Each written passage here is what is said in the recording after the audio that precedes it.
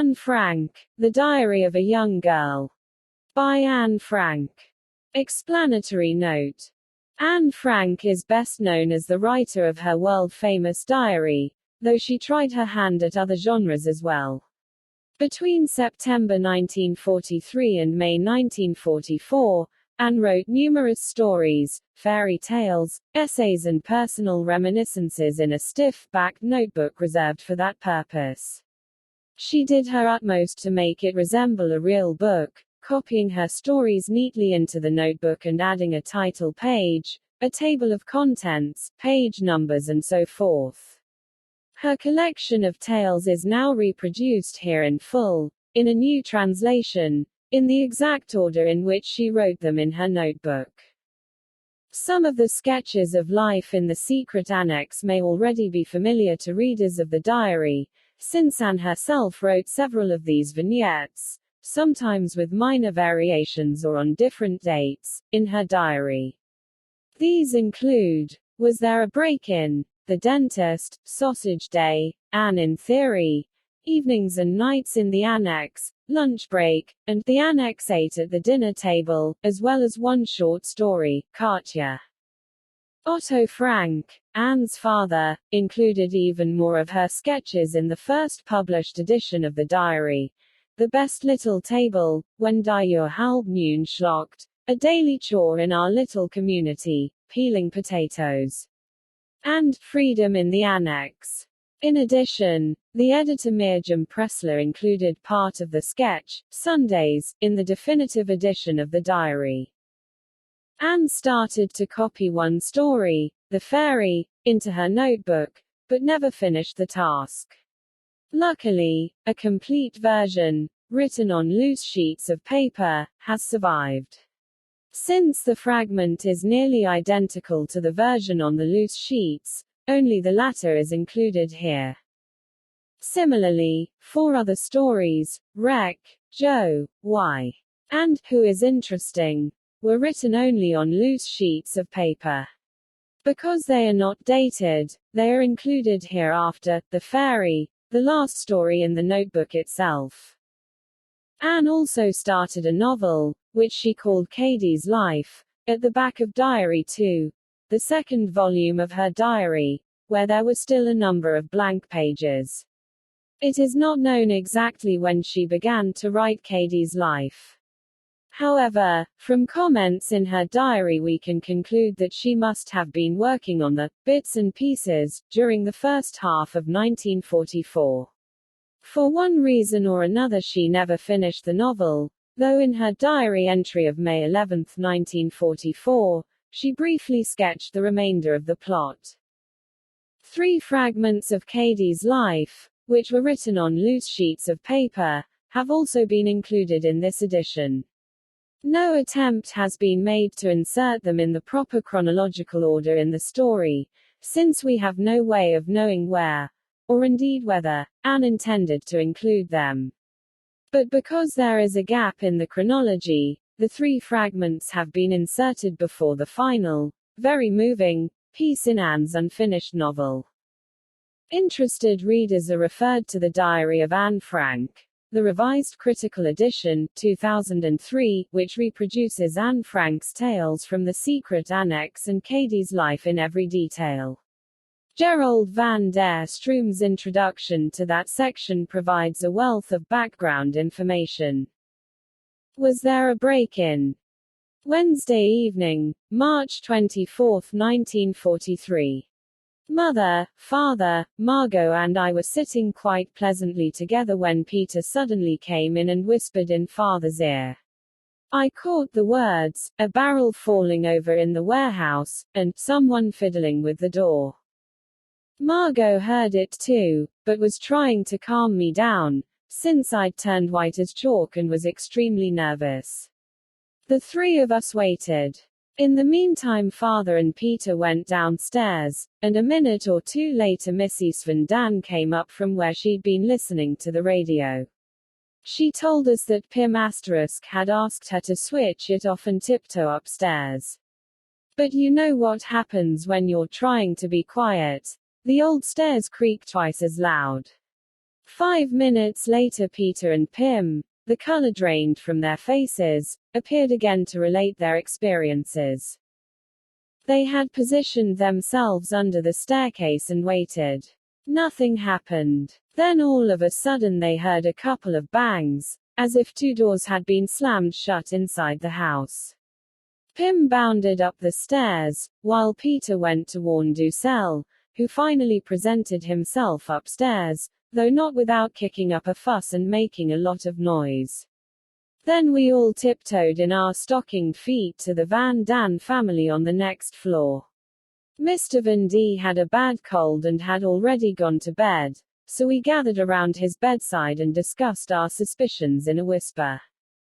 Every time Mr. Van D coughed loudly, Mrs. Van D and I nearly had a nervous fit.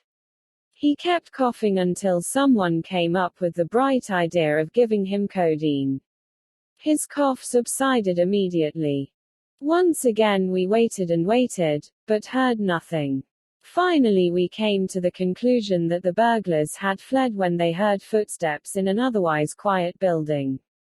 The problem now was that the chairs in the private office were neatly grouped round the radio, which was tuned to England. If the burglars had forced the door and the air raid wardens were to notice it and call the police, that would get the ball rolling, and there could be very serious repercussions. So Mr. Van Daan got up, pulled on his coat and pants, put on his hat and cautiously followed farther down the stairs, with Peter, armed with a heavy hammer, to be on the safe side right behind him. The ladies, including Margot and me, waited in suspense until the men returned 5 minutes later and told us that there was no sign of any activity in the building. We agreed not to run any water or flush the toilet, but since everyone's stomach was churning from all the tension, you can imagine the stench after we'd each had a turn in the bathroom. Incidents like these are always accompanied by other disasters, and this was no exception. Number 1. The Westertoren bells stopped chiming, and they were always so comforting. Plus Mr. Voskuil left early last night, and we weren't sure if he'd given Bep the key and she'd forgotten to lock the door. Well, the night had just begun, and we still weren't sure what to expect. We were somewhat reassured by the fact that between 8:15, when the burglar had first entered the building, and 10:30, we hadn't heard a sound. The more we thought about it, the less likely it seemed that a burglar would have forced a door so early in the evening, when there were still people out on the streets. Besides that, it occurred to us that the warehouse manager at the keg company next door might still have been at work. What with the excitement and the thin walls, it's easy to mistake the sounds. Besides, your imagination often plays tricks on you in moments of danger. So we lay down on our beds, though not to sleep. Father and Mother and Mr. Dussel were awake most of the night, and I'm not exaggerating when I say that I hardly got a wink of sleep. This morning the men went downstairs to see if the outside door was still locked, but all was well. Of course, we gave the entire office staff a blow-by-blow account of the incident, which had been far from pleasant. It's much easier to laugh at these kinds of things after they've happened, and Bep was the only one who took us seriously. Note: the next morning the toilet was clogged, and Father had to stick in a long wooden pole and fish out several pounds of excrement and strawberry recipes, which is what we use for toilet paper these days. Afterward we burned the pole. Pim was Anne's nickname for her father. The dentist. Wednesday, December 8, 1942. The nicest spectacle I've ever seen here took place today. Mother was ironing and Mrs. Van Daan was scheduled for a dental appointment.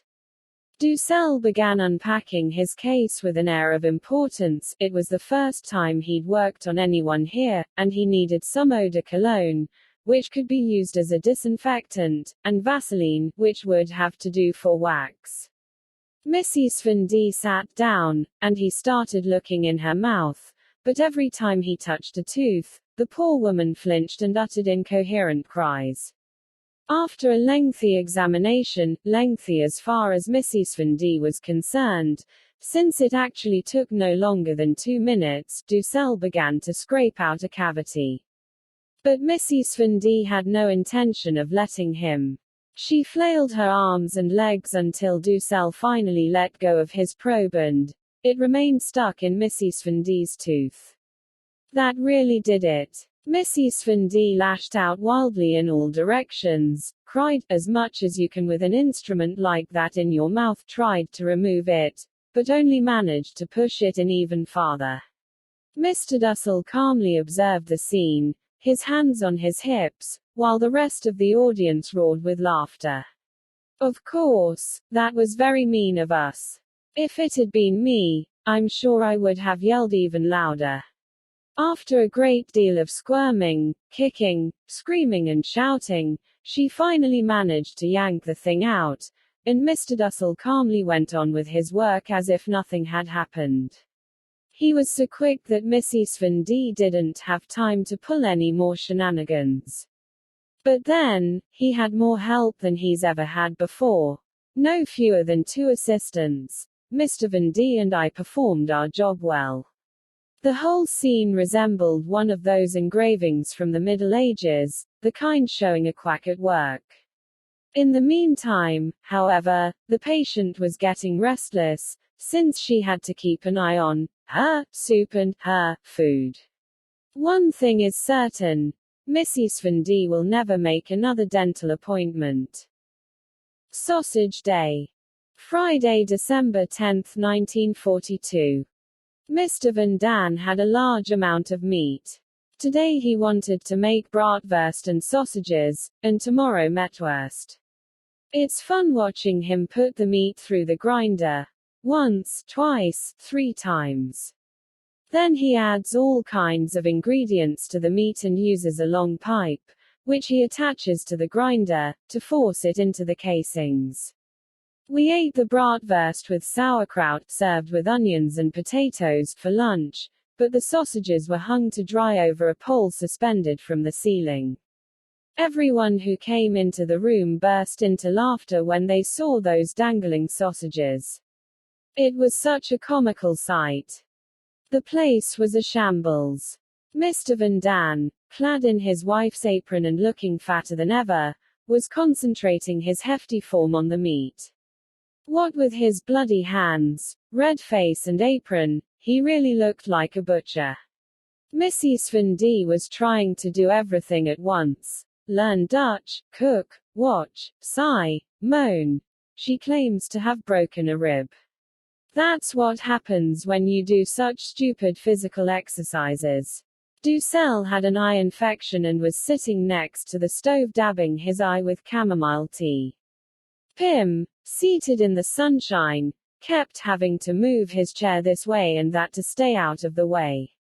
His back must have been bothering him, because he was sitting slightly hunched over with an agonized expression on his face. He reminded me of those aged invalids you see in the poorhouse. Peter was romping around the room with the cat, holding out a piece of meat and then running off with the meat still in his hands. Mother, Margot and I were peeling potatoes. When you get right down to it, none of us were doing our work properly, because we were all so busy watching Mr. Van Daan. The Flea. Wednesday, July 7, 1943. We're being plagued with yet another problem, Mouchies fleas. We didn't know that people could be bitten by cat fleas, but they can. Yesterday when I was upstairs I found a flea on my leg, 10 minutes later when I was downstairs I nabbed another one, and last night when I was sitting on Dussel's bed, I felt another one crawling down my leg, but the little critter slipped through my fingers, they're incredibly fast. This morning I was getting dressed over by the closet when I saw another one of those wondrous creatures, walking along as pretty as you please. A flea that walks as well as jumps is a new experience for me. I picked it up and squeezed as hard as I could, but Mr. Flea hopped away again. Sighing, I got undressed and subjected my naked body and my clothes to a thorough examination until I finally found the flea in my panties. A second later, it was off with his head. Do you remember? Memories of my schooldays at the Jewish Lyceum. Do you remember? I've spent many a delightful hour talking about school, teachers, adventures and boys. Back when our lives were still normal, everything was so wonderful. That 1 year of Lyceum was heaven to me. The teachers, the things I learned, the jokes, the prestige, the crushes, the admirers. Do you remember? When I came back from town that afternoon and found a package in the mailbox from, Amy, It could only have come from Rob Cohen. Inside there was a brooch worth at least 2.5 guilders. Ultra modern. Rob's father sold that kind of stuff. I wore it for 2 days, and then it broke. Do you remember how Liz and I told on the class? We had a French test. I wasn't having too much trouble with it, but Liz was. She copied my answers and I went over them to make corrections, on her test, I mean. She got a C+ and I got a C, since thanks to my help she had gotten some things right, but both grades had been crossed out and replaced with a big fat F. Great indignation. We went to Mr. Premseller to explain what had happened, and at the end Liz said, yes, but the entire class had their books open under their desks. Mr. Premseller promised the class that nobody would be punished if all those who had cheated would raise their hands. About 10 hands went up, less than half the class, of course. A few days later Mr. Premseller sprang the test on us again. Nobody would talk to Liz and me, and we were branded as snitches. I soon caved in under the pressure and wrote a long letter of apology to Class 1L2, begging their forgiveness. 2 weeks later all had been forgotten. The letter went something like this. To the students in Class 1L2. Anne Frank and Liz Goslar hereby offer their sincere apologies to the students in Class 1L2 for the cowardly act of betrayal in the matter of the French test. However, the deed was done before we had time to think, and we freely admit that we alone should have been punished. We believe that everyone is liable to let a word or sentence slip out in anger from time to time, and this can result in an unpleasant situation, even though it wasn't meant to. We hope that Class 1L2 will see the incident in this light and will repay evil with good. There's nothing more to be gained by it, and the two guilty parties can't undo what's been done. We wouldn't be writing this letter if we weren't genuinely sorry for what happened. Furthermore, we ask those of you who have been ignoring us to please stop, since what we did wasn't so bad as to justify being looked upon as criminals for all eternity. Anyone who is unable to put this matter behind them should come to us and either give us a good scolding or ask us for a favor, which we will gladly grant, if at all possible. We trust that everyone in Class 1L2 will now be able to forget the affair. Anne Frank and Liz Goslar. Do you remember how CN** told Rob Cohen in the streetcar, within earshot of Sanna Lederman who passed it on to me, that Anne had a much prettier face than JR, especially when she smiled? Rob's answer was, boy, have you ever got big nostrils, see? Do you remember how Morris Costa was planning to present himself to Pim to ask his permission to see his daughter? Do you remember how Rob Cohen and Anne Frank exchanged a flurry of letters when Rob was in the hospital? Do you remember how Sam Solomon always followed me on his bicycle and wanted to walk arm in arm with me? Do you remember how AW kissed me on the cheek when I promised not to tell a soul about EG and him? I hope that such happy, carefree school days will come again. Asterisk initials have been assigned at random to those persons wishing to remain anonymous. The Best Little Table. Tuesday, July 13, 1943. Yesterday afternoon Father gave me permission to ask Dussel whether he would please be so good as to allow me, see how polite I am, to use the table in our room 2 afternoons a week, from 4 to 5:30. I already sit there every day from 2:30 to 4 while Dussel takes a nap, but the rest of the time the room and table are off limits to me. It's impossible to study next door in the afternoon, because there's too much going on. Besides, Father sometimes likes to sit at the desk during the afternoon. So it seemed like a reasonable request, and I asked Dussel very politely. What do you think the learned gentleman's reply was? No. Just plain, no. I was incensed and wasn't about to let myself be put off like that. I asked him the reason for his no, but this didn't get me anywhere. The gist of his reply was, I have to study too, you know, and if I can't do that in the afternoons, I won't be able to fit it in at all. I have to finish the task I've set for myself, otherwise there's no point in starting. Besides, you aren't serious about your studies. Mythology, what kind of work is that? Reading and knitting don't count either.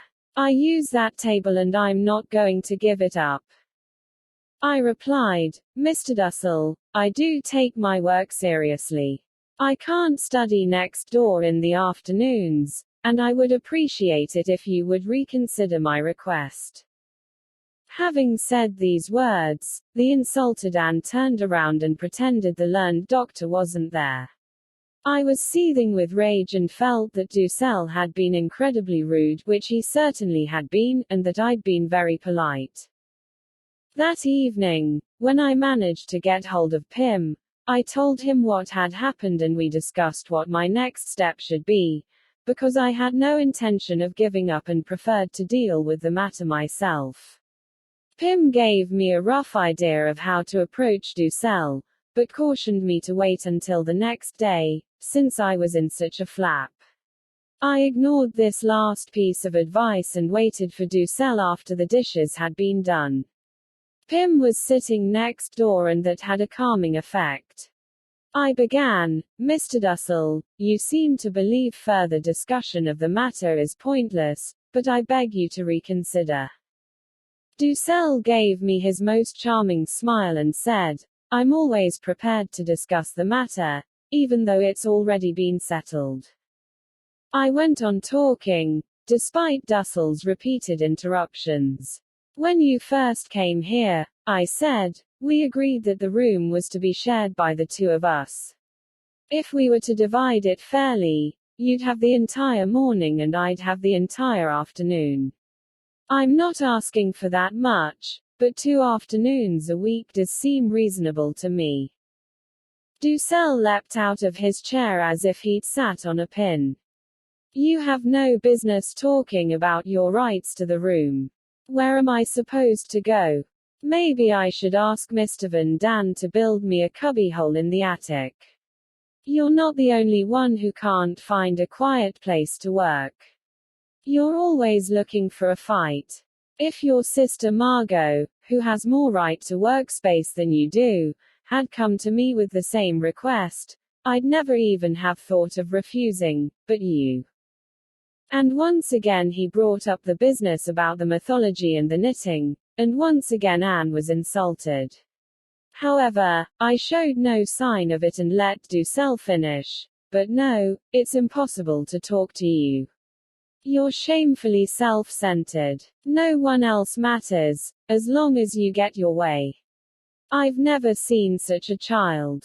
But after all is said and done, I'll be obliged to let you have your way, since I don't want people saying later on that Anne Frank failed her exams because Mr. Dussel refused to relinquish his table.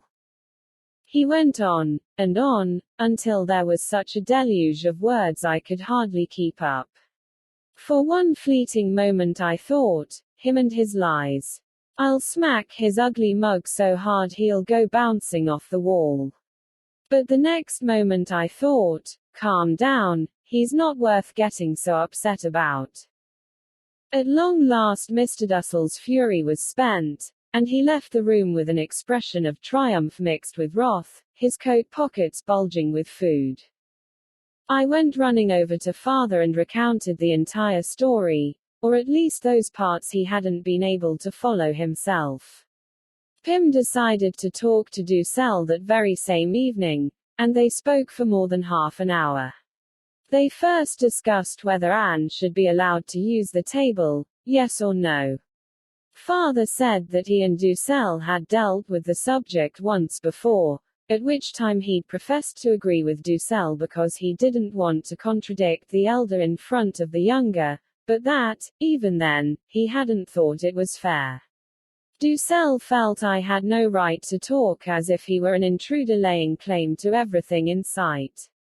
But father protested strongly, since he himself had heard me say nothing of the kind. And so the conversation went back and forth, with father defending my selfishness, and my busywork, and Dussel grumbling the whole time. Dussel finally had to give in, and I was granted the opportunity to work without interruption 2 afternoons a week. Dussel looked very sullen, didn't speak to me for 2 days and made sure he occupied the table from 5 to 5:30, all very childish, of course. Anyone who's so petty and pedantic at the age of 54 was born that way and is never going to change. Anne in Theory. Monday, August 2, 1943. Mrs. Van Daan, Dussel and I were doing the dishes, and I was extremely quiet. This is very unusual for me, and they were sure to notice.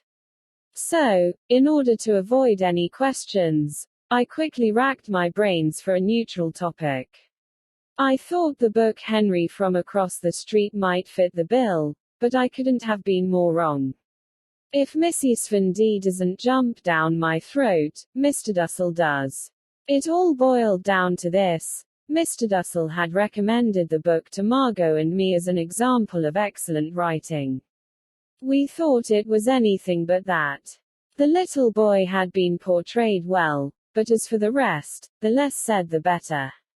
I mentioned something to that effect while we were doing the dishes, but my goodness, Dussel launched into a tirade. How can you possibly understand the inner life of a man? Of course you can follow that of a child. But you're far too young to read a book like that. Even a 20-year-old man would be unable to comprehend it. So why did he go out of his way to recommend it to Margot and me? Mrs. Van Daan and Dussel continued their harangue. You know way too much about things you're not supposed to. You've been brought up all wrong. Later on, when you're older, you won't be able to enjoy anything anymore. You'll say, oh, I read that 20 years ago in some book. You'd better hurry if you want to catch a husband or fall in love, since everything is bound to be a disappointment to you. Get ready, here comes the best part. You already know all there is to know in theory. But in practice, that's another story. Can you imagine how I felt? I astonished myself by calmly replying, you may think I haven't been raised properly, but many people would disagree. They apparently believe that good child rearing includes trying to pit me against my parents, since that's all they ever do. And not telling a girl my age about grown-up subjects is fine. We can all see what happens when people are raised that way. At that moment I could have killed them both for poking fun at me. I was beside myself with rage, and counting the days until we no longer have to put up with each other's company. Mrs. Van Daan's a fine one to talk. She sets an example all right, a bad one. She's known to be exceedingly pushy, empty-headed and perpetually dissatisfied. Add to that, vanity and coquettishness and there's no question about it, she has a thoroughly despicable character. I could write an entire book about Madame Van Dan, and who knows, maybe sometime I will. Deep down inside, she doesn't seem to have even one good trait. Anyone can put on a charming exterior when they want to. Mrs. Van D is friendly to men, so it's easy to make a mistake until you get to know her true nature. A good person can't imagine at first that she could be so cunning, so calculating and so selfish. It's impossible, you think, for anyone who looks reasonably well bred on the outside to be so empty and bare on the inside. Mother thinks that Mrs. Van D is too stupid for words, Margot that she's too unimportant, Pim that she's too ugly, literally and figuratively, and after long observation, I'm not so distrustful at the beginning, I've come to the conclusion that she's all three of the above, and lots more besides. She has so many bad traits that I can't single out just one of them. Will the reader please take into consideration that this story was written before the writer's fury had cooled? The Battle of the Potatoes. Wednesday, August 4, 1943. After nearly 3 months of peace and quiet, interrupted by only a few quibbles, a fierce discussion broke out again today. It happened early in the morning, when we were peeling potatoes, and caught everyone off guard. I'll give a rundown of the conversation, though it was impossible to follow it all since everyone was talking at once. Mrs. Van D started it off naturally, by remarking that anyone who doesn't help peel potatoes in the morning should be required to do so in the evening. There was no reply, which apparently didn't suit the Van Dans, since shortly after that Mr. Van D suggested that we all peel our own potatoes, with the exception of Peter, since peeling potatoes isn't a suitable chore for a boy. Note the crystal clear logic. Mr. Van D went on. What I can't understand is why the men always have to help with the peeling. It means that the work isn't divided equally. Why should one person have to do more communal chores than another? Mother interrupted at this point, since she could see where the conversation was heading. Aha, Mr. Van Dan, I know what comes next. You're going to tell us for the umpteenth time that the children aren't doing enough. But you know perfectly well that when Margot doesn't help out, Anne does, and vice versa. Peter never helps out as it is. You don't think it's necessary. Well, then, I don't think it's necessary for the girls to help either. Mr. Van D yelped, Mrs. Van D yipped, Dussel shushed and Mother shouted. It was a hellish scene, and there was poor little me watching as our supposedly wise elders literally fought it out. The words flew thick and fast. Mrs. Van D accused Dussel of playing both sides against the middle. I quite agree, Mr. Van D spouted off at Mother, about the communal chores, about how much work he did and how we should actually feel sorry for him. Then he suddenly yelled, it'd be better for the children if they helped out here a little more, instead of sitting around all day with their noses in a book. Girls don't need that much education anyway. Enlightened, huh? Mother, having calmed down a little, declared that she didn't feel sorry for Mr. Van Dan in the slightest. Then he started in again. Why don't the girls ever carry potatoes upstairs? Why don't they ever haul hot water? They aren't that weak, are they? You're crazy. Mother suddenly exclaimed. I was actually pretty startled. I didn't think she'd dare. The rest is relatively unimportant. It all boiled down to the same thing. Margot and I were supposed to be pressed into maid service in Villa Annex. In this case we might as well use the not-so-polite expression, stuff it, since it's never going to happen anyway. Mr. Van Dan also had the nerve to say that doing the dishes, which Margot's done every morning and every evening for the last year, doesn't count. When Father heard what had happened, he wanted to rush upstairs and give Mr. Van D a piece of his mind, but Mother thought it better to inform Mr. Van D that if everyone had to fend for themselves, they'd also have to live on their own money. My conclusion is this: the whole business is typical of the Van Daans. Always rubbing salt into old wounds. If Father weren't much too nice to people like them, it would be better to remind them in no uncertain terms that without us and the others they'd be facing death, in the truest sense of the word. In a labor camp you have to do a whole lot more than peel potatoes, or look for cat fleas. Evenings and nights in the Annex. Wednesday, August 4, 1943. Just before 9 in the evening. Bedtime always begins in the Annex with an enormous hustle and bustle. Chairs are shifted, beds pulled out, blankets unfolded. Nothing stays where it is during the daytime. I sleep on a small divan, which is only 5 feet long, so we have to add a few chairs to make it longer. Comforter, sheets, pillow, blankets, everything has to be removed from Dussel's bed, where it's kept during the day. In the next room there's a terrible creaking. That's Margot's folding bed being set up. More blankets and pillows, anything to make the wooden slats a bit more comfortable. Upstairs it sounds like bombs are falling, but it's only Mrs. Van D's bed being shoved against the window so that Her Majesty, arrayed in her pink bed jacket, can sniff the night air through her delicate little nostrils. 9 o'clock. After Peter's finished, it's my turn for the bathroom. I wash myself from head to toe, and more often than not I find a tiny flea floating in the sink, only during the hot months, weeks or days. I brush my teeth, curl my hair, manicure my nails and dab peroxide on my upper lip. All this in less than half an hour. 9:30. I throw on my bathrobe. With soap in one hand, and potty, hairpins, panties, curlers and a wad of cotton in the other, I hurry out of the bathroom. The next in line invariably calls me back to remove the gracefully curved but unsightly hairs that I've left in the sink. 10 o'clock. Time to put up the blackout screen and say good night.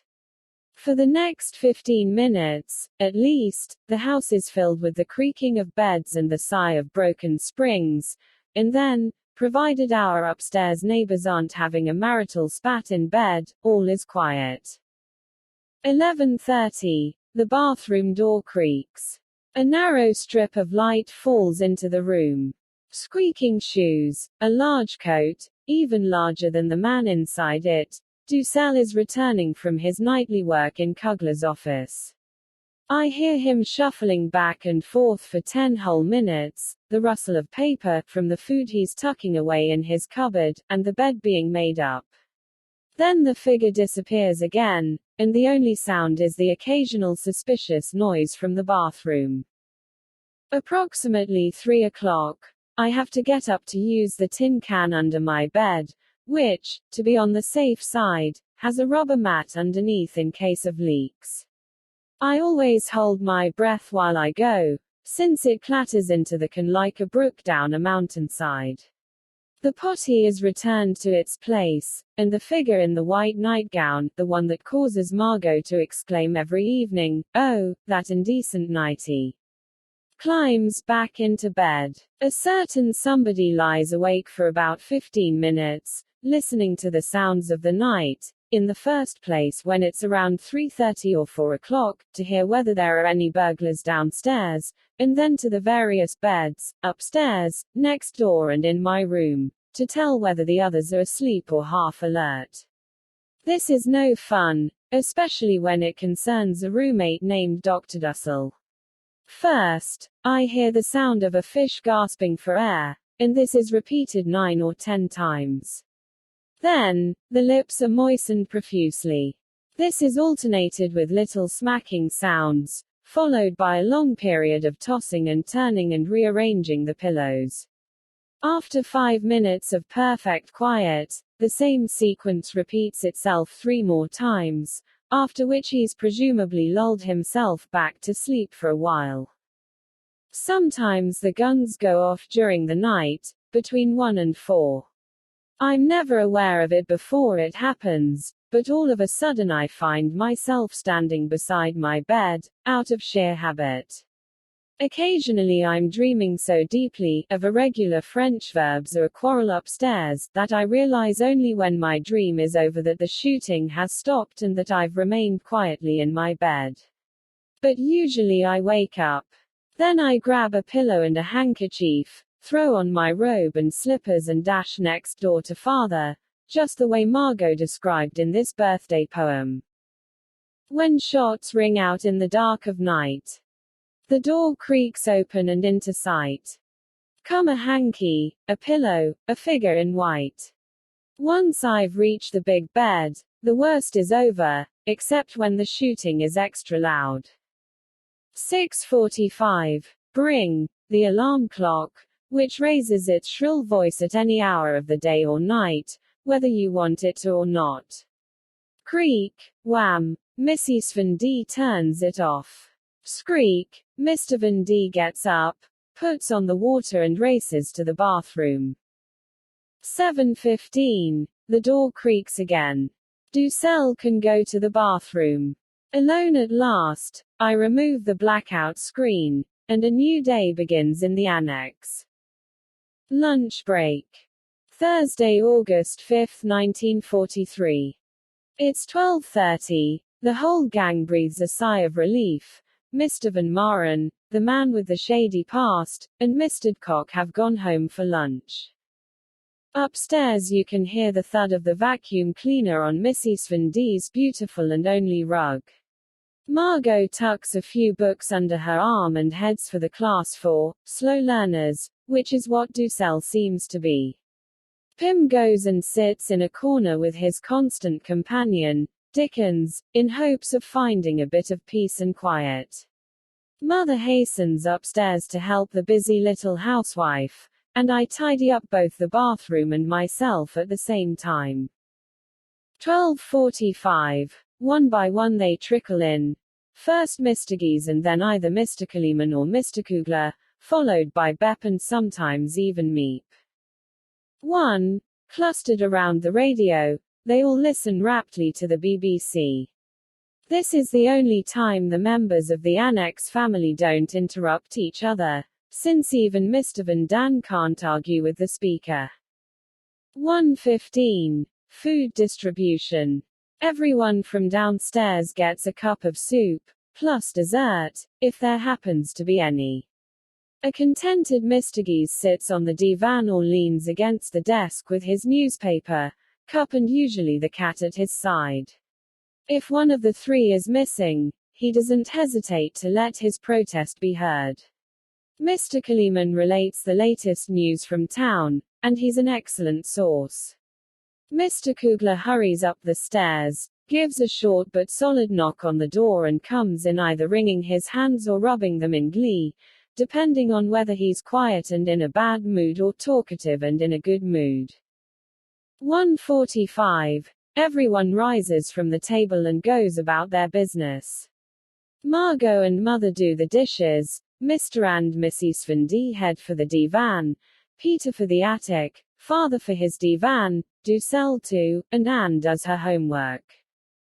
What comes next is the quietest hour of the day. When they're all asleep, there are no disturbances.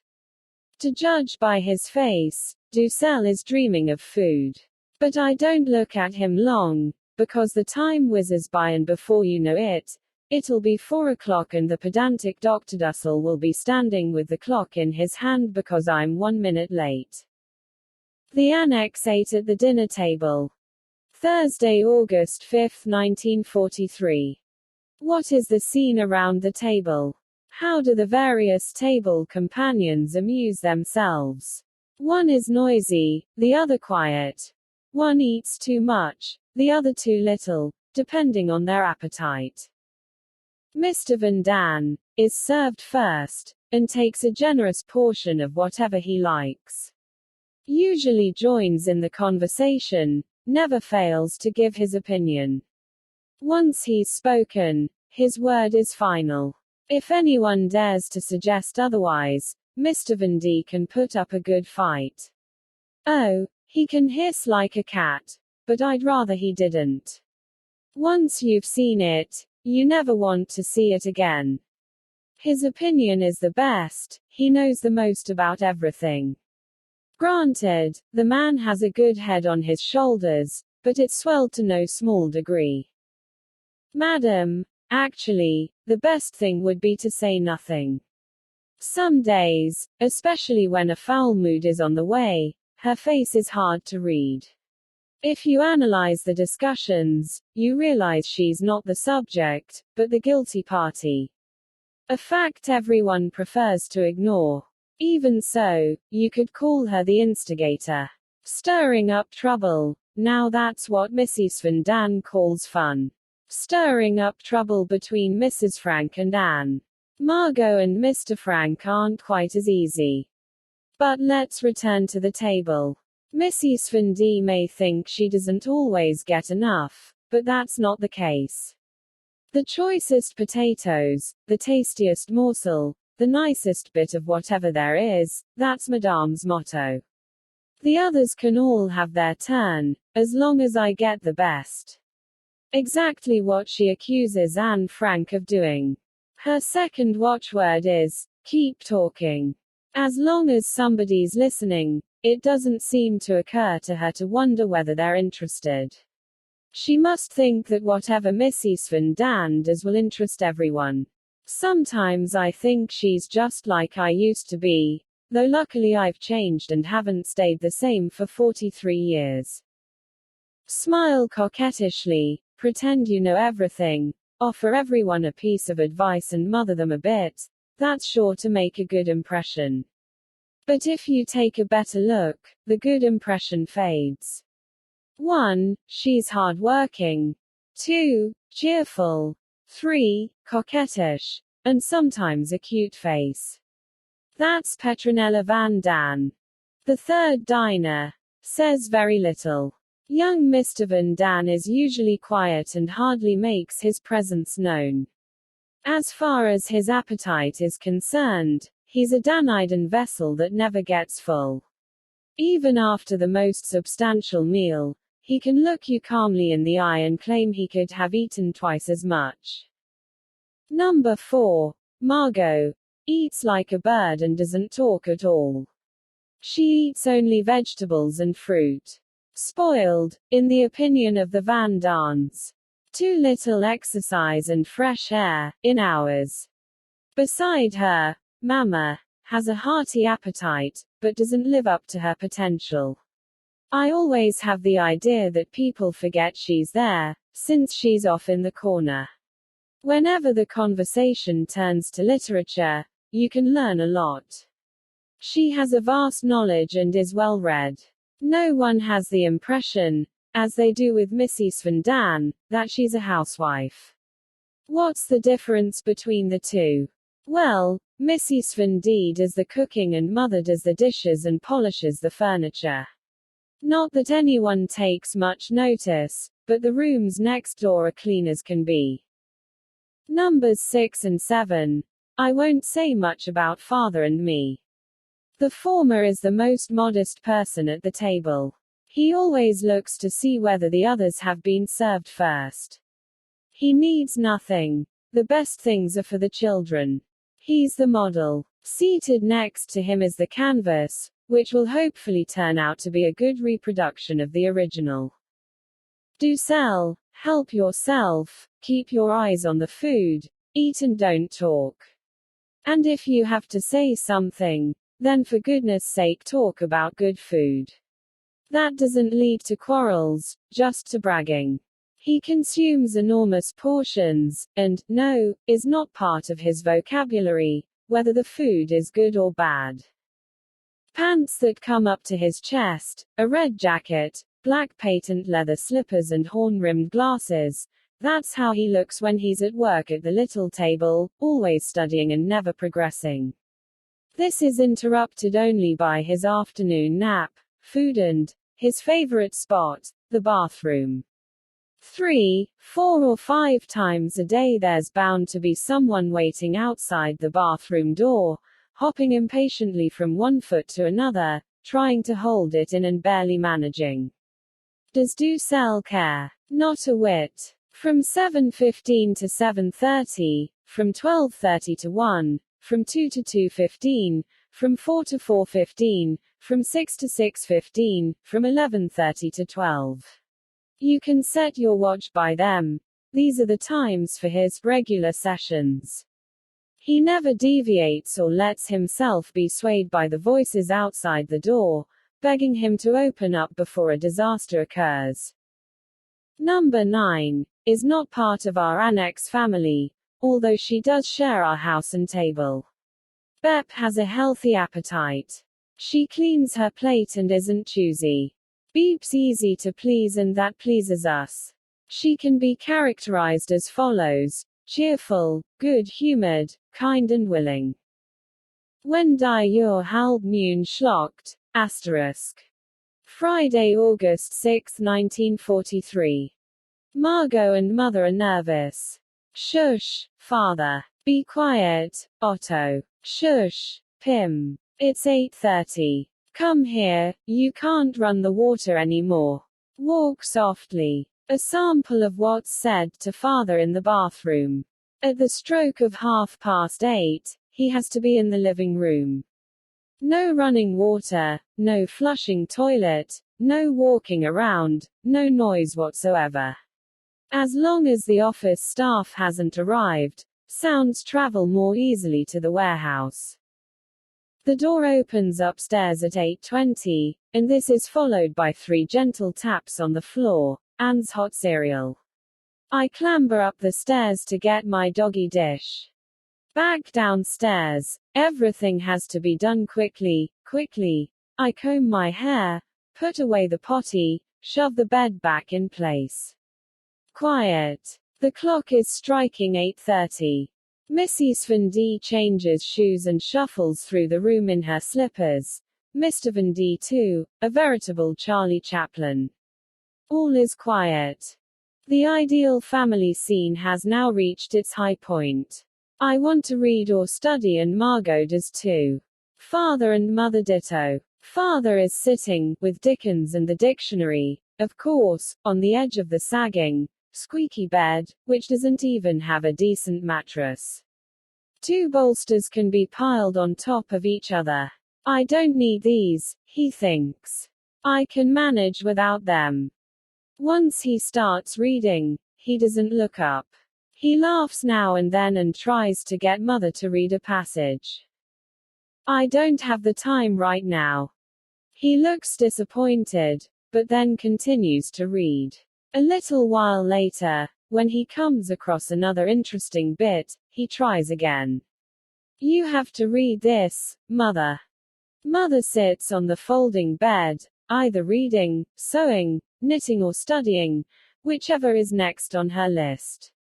An idea suddenly occurs to her, and she quickly says, so as not to forget, Anne, remember to, Margot, jot this down. After a while it's quiet again. Margot slams her book shut. Father knits his forehead, his eyebrows forming a funny curve and his wrinkle of concentration reappearing at the back of his head, and he buries himself in his book again. Mother starts chatting with Margot, and I get curious and listen too. Pim is drawn into the conversation. 9 o'clock. Breakfast. When the clock strikes 8:30, in German. Villains. Friday, August 6, 1943. Who are the villains in this house? Real villains. The Van Daans. What is it this time? Let me tell you. The truth of the matter is that thanks to the indifference of the Van Daans, this house is crawling with fleas.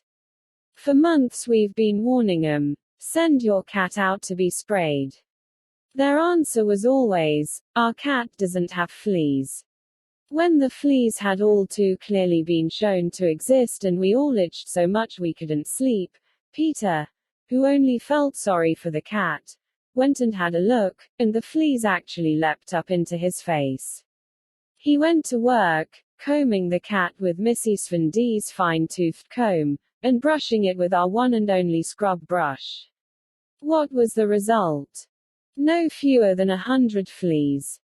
Mr. Kaliman was consulted, and the next day the downstairs rooms of the annex were covered with a disgusting green powder. It didn't do a whit of good. So then we tried a spray gun with a kind of flea flit. Father, Dussel, Margot and I spent ages cleaning, mopping, scrubbing and spraying. The fleas had gotten into everything. We flitted everything in sight, clothes, blankets, floors, divans, every last nook and cranny. Except upstairs and in Peter's room. The Van Daans didn't think it was necessary. We insisted that they at least spray the clothing, bedding and chairs. They said they would. Everything was taken up to the attic and sprayed, or so they said. In reality, they did nothing of the kind. They apparently think it's easy to fool the Franks. Not one bit of spray. Not one cloud of flit. Their latest excuse, the flit would get into the food supplies. Conclusion: it's their fault we have fleas. We're the ones that have to put up with the smell, the itch, the discomfort. Mrs. Van D can't bear the stench at night. Mr. Van D pretends to flit, but brings the chairs, blankets, etc., back unflit. Let the Franks be bitten to death. A daily chore in our little community, peeling potatoes. Friday, August 6, 1943. One person goes to get some newspapers, another, the knives, keeping the best for himself, of course, the third, the potatoes, and the fourth, the water. Mr. Dussel begins. He may not always peel them very well, but he does peel non-stop, glancing left and right to see if everyone is doing it the way he does. No, they're not. Look, Anne, I am taking peeler in my hand like so and going from top to bottom. 9, not so, but so. I think my way is easier, Mr. Dussel, I say tentatively. But this is best way, Anne. This you can take from me. Of course, it is no matter, you do the way you want. We go on peeling. I glance at Dussel out of the corner of my eye. Lost in thought, he shakes his head, over me, no doubt, but says no more. I keep on peeling. Then I look at Father, on the other side of me. To Father, peeling potatoes is not a chore, but precision work. When he reads, he has a deep wrinkle in the back of his head. But when he's preparing potatoes, beans or vegetables, he seems to be totally absorbed in his task. He puts on his potato peeling face, and when it's set in that particular way, it would be impossible for him to turn out anything less than a perfectly peeled potato. I keep on working. I glance up for a second, but that's all the time I need. Mrs. Van D is trying to attract Dussel's attention. She starts by looking in his direction, but Dussel pretends not to notice. She winks, but Dussel goes on peeling. She laughs, but Dussel still doesn't look up. Then Mother laughs too, but Dussel pays them no mind. Having failed to achieve her goal, Mrs. Van D is obliged to change tactics. There's a brief silence. Then she says, Putty, why don't you put on an apron? Otherwise, I'll have to spend all day tomorrow trying to get the spots out of your suit. I'm not getting it dirty. Another brief silence. Putty, why don't you sit down? I'm fine this way. I like standing up. Silence. Putty, look out, du spritzt schon. Asterisk. I know, Mommy, but I'm being careful. Mrs. Van D casts about for another topic. Tell me, Putty, why aren't the British carrying out any bombing raids today? Because the weather's bad, Curly. But yesterday it was such nice weather and they weren't flying then either. Let's drop the subject. Why can't a person talk about that or offer an opinion? No. Well, why in the world not? Oh, be quiet, Mamashan. Asterisk. Mr. Frank always answers his wife. Mr. Van D is trying to control himself. This remark always rubs him the wrong way, but Mrs. Van D's not one to quit. Oh, there's never going to be an invasion. Mr. Van D turns white, and when she notices it, Mrs. Van D turns red, but she's not about to be deterred. The British aren't doing a thing. The bomb bursts. And now shut up, Donaweta knock Mal.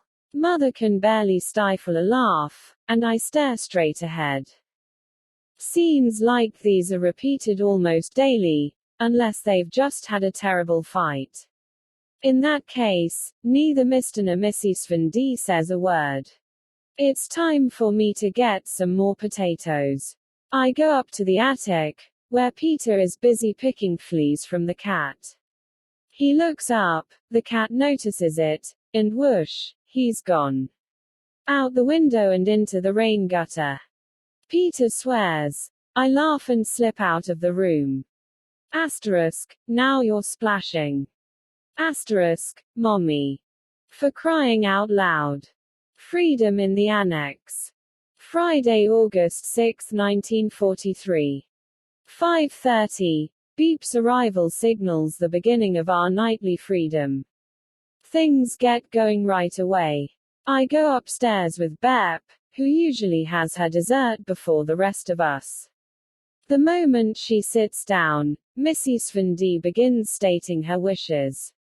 Her list usually starts with, "Oh, by the way, Bep, something else I'd like." Bep winks at me. Mrs. Van D doesn't miss a chance to make her wishes known to whoever comes upstairs. It must be one of the reasons none of them like to go up there. 5:45. Bep leaves. I go down 2 floors to have a look around, first to the kitchen, then to the private office and then to the coal bin to open the cat door for Mausch 1. After a long tour of inspection, I wind up in Mr. Kugler's office. Mr. Van Dan is combing all the drawers and files for today's mail. Peter picks up Boach and the warehouse key. Pim lugs the typewriters upstairs. Margot looks around for a quiet place to do her office work. Mrs. Van D puts a kettle of water on the stove. Mother comes down the stairs with a pan of potatoes. We all know our jobs. Soon Peter comes back from the warehouse. The first question they ask him is whether he's remembered the bread. No, he hasn't. He crouches before the door to the front office to make himself as small as possible and crawls on his hands and knees to the steel cabinet, takes out the bread and starts to leave. At any rate, that's what he intends to do, but before he knows what's happened, Maushi has jumped over him and gone to sit under the desk. Peter looks all around him. Aha, there's the cat. He crawls back into the office and grabs the cat by the tail. Maushi hisses. Peter sighs. What has he accomplished? Maushi's now sitting by the window licking herself, very pleased at having escaped Peter's clutches. Peter has no choice but to lure her with the bread. Maushi takes the bait, follows him out, and the door closes. I watch the entire scene through a crack in the door. Mr. Van Dan is angry and slams the door. Margot and I exchange looks and think the same thing.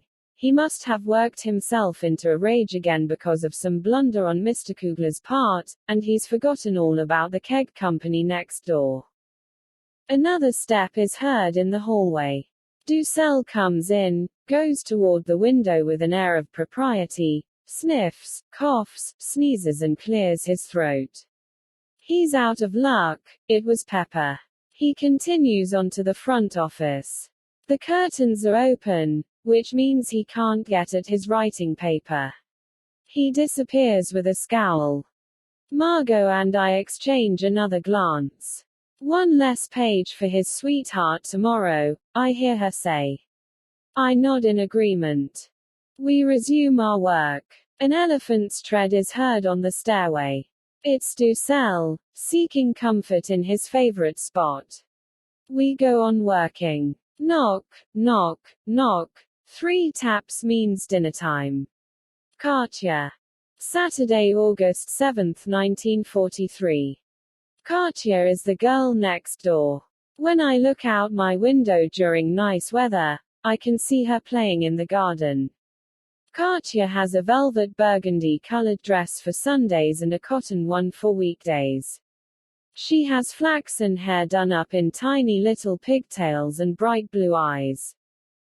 Katja has a loving mother, but her father has passed away. Katja's mother is a washerwoman. She's gone sometimes during the day, cleaning other people's houses, and when she comes home at night she does the laundry for her people. At 11 o'clock she is still beating the rugs and hanging row after row of washing on the line. Katja has 6 brothers and sisters. One of them screams and cries and latches onto his 11-year-old sister's skirts whenever their mother calls bedtime. Katja has a cat that's as black as a moor. Katja takes good care of her cat. Every evening, just before bedtime, you can hear her calling, cat, je, asterisk. Which explains the name Katja. Maybe the little girl next door isn't even called Katja, but she looks like she ought to be. Katja also has 2 rabbits, a white one and a brown one. Hop, hop, hop. They jump and skip around in the grass at the foot of the steps to Katja's house.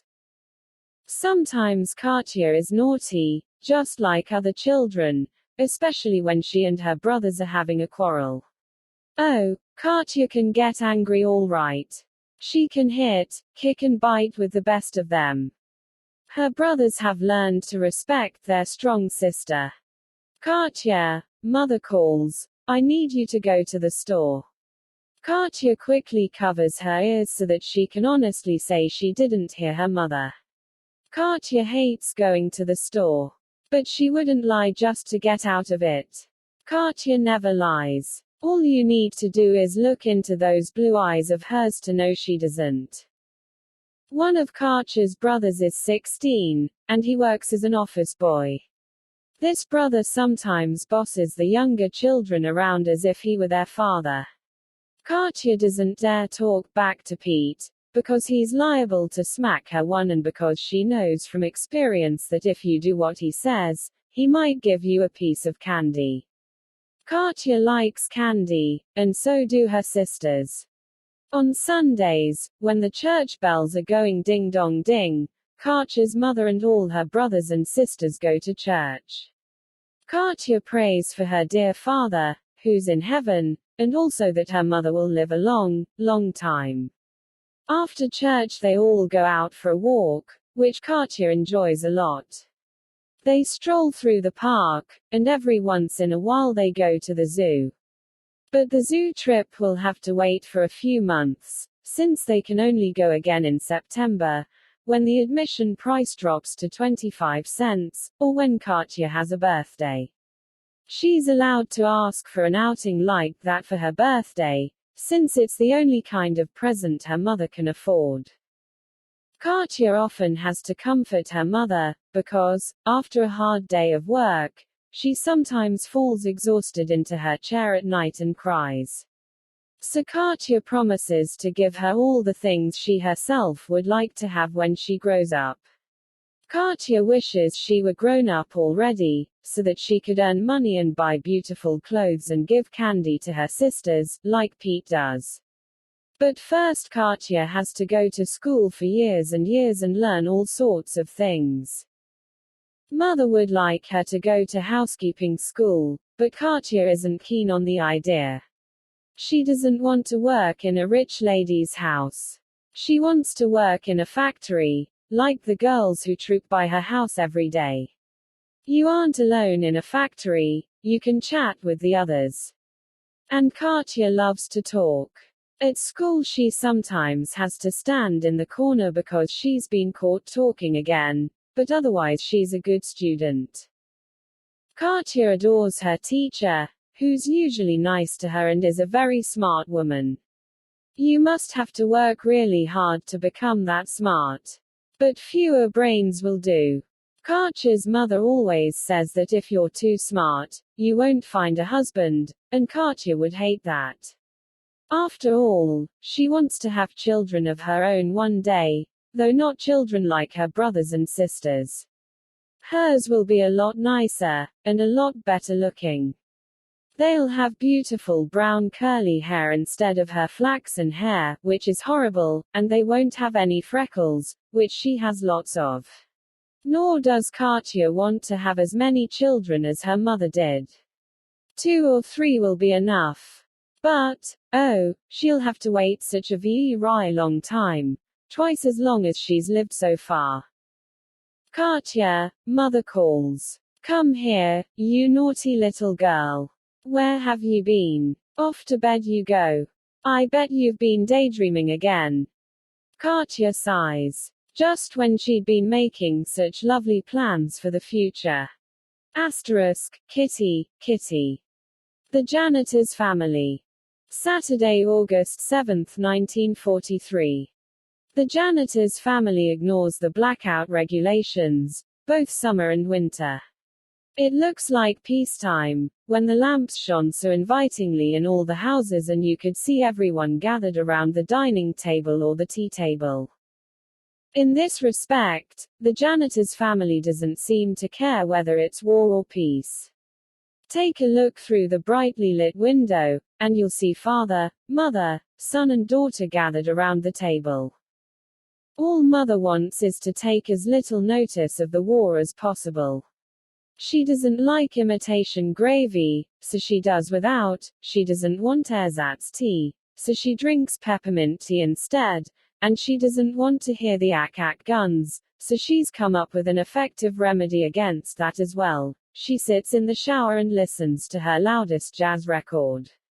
And when the neighbors complain, she doesn't let it bother her, but brings them a peace offering in the form of food the next day.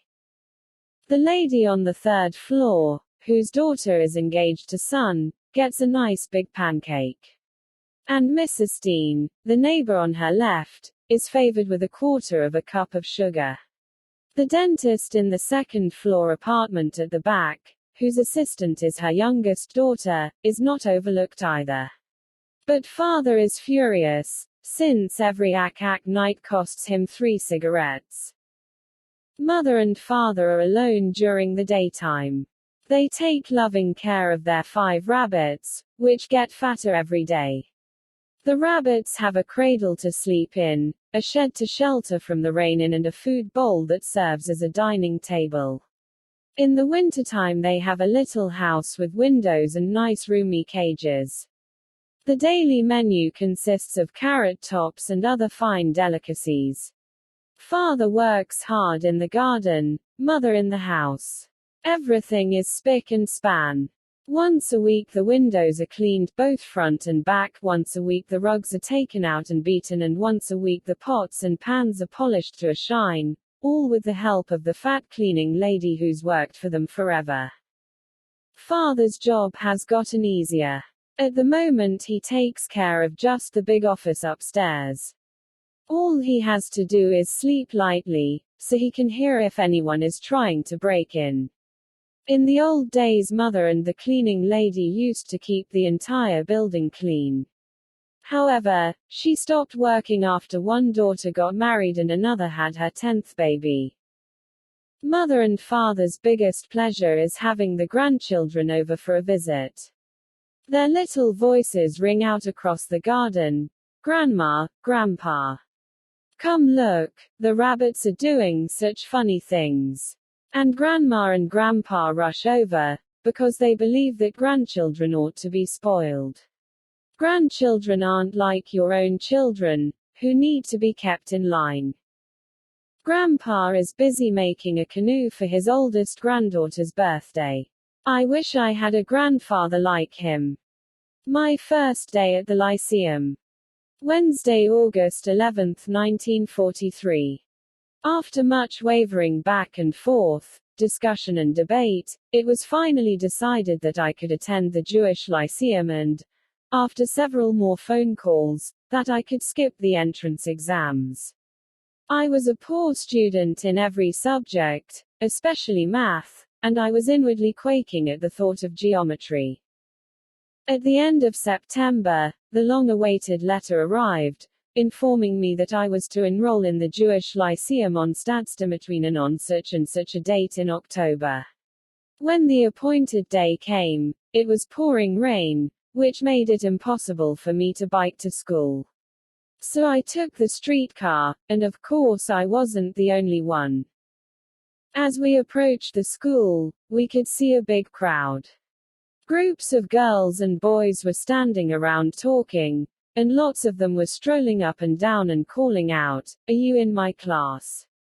Hey, I know you. What class are you in?" Which is more or less what I did too. But except for Liz Goslar, I couldn't find a single friend who was going to be in my class. Hardly a comforting feeling. School started, and we were welcomed to our classroom by a gray-haired teacher with a mousy face who was wearing a long dress and flat-heeled shoes. Surveying the busy scene and wringing her hands, she gave us the necessary information.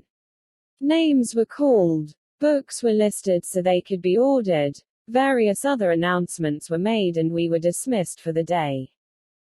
To tell you the truth, it was disappointing. At the very least I had expected a class schedule and the principal. I did see a short, fat, jolly man with ruddy cheeks in the hallway, nodding pleasantly to everyone as he talked to a thin man with glasses, thinning hair and a distinguished face, who wasn't much taller. But I had no idea that the former was the custodian and the latter the principal. At home, I gave an excited account of the day's events. But when you get right down to it, I knew no more about the school, the students or the classes than I did before. School was scheduled to start exactly 1 week after enrollment day. It was raining cats and dogs again, but I decided to ride my bike anyway. Mother stuck a pair of sweatpants in my school bag, heaven forbid I should get wet, and off we went. Margot usually bicycles really fast. After 2 minutes, I was so out of breath that I had to ask her to please slow down. After another 2 minutes, there was such a downpour that, remembering Mother's warm sweatpants, I got off my bike and struggled my way into the garment, taking care not to let it drag through the puddle, then got back on my bike and set off with new determination. It didn't take long for me to start lagging behind again, so that once more I had to ask Margot to go slower. She was a nervous wreck, and had already exclaimed the first time that she'd rather bike by herself from now on. No doubt scared of being late. But we got to school in plenty of time. After putting our bikes in the racks, we started chatting again as we walked through the passageway to the Amstel River. The doors opened at 8:30 on the dot. There was a big sign posted at the entrance, notifying everyone that about 20 students were being switched to another class. Of course I would have to be one of those 20. According to the notice, I had been transferred to Class 1 LI1. I knew a couple of the boys and some of the girls in this class, at least to speak to, but Liz was still back in Class 1 L1. I felt quite forlorn, all by myself in my assigned seat in the last row, behind a bunch of tall girls.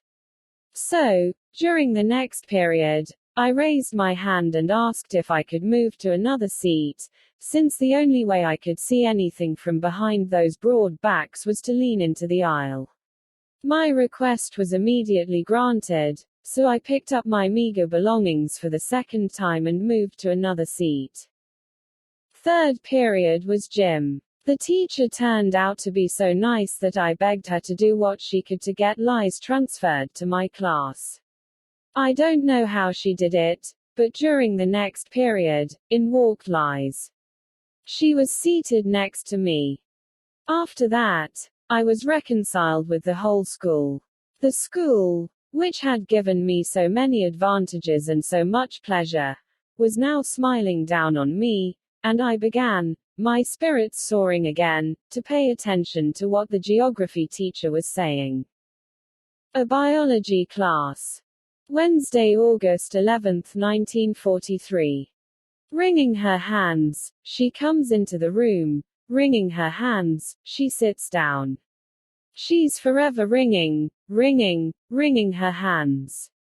Miss Beagle of biology, gone are the days when it was called natural history, a tiny woman with a big nose, blue-gray eyes and gray hair, truly the face of a mouse or some other little creature.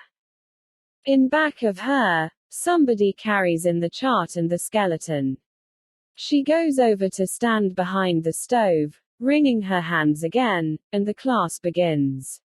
First the homework review, then the lesson. Oh, she knows a lot, our Miss Beagle does.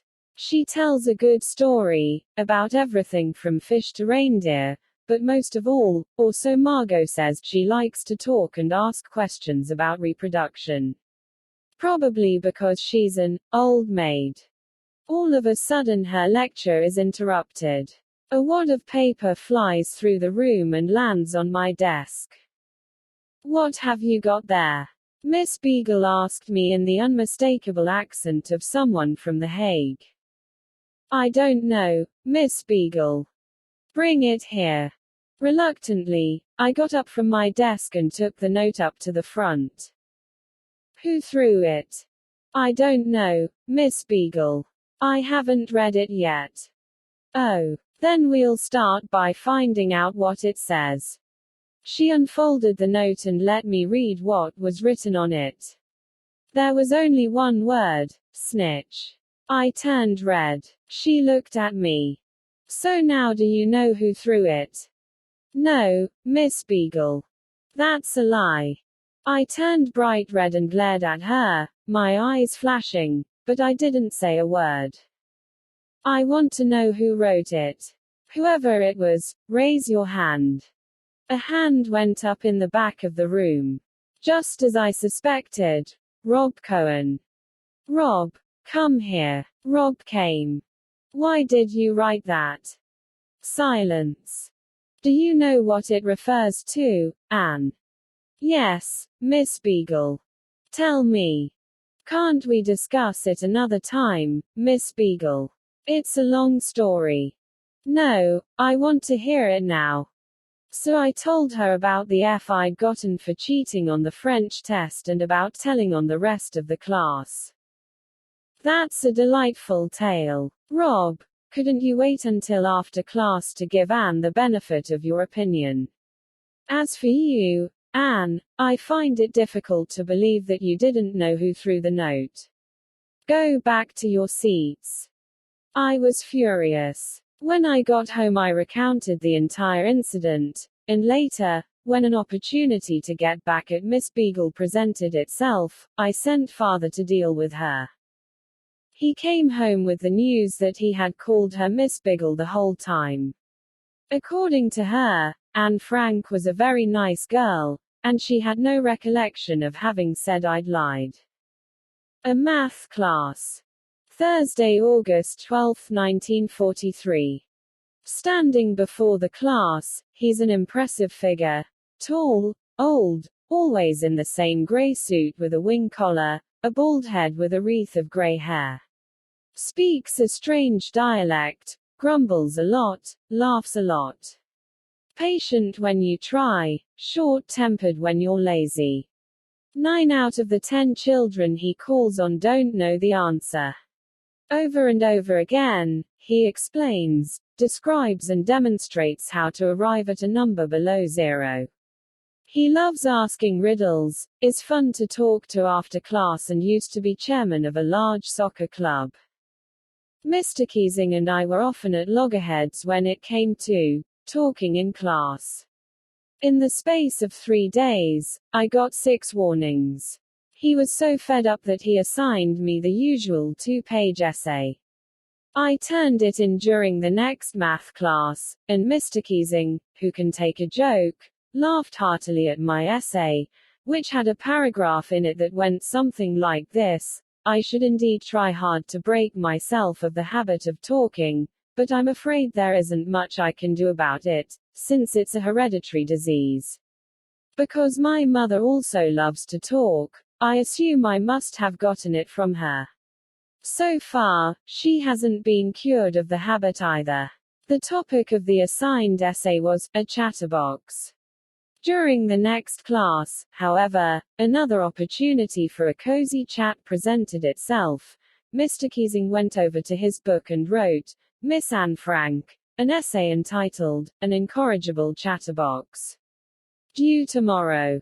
As behooves a good student, I duly handed in this essay too, but the malady struck again during the next class, whereupon Mr. Keesing wrote in his book, Miss Anne Frank, a 2-page essay entitled, Quack, Quack, Quack, said Mistress Chatterback. Quote, what could I come up with now? I realized all too well that it was meant in fun, as otherwise he would have assigned me extra math problems, so for that reason I took the bull by the horns and answered his joke with a joke of my own, 1e, by writing my essay, with Sanna Lederman's help, in verse. The first part went like this. Quack, quack, quack, said Mistress Chatterback, calling her ducklings from the deep. And up they came, cheep, cheep, cheep. Well, do you have any bread for us? For Gerald, Mina and little Gus. Why, yes, of course I do. A lovely crust I stole for you. It's all I could find, you'll have to share. Now please divide it fair and square. So, following their mom's advice, they did the best to be precise. Eating and calling, cluck, cluck, cluck. My piece is bigger, I'm in luck. But, oh, along came Papa Swan, scowling at the noisy goings-on, etc., etc. Keesing read it, then read it out loud to the class, and again to a couple of other classes, and finally called it quits. From that moment on, I was given a lot of leeway. He overlooked my chatter and never punished me again. P.S. This shows what a good-humored man he was. Thanks to Mr. Keesing, everybody calls me Mistress Chatterback. Eva's Dream. Wednesday, October 6, 1943. Part 1. Good night, Eva. Sleep tight. You too, Mom. Click went the light, and Eva lay for a few moments in the darkness. Once her eyes had gotten used to it, she noticed that her mother hadn't closed the curtains all the way. There was a strip of light in the middle, through which she could see the plump round face of the moon. The moon hung motionless in the sky, calm and with a constant smile on his face, friendly to one and all. If only I could be like that, Eva whispered to herself. I wish I were calm and friendly all the time, so that everybody would think I was a nice little girl. Oh, wouldn't that be lovely? Eva thought and thought about the moon, and about the glaring difference between the moon and herself.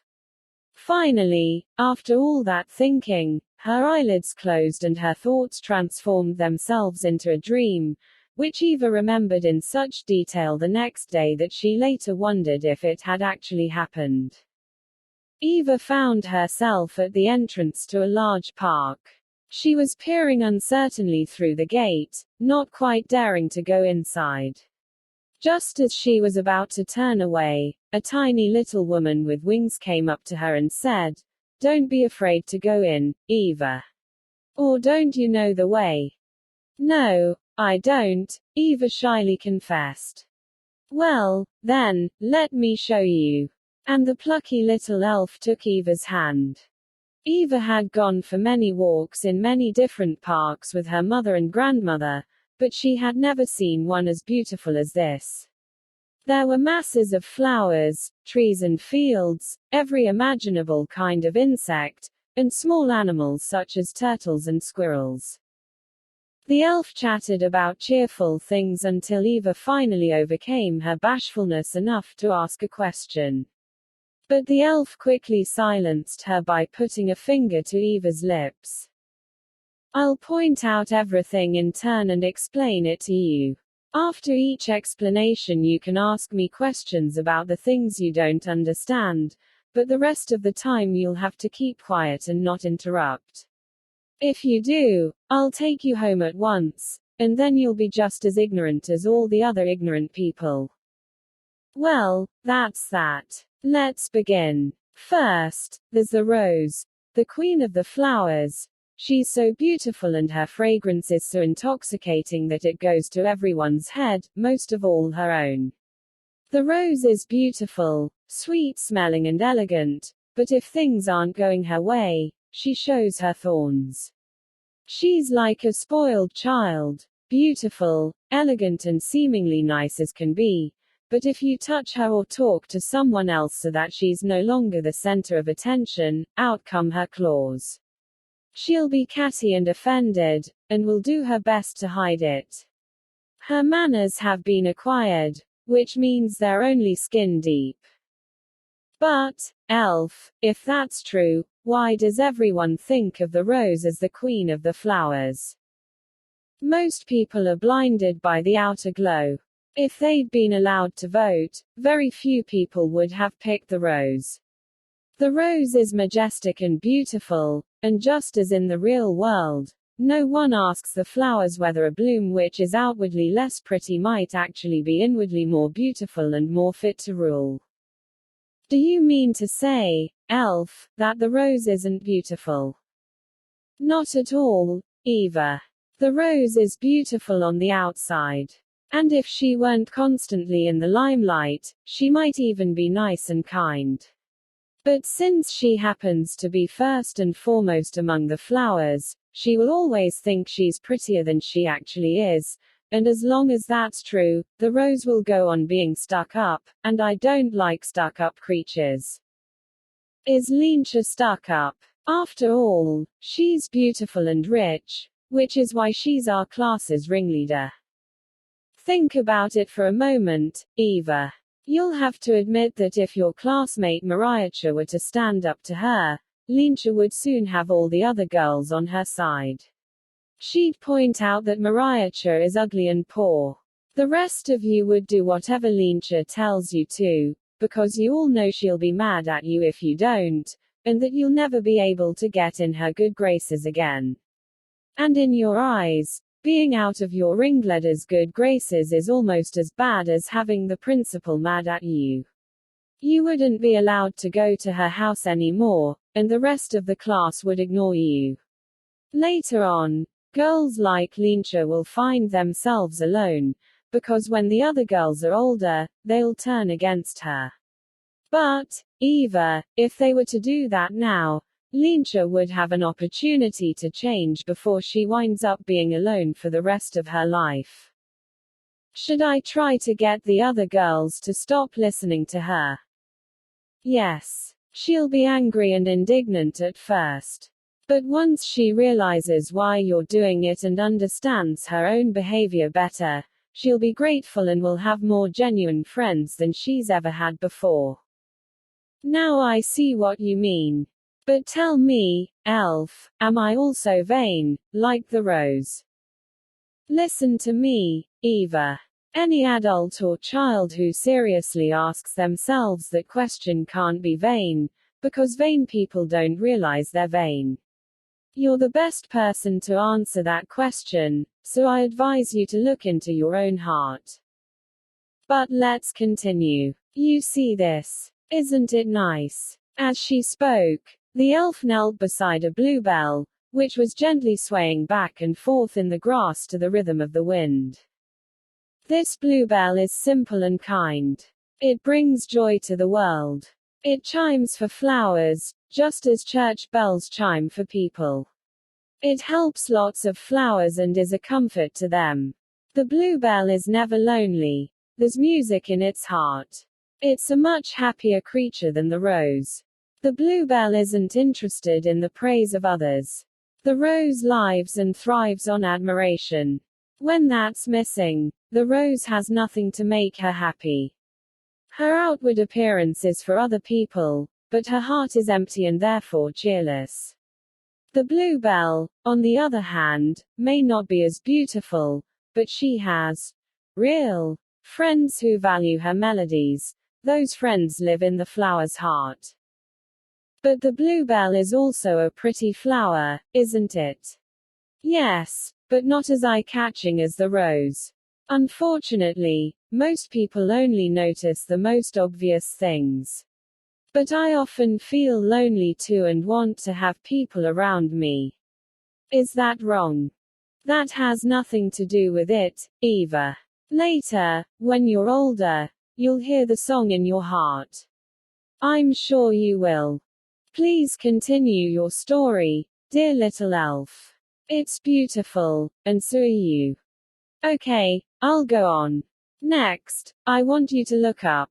With her tiny index finger, the elf pointed up at a large, stately, old chestnut tree. It's an impressive tree, isn't it? Yes, and so big. How old do you think it is, elf?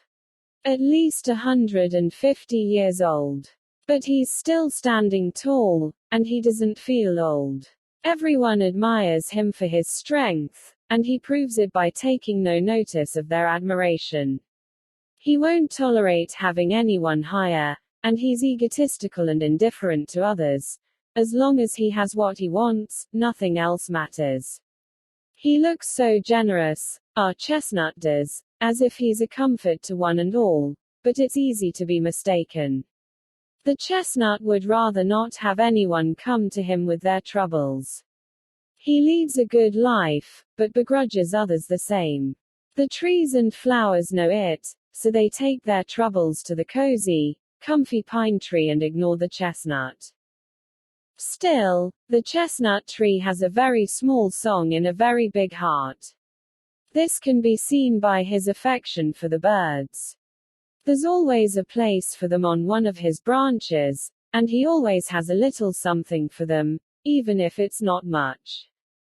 Is it all right if I compare the chestnut tree to a certain type of person? There's no need for you to ask, Eva. All living creatures can be compared to one another. The chestnut tree is no exception. Anyway, he's not all bad. He's just not particularly good to people. But he harms no one. He leads his own life, and is happy. Do you have any other questions, Eva? No, I understand everything you said and I'm very grateful for your explanations, elf. I have to go home now, but will you please come again someday and tell me more? I'm afraid that's impossible. Sleep tight, Eva. And the elf was gone. Eva woke up, just as the moon was making way for the sun and the neighbor's cuckoo clock was cheeping 7. Part 2. The dream made a deep impression on Eva. Nearly every day she noticed some disagreeable things about herself, then remembered the elf's advice. She also tried hard not to let Lienche have her way all the time. But girls like Lienche know at once when someone has it in for them or tries to topple them from their throne. So, whenever Eva suggested that another person take the lead in one of the games, Lienche defended herself with all her might. Her faithful followers, the girls who had decided to stick with Lienche through thick and thin, or so they promised, were encouraged to rebel against that bossy Eva. But Eva noticed to her delight that this time Lienche was less sure of herself than she had been with Mariacha. Mariacha was small, thin and timid. Eva was amazed that she even dared stand up to Lienche. As she got to know her better, Eva saw that Mariacha would actually be a lot nicer and a lot more fun to have as a friend than Liencha. Eva didn't breathe a word of the elf's visit to her mother. She wasn't sure why, since up to now she'd shared everything with her mother, but for the first time she felt the need to keep it to herself. She couldn't explain it, but she had the feeling that her mom wouldn't understand. The elf was so beautiful and Mom hadn't been there in the park or seen the elf. Eva wouldn't be able to describe what the elf looked like. It didn't take long for the dream to have such an effect on Eva that her mother noticed how different she was. Eva talked about other, more important things, and didn't get so upset about trivial things. But she hadn't told her mother the reason for her remarkable change, and her mother didn't dare push her to confide. So Eva lived her life, thinking of the elf's good advice and accumulating more all the time. She never again saw another trace of the elf. Liencha was no longer the ringleader. Each of the girls took turns. At first Liencha had been very angry, but when she noticed that it didn't help, she adopted a friendlier attitude. In the end everyone wound up treating her normally, because she didn't fall back into her bad habits again. At that point, Eva decided to tell her mother the whole story. Somewhat to her surprise, her mom didn't laugh, but said, "The elf accorded you a great privilege, my dear. I doubt whether she thinks very many girls and boys are ready to listen to her. Be equally cautious with your trust, and tell no one else what happened. You must always do what the elf told you to do, and never, ever forget her advice." As Eva grew older, she did a lot of good things for those around her. At the age of 16, 4 years after meeting the elf, she was generally acknowledged to be a friendly, gentle and helpful girl. Every time she did something good, she felt happy and warm inside, and she gradually came to understand what the elf had meant by the song in her heart. One day when she was an adult, the image of the elf flashed through her mind and she suddenly realized who and what the elf had been. All at once she felt sure it had been her own conscience, showing her in her dream what was right. But she was deeply grateful that she'd had the elf as her example in her childhood. Roomers or renters. Friday, October 15, 1943. When the time came to decide whether or not to rent out our big back room, we had to fight hard to overcome our pride, for who is used to having a stranger, much less a paying one, in the house? But when times are hard and the rent is badly needed, you have to put aside your pride, and lots more besides. Which is just what we did. The back bedroom was cleared out and furnished with odds and ends, though there were far too few of those for the stylish bed-sitting room we had in mind. So my father set forth, poking around auctions and public sales, coming home one day with this gem, and the next day with that one. After 3 weeks, we had a pretty wastepaper basket and an adorable tea table, but we still needed 2 armchairs and a decent wardrobe. My father set out again. This time, as a special treat, he took me along. We arrived at the auction hall and sat down on a row of wooden benches, next to a couple of frazzled junk dealers and assorted shady characters. We waited, and waited, and waited. We could have waited till a new day dawned, because they were auctioning only porcelain that day. Disappointed, we retraced our steps, only to return the next day, not very hopeful, to try again. But, this time we were in luck, and my father was able to snap up a really beautiful oak wardrobe and 2 leather club chairs. To celebrate our new purchases and what we hoped would be the speedy arrival of our roomer, we treated ourselves to tea and cake and went home in good spirits. But, oh woe, when the armchairs and wardrobe arrived the next day and had been moved into the room, my mother discovered that the wardrobe had these strange little traces of sawdust. My father took a look, and found that it was indeed riddled with woodworm. It's just the kind of thing they don't put on the tag, nor is it possible to see these things in a dark auction hall. After this discovery, we took a better look at the armchairs. Surprise, surprise, they were also infested with woodworm. We called the auction hall and asked them to pick up the items as soon as possible. They came, and my mother heaved a sigh of relief when the auction furniture was finally out the door. My father couldn't help sighing either, at the thought of how much money he had lost. A few days later, my father ran into a friend who had a few pieces of furniture he was willing to lend us until we could find something better. So the problem was finally solved.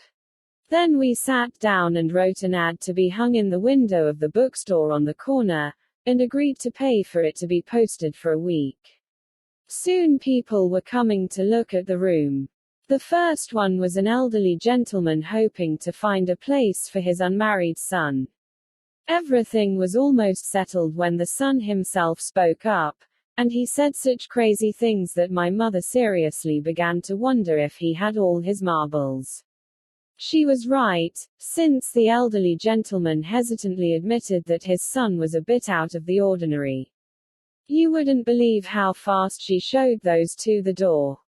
Dozens of people came and went, until one day the door opened to a short, fat, middle-aged man who was willing to pay a lot and had few demands, so he was quickly accepted. This gentleman actually gave us more pleasure than trouble. Every Sunday he brought chocolate for the children and cigarettes for the adults, and more than once he took us all to the movies. He stayed with us for 1.5 years, then moved into his own apartment, together with his mother and sister. Later, he used to drop by from time to time and swear that he'd never had such a good time as he'd had with us. Once more we put an ad in the window, and once more our doorbell was rung by young and old, short and tall. One of them was a fairly young woman wearing the same kind of bonnet they wear in the Salvation Army, so we quickly dubbed her Salvation Army Josephine. She got the room, but she wasn't as nice to share the house with as the fat man. First of all, she was terribly messy, leaving things all over the place. Second, and more important, she had a fiancé who was often drunk, and he was even less charming to have around. One night, for instance, we were startled out of our sleep by the doorbell. My father got up to take a look and found himself confronted with the inebriated fiancé, who kept clapping him on the shoulder and saying, over and over again, "We sure are pals, aren't we?" "Yep, we sure are pals." Wham! The door was slammed in his face. When the war broke out in May 1940, we gave her notice and rented the room to a 30-year-old man of our acquaintance who was also engaged. He was nice, but he had one failing: he was terribly spoiled. One time, during the winter, when we were having to economize on the electricity, he complained bitterly of the cold, a shameful exaggeration, since the heat in his room was turned up as high as it would go. But you have to humor your roomers sometimes, so he was given permission to switch on the electric heater occasionally for an hour or two. What do you think he did? He kept that heater turned to hot all day long. We begged and pleaded with him to economize a bit, but it didn't help. The electricity meter kept ticking faster and faster, so one day my fearless mother took the fuse out of the box and disappeared for the rest of the afternoon. She then blamed the heater for supposedly blowing the fuse, and the young man was obliged to sit in the cold. Nevertheless, he was also with us for 1.5 years, until he left to get married. Once again the room was empty. My mother was about to place another ad when a friend called up and foisted a divorced man on us who was in urgent need of a room. He was a tall man, about 35 years old, with glasses and a very unpleasant face. We didn't want to disappoint our friend, so we rented the room to him. He too was engaged, and his fiancée often came to the house. Not long before the wedding they quarreled and broke up, and he rushed headlong into a marriage with someone else. Right about then we moved and finally got rid of our rumors, hopefully once and for all. Paula's flight. Wednesday, December 22, 1943. In the old days, when I was a little girl, Pim used to tell me stories about Der Boss and Paula. He had a whole collection of Paula stories, and I adored them all. Now, whenever I go to him for comfort in the middle of the night, he's started telling me Paula stories again, so I've written down the latest one. Chapter 1. For a long time, Paula had been trying to work out a way to see the inside of an airplane. Her father had recently gotten a job at an airport near Berlin, and Paula and her mother had moved there to be with him.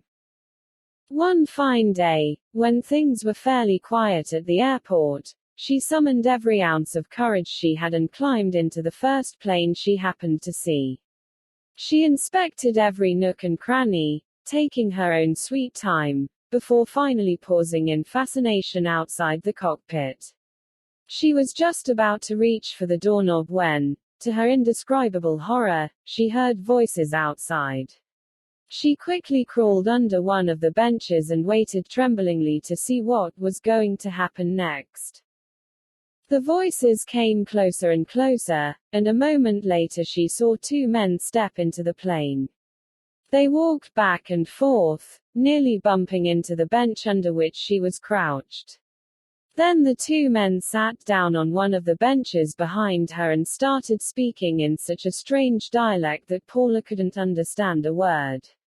After about 15 minutes, they stood up and one of them left the plane. The other one shut himself in the cockpit, only to come out again dressed as a pilot.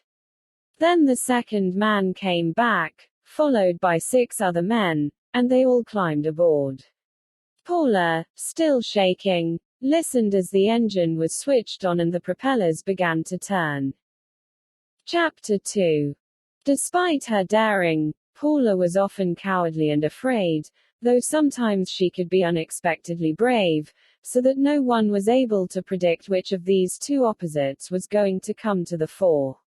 This time she was extraordinarily brave, because, after they had flown for a while, she suddenly crawled out from under the bench and, to the infinite astonishment of the crew, introduced herself and told them how she got there.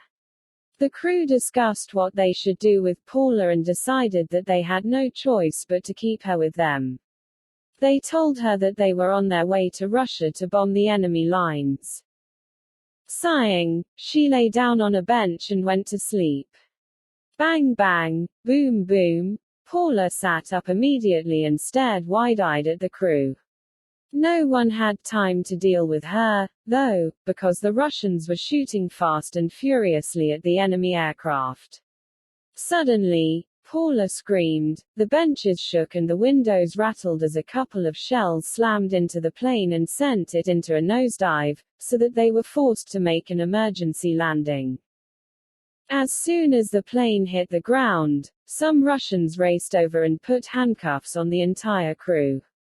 You can imagine the looks on their faces when they suddenly saw a little 13-year-old girl standing before them. Neither the Russians nor the Germans understood a word of each other's language, so a young Russian took Paula's hand and walked with her behind the crew all the way to the prison camp. The camp's commander burst into laughter when he saw Paula standing calmly before him. But since he didn't want to take the little girl prisoner, he decided to make inquiries behind the lines the following day until he found a simple family who would care for her until after the war. Chapter 3. One rainy day, after she had spent about a week in the commander's office, Paula was bundled, just as she was, into a big car that was taking wounded soldiers to the hospital.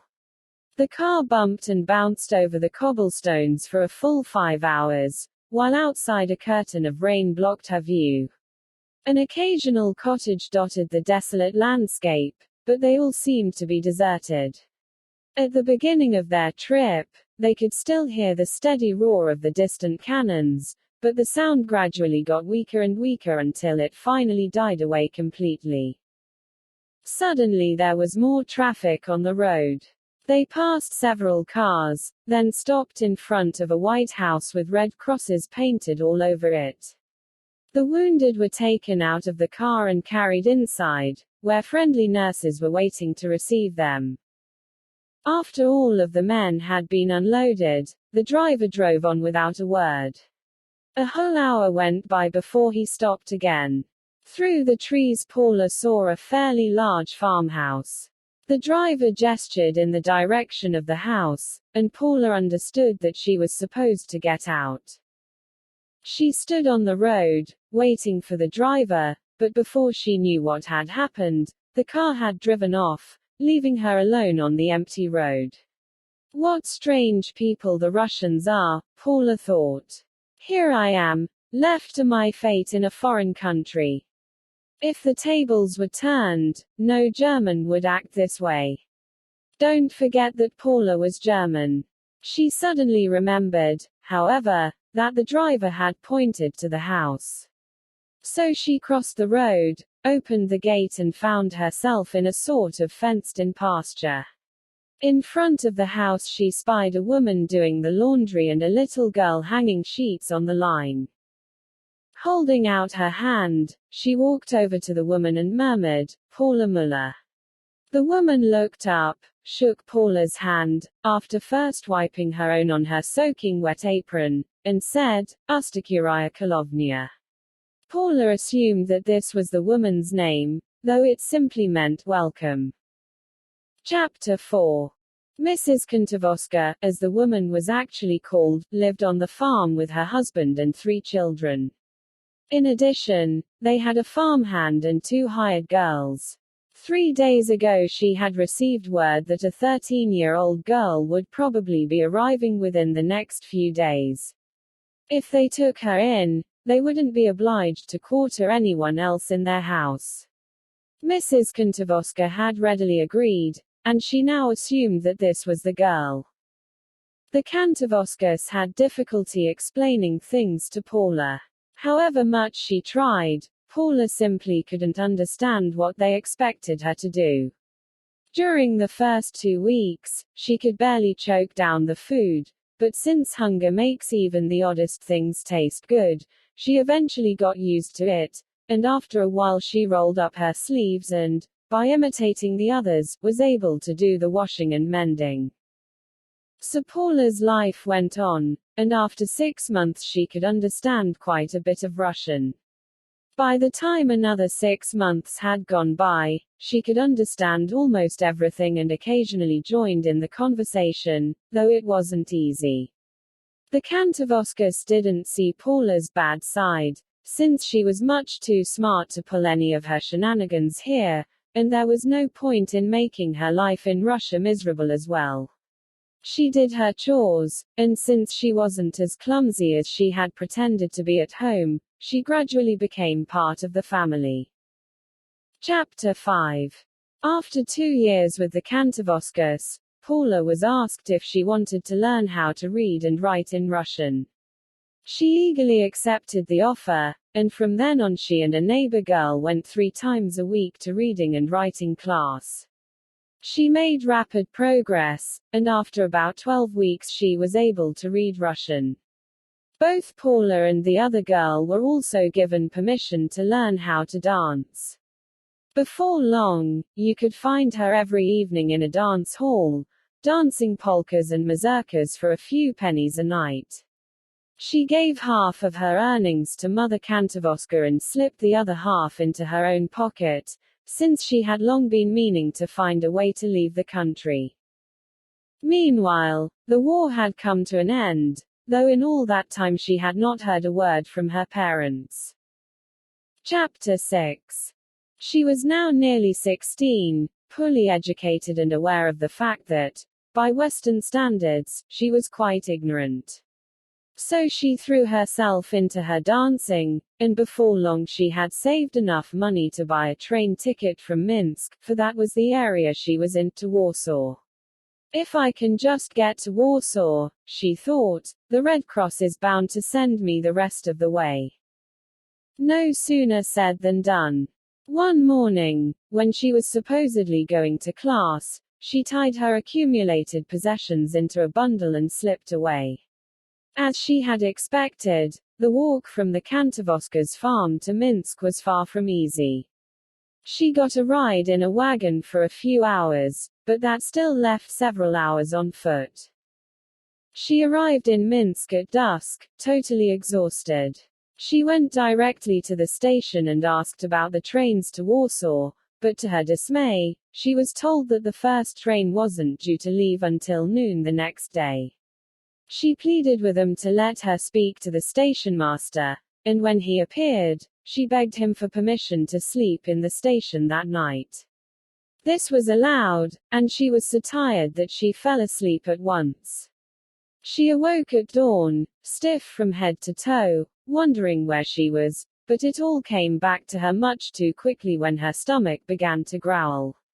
That was something Paula had not anticipated. There was a nice girl at the station buffet, and after hearing Paula's open-hearted tale, she nicely gave her, at no charge, a real Russian bread roll. She spent the morning chatting with the waitress and boarded the train to Warsaw at noon, greatly cheered and in the highest of hopes. Chapter 7. When she arrived in Warsaw, she asked the station master for directions, then walked straight to the house of the Red Cross nurses.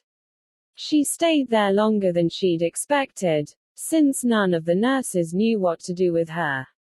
They didn't have any addresses or lists of missing persons, and as Paula didn't have a penny to her name, they couldn't put her on a train. Nor could they let her starve to death. However, after a while the nurses decided, thank goodness, to pay for her trip to Berlin out of their own pockets, since Paula had told them that once she was in Berlin she'd be able to find her way to her parents' house. The nurses bade her an affectionate farewell and once again Paula boarded the train. At the next station a nice young man entered her compartment and soon struck up a conversation with the gutsy-looking girl. For the rest of the trip, Paula was to be found in the company of the handsome young soldier, and when they arrived in Berlin, the two of them arranged to meet again soon. Paula set off at a brisk pace and before long she had reached her parents' house, which turned out to be empty and deserted. It had never occurred to her that her parents might have moved. What was she to do? Once more she found the Red Cross and told them her story in her halting German, and once more she was taken in and cared for, though her stay was limited to a maximum of 14 days.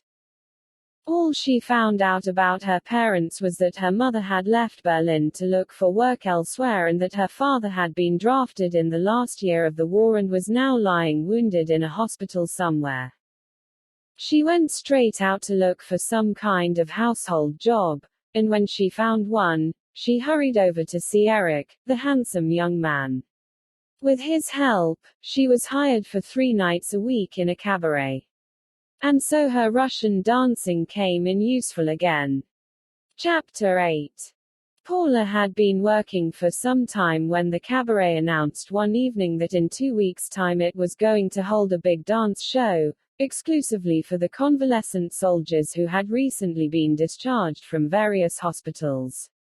On this special night, Paula was to have a big part in the performance. There were lots of rehearsals, and when she got home late at night, she was so tired that she could barely drag herself out of bed at 7 o'clock the next morning. Her one and only source of comfort in this period was Eric. Their friendship had grown so much that Paula no longer knew how she could ever manage without him. When the big night finally arrived, Paula had stage fright for the first time in her life. Dancing for a room full of men was decidedly unnerving. Still, all she could do was try, and with the thought of the extra money she'd earn, she was able to keep on going. The evening went well, and afterward Paula joined Eric in the lobby. All of a sudden she froze, because not far from her, talking to another soldier, was her father. With a cry of joy, she rushed over and threw herself in his arms.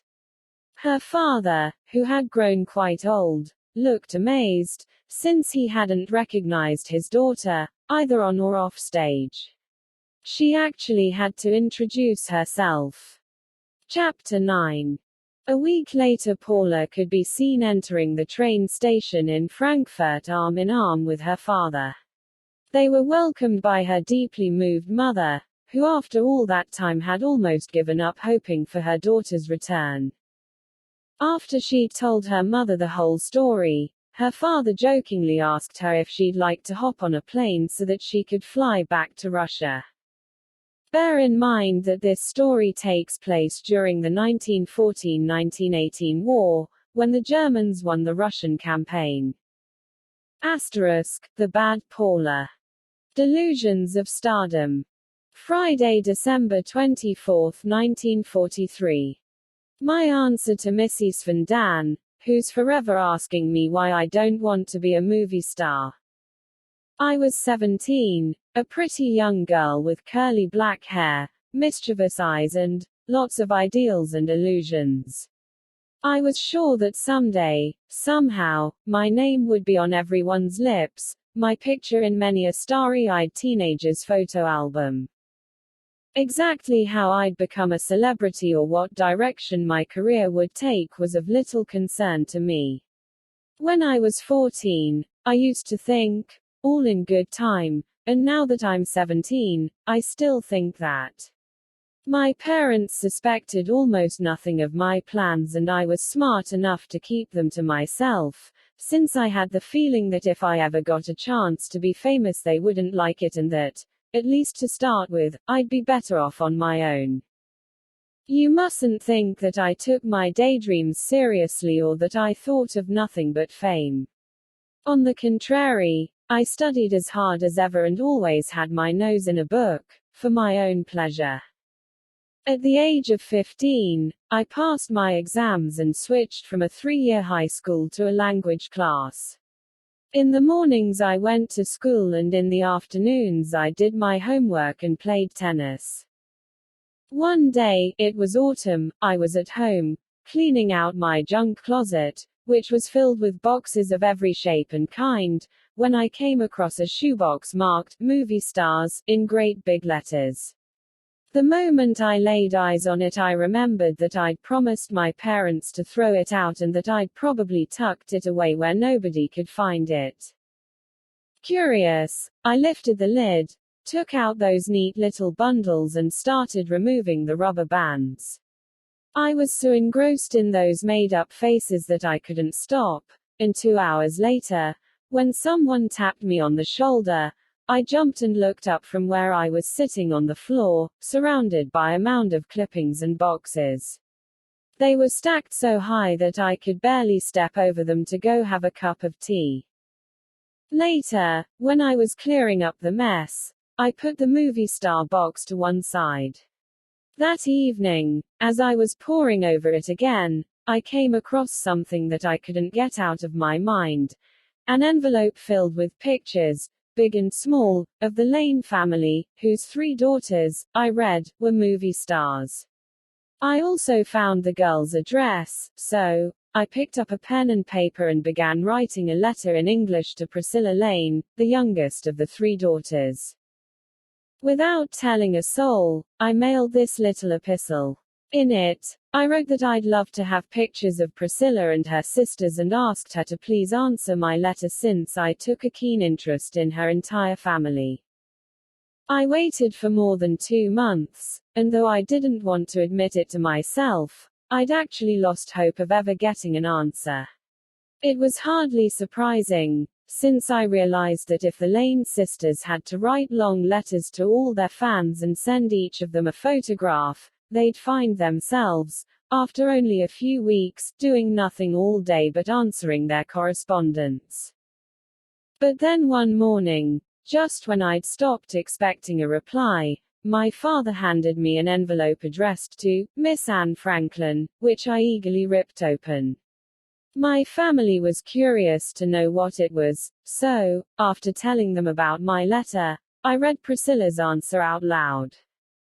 She wrote that she couldn't send me any pictures without first knowing more about me, but that she'd be prepared to write back if I would tell her more about myself and my family.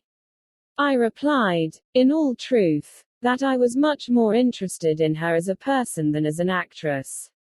I wanted to know if she went out in the evening, if Rosemary made as many movies as she did, etc., etc. Much later, she gave me permission to call her by her nickname, Pat. Apparently Priscilla was so taken with my writing style, as she put it, that she was more than happy to send me long letters in return. Since our correspondence was entirely in English, my parents could hardly object. After all, it was excellent practice for me. In the letters that followed, Priscilla told me that she spent most of her days at the studios, and outlined her daily schedule. She corrected my mistakes and mailed the letters back to me, though she wanted me to return them. In the meantime, she also sent a series of pictures. Though Priscilla was already 20 years old, she was neither engaged nor married. Still, it didn't bother me in the least, and I was terribly proud of my movie star friend. And so it went throughout the winter.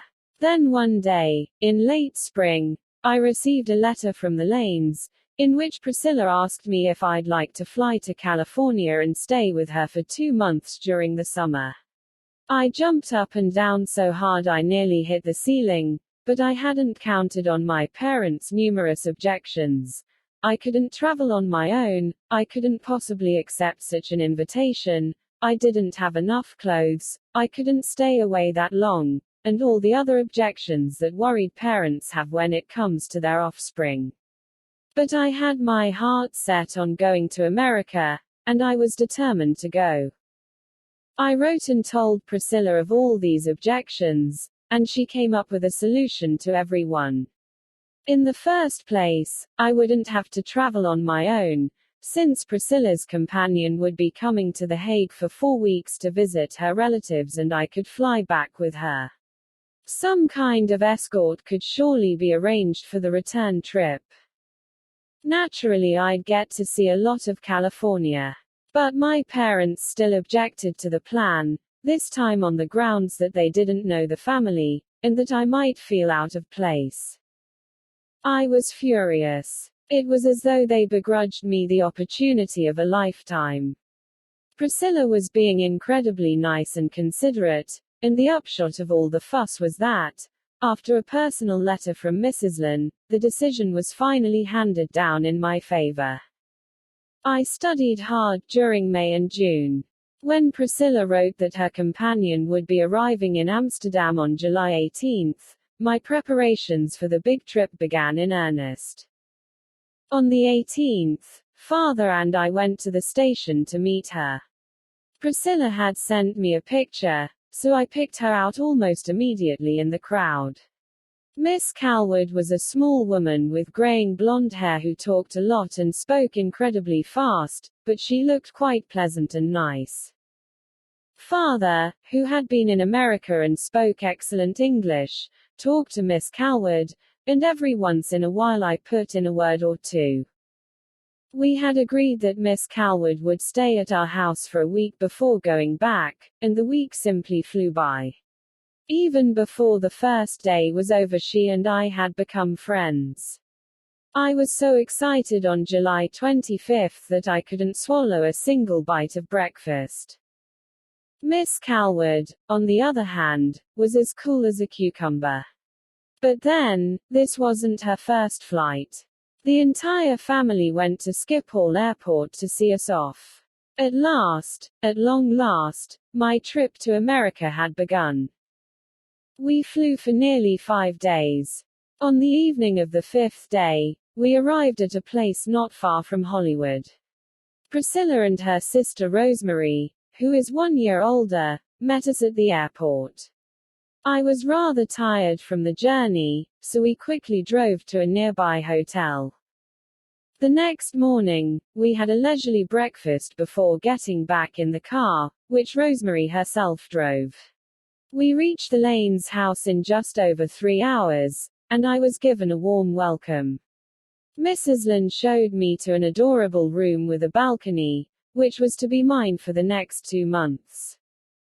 It was not difficult to feel at ease in the hospitable Lane home, where there was a constant buzz of activity and fun, where you stumbled over any number of cats with every step you took, where the 3 famous stars did more to help their mother than an ordinary teenager like me had ever done at home, and where there was so much to see.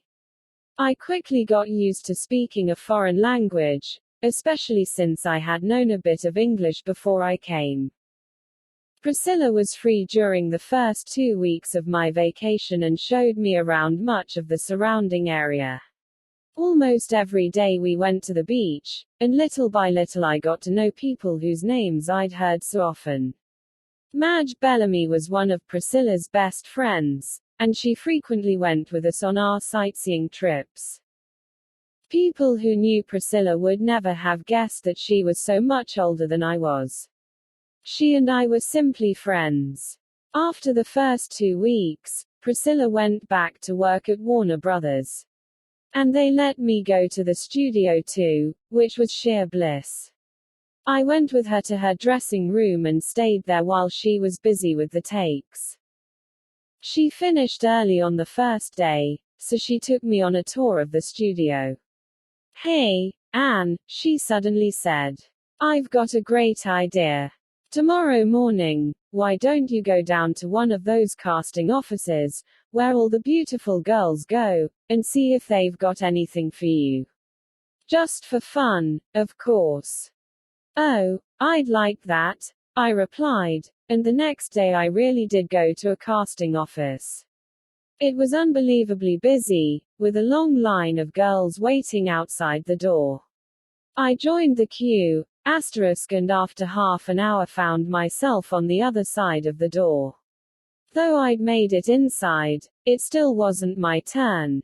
There were at least 25 girls ahead of me. So I waited again, for an hour or 2, until my turn came. A bell rang, and I bravely stepped inside the office, where a middle-aged man was seated behind a desk. His greeting was fairly abrupt. He asked my name and address and was very surprised to hear that I was staying at the Lanes. When the questions were over, he looked me up and down again and said, "Are you sure you want to be a movie star?" "Yes, sir, very much, if you think I have the talent," I replied. He pressed a buzzer and immediately a smartly dressed girl came in. She motioned for me to follow her. She opened a door, and for a moment all I could do was blink, since the room was filled with a blinding bright light. A young man behind a very intricate camera greeted me in a friendlier way than the older man in the office, and told me to sit on a tall stool. He took a few pictures, then rang for the girl, who led me back to the old guy. He promised to let me know whether or not they wanted me. Delighted, I turned down the road to the Lanes house. A week went by before I heard from Mr. Harwich. Priscilla had told me his name. He wrote that the pictures looked quite good and that he would see me the following day at 3 o'clock. This time I was ushered in ahead of the others because I had been sent for. Harwich asked me if I'd like to model for a company that made tennis rackets. The job was just for 1 week. After hearing what the pay was, I said yes. A call was made to the tennis manufacturer, and I met him the same afternoon. The next day I reported to a photo studio, which I was supposed to go to every day for a week. I had to change clothes continually, stand here, sit there, keep a smile plastered on my face, parade up and down, change again, look angelic and redo my makeup for the umpteenth time. I was so exhausted every evening that I had to drag myself to bed. After 3 days, it was all I could do to squeeze out a smile. But I felt I had to keep my agreement with the manufacturer. On the evening of the 4th day, I was so pale when I arrived at the lanes that Mrs. Lynn forbade me to do another day's modeling. She even called the tennis manufacturer and had him cancel the contract. I thanked her from the bottom of my heart. After that, I was free to enjoy the rest of my unforgettable vacation, and now that I had seen the life of the stars up close, I was cured once and for all of my delusions of fame. Anne's word. Catrian. Friday, February 11, 1944. Catrian was sitting on a boulder that lay in the sun in front of the farm. She was thinking very hard. Catrian was one of those quiet girls who become blank asterisk in later years, because they're always thinking. What the little girl in the pinafore was thinking about only she could say, because she never told her thoughts to anyone. She was much too quiet and withdrawn for that. She didn't have a single girlfriend and probably wouldn't find it easy to make one. Her mother thought she was a strange child, and unfortunately Catrian could sense her disapproval. Her father, the farmer, was far too busy to concern himself with his only daughter. So Catrian was always by herself. She didn't mind being on her own. She thought it was normal and was happy to let it go at that. On this hot summer day, however, she looked out over the wheat fields and sighed deeply. How fun it would be to be able to play with the girls over there. Look at them running and laughing and having a good time. The girls started coming closer and closer. Do you suppose they were coming over to where she was sitting? Oh, how awful. They were laughing at her. She could clearly hear them calling her name, the nickname she hated so much, the one she heard them whispering behind her back, Catrian the lazy bean. Oh, she felt so miserable. If only she could run into the house, but then they'd laugh at her even more. Poor little girl. This can't be the first time you've felt so lonely, or envied girls who are even poorer than you. Catrian, come in, it's time to eat. She sighed one last time and got up slowly to obey her mother's call. Oh, she's got her happy face on again. Our little girl is just as cheerful as can be. Her mother exclaimed as Catrian shuffled into the room even slower and sadder than usual. Can't you even answer? The woman snapped. She wasn't aware of how unfriendly her voice sounded, but her daughter wasn't at all like the cheerful, lively girl she longed to have. Yes, mother. Her reply was nearly inaudible. You're a fine one to talk. You've been gone all morning and haven't done a single bit of work. Where have you been? Out front. There seemed to be a giant lump in Catrian's throat, but her mother, misinterpreting the child's bashfulness and now justifiably curious about what her daughter had been up to all morning, asked her again, I want to know where you've been, and I expect a clear answer this time. Is that understood? You're such a lazy little thing and I hate laziness. Upon hearing the word that reminded her of her detested nickname, Catrian lost control of herself and burst into tears. Now what's the matter? You're such a scaredy cat. Can't you tell me where you've been, or is that such a big secret? The poor child was crying so hard she couldn't answer. Suddenly she stood up, knocking over her chair, and, sobbing, raced out of the room and up to the attic, where she slumped down on a pile of gunny sacks in the corner and quietly cried her eyes out. Her mother shrugged and cleared the table. She wasn't surprised at her daughter's behavior. This wasn't the first time she'd seen her in one of these crazy moods. It was best to leave the child alone. After all, you couldn't get a word out of her when she was like this, and she was liable to break into tears at the drop of a hat. What kind of behavior was that for a 12-year-old farm girl? Upstairs in the attic, Katrine had calmed down and was thinking again. In a moment she'd go back down and tell her mother that she'd simply been sitting on the boulder, and offer to finish all her chores this afternoon. Then her mother would see that she didn't mind working hard, and if she asked her why she'd been sitting on her duff all morning, she'd tell her that she needed to have a good think. This evening, when she went to the village to deliver the eggs, she'd buy her mother a new thimble, a nice shiny silver thimble. She had just enough money. Then mother would see that she wasn't a lazy bean after all. Her train of thought came to a brief halt. Oh, dear, how was she ever going to get rid of that dreadful nickname? Wait, she had an idea. With the money that was bound to be left over after she bought the thimble, she could buy a big bag of candy. The red, sticky kind the other farm kids were so fond of, and tomorrow she would give them to the teacher, who could pass them out to all the girls. Then they'd be sure to like her and ask her to play with them, and then they'd see that she was good at games too, and never again would she be called anything but Katrine. Still feeling a bit hesitant, she stood up and tiptoed down the stairs. In the hall, she ran into her mother, who said, "Got over your little tantrum, have you?" so that she no longer felt up to telling her where she'd been. Instead, she hurried past so she could get the windows washed before it got dark. Just before sundown, Katrine set off at a fast pace with a basket of eggs on her arm. After half an hour, she reached her first customer, already waiting in the doorway with a porcelain bowl in her hand.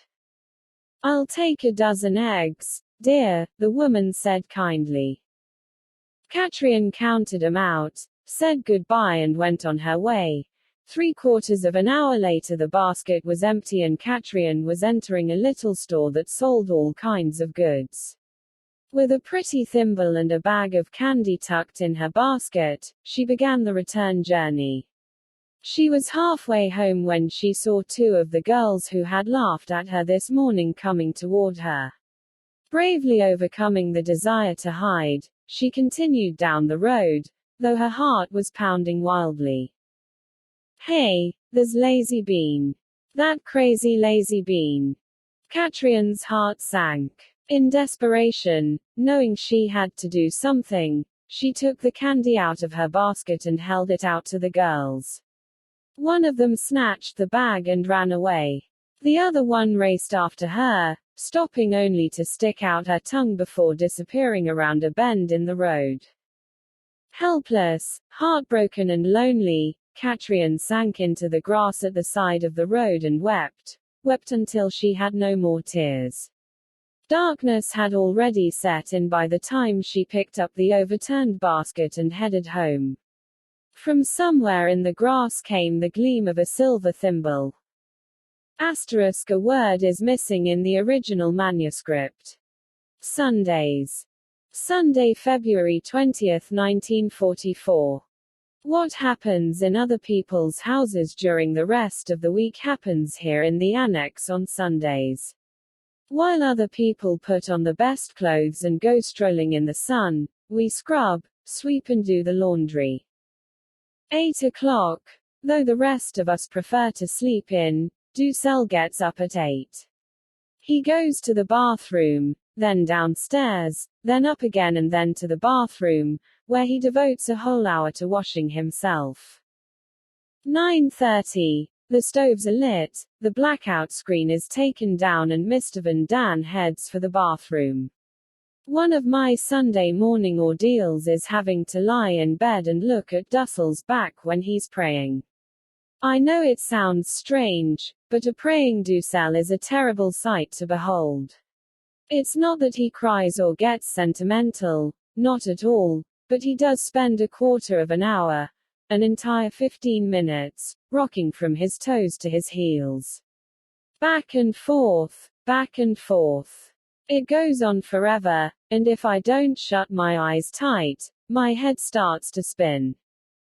10:15. The Van Daans whistle. The bathroom's free. In the Frank family quarters, the first sleepy faces are beginning to emerge from their pillows. Then everything happens fast, fast, fast. Margot and I take turns doing the laundry. Since it's quite cold downstairs, we put on pants and headscarves. Meanwhile, Father is busy in the bathroom.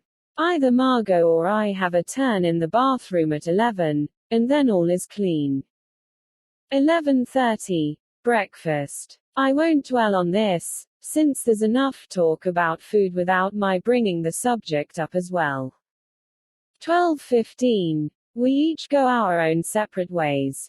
Father, clad in overalls, gets down on his hands and knees and brushes the rug so vigorously that the room is enveloped in a cloud of dust. Mr. Dussel makes the beds, all wrong, of course, always whistling the same Beethoven violin concerto as he goes about his work.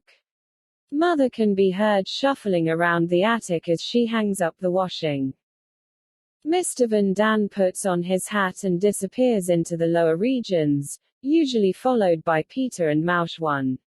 Mrs. Van D dons a long apron, a black wool jacket and overshoes, winds a red wool scarf around her head, scoops up a bundle of dirty laundry and, with a well-rehearsed washerwoman's nod, heads downstairs. Margot and I do the dishes and straighten up the room. 12:45. When all the dishes have been dried and only the pots and pans are left, I go downstairs to dust and, if I washed myself this morning, to clean the sink. 1. News. 1:15. Time for one of us to wash our hair or get a haircut. Next, all of us are busy peeling potatoes, hanging up the laundry, scrubbing the landing, scouring the bathroom, etc., etc. 2. After the Wehrmacht news, we wait for the music program and the coffee, so there's a moment of peace. Can anyone tell me why the adults around here need so much sleep? By 11 a.m. several of them are already yawning, and they spend half their time moaning, "Oh, if only I could grab half an hour of sleep." It's no fun seeing nothing but sleepy faces wherever you go between 2 and 4 in the afternoon. Dussel in our room, Mother and Father next door and the Van Daans upstairs, sharing a bed during the daytime. Still, I can't do a blessed thing about it. Perhaps I'll understand it one day when I'm as old as they are. Anyway, nap time is stretched out even longer on Sundays. There's no point in showing yourself upstairs before 4:30 or 5, since they're all still in the land of Nod. Late afternoons are the same as on weekdays, except for the concert hour from 6 to 7. When dinner's over and the dishes are done, I'm beside myself with joy because another Sunday is over. The Flower Girl. Sunday, February 20th, 1944. At 7:30 every morning the door of a cottage on the outskirts of the village swings open and out comes a rather small girl with a basket full of flowers on each arm. Once she's shut the door behind her, she adjusts the 2 baskets and sets off. Every person in the village who sees her go by and receives one of her friendly nods can't help feeling sorry for her, and every day they think the same thing. It's too long and difficult to walk for a 12-year-old child. But the little girl doesn't know what the villagers are thinking, so as quickly and as cheerfully as she can she walks on, and on. It's really a very long way to the city, at least 2.5 hours of steady walking. And 2 heavy baskets don't make it any easier. By the time she's finally walking down the city sidewalks, she's exhausted. The prospect of being able to sit down soon and rest is all that keeps her going. But she's a plucky little thing, and she doesn't slow down until she reaches her spot in the market. Then she sits down and waits, and waits. Sometimes she has to wait all day, since not many people want to buy what the poor little flower girl is selling. More than once Krista has had to go back home with her baskets half full. But today is different. It's Wednesday, and unusually busy at the market. The women next to her are loudly hawking their wares, and all around her she hears shrill and angry voices. The passers-by can barely hear Krista, for the hustle and bustle of the market nearly drowns out her high little voice. But all day long she keeps calling out, "Beautiful flowers, 10 cents a bunch. Buy my beautiful flowers." And when the people who've finished their shopping take a look into those full baskets, they end up giving Krista 10 cents just to have one of her beautifully arranged bouquets. Every day at 12 o'clock, Krista gets up from her chair and walks over to the other side of the market, where the owner of the coffee stand gives her a free cup of steaming hot coffee with plenty of sugar. Krista saves her prettiest bunch of flowers for him. Then she returns to her chair and starts hawking her wares again. At last, when it's 3:30, she gets up, collects her baskets and heads back to her village. She walks more slowly now than in the morning. Krista is tired, terribly tired. This time the trip takes 3 hours, so that it's 6:30 before she finally reaches the door of her cramped old cottage. Inside, everything is just as she left it in the morning, cold, lonely and bleak. Her sister, who shares the cottage with her, works in the village from early in the morning to late at night. Krista can't allow herself a moment's rest. As soon as she gets home, she starts peeling potatoes and boiling vegetables. Only when her sister arrives home at 7:30 does she finally get to sit down and eat her meager meal. At 8 o'clock the door of the cottage swings open again and out comes the little girl with the 2 big baskets on her arms. This time her steps take her to the meadows and fields surrounding the cottage. She doesn't walk far, but leans over in the grass and begins to pick the flowers. All sorts of flowers, big ones, small ones, colors of every kind. Into her baskets they go, and though the sun has nearly gone down, the little girl is still sitting in the grass, picking flower after flower. At last she's through, her baskets are full. In the meantime the sun has set. Krista lies down in the grass, with her hands cupped behind her head and her eyes open, and looks at what's left of the pale blue sky. This is the finest 15 minutes of her day. You mustn't think that the little flower girl, who's worked so hard, is unhappy. She's never unhappy, and as long as she has these few moments every day, she never will be. There in the meadow, among the flowers and the grass, beneath the wide open sky, Krista is content. Gone is her exhaustion, gone are the market and the people. She thinks and dreams only of the present. If only she can have this every day, a whole 15 minutes of doing nothing, alone with God and nature. My first interview. Tuesday, February 22, 1944. Imagine what would happen if the subject of my first interview knew he was going to be used as material. He would no doubt turn red and say, "Me. What's there to interview? I won't keep you in suspense any longer. Peter is my subject." I'll also tell you how the idea came to me. I was thinking of interviewing someone, and since I've written about every person in this house over and over again, I suddenly thought of Peter, who's always in the background, and, like Margot, almost never does anything that can give rise to dissatisfaction or quarrels. Early in the evening, when you knock on his door and hear his soft-spoken, "Come in," you can be sure that when you open the door, he'll be looking at you through the steps of the ladder to the attic, and that most of the time he'll utter an inviting, "So there you are."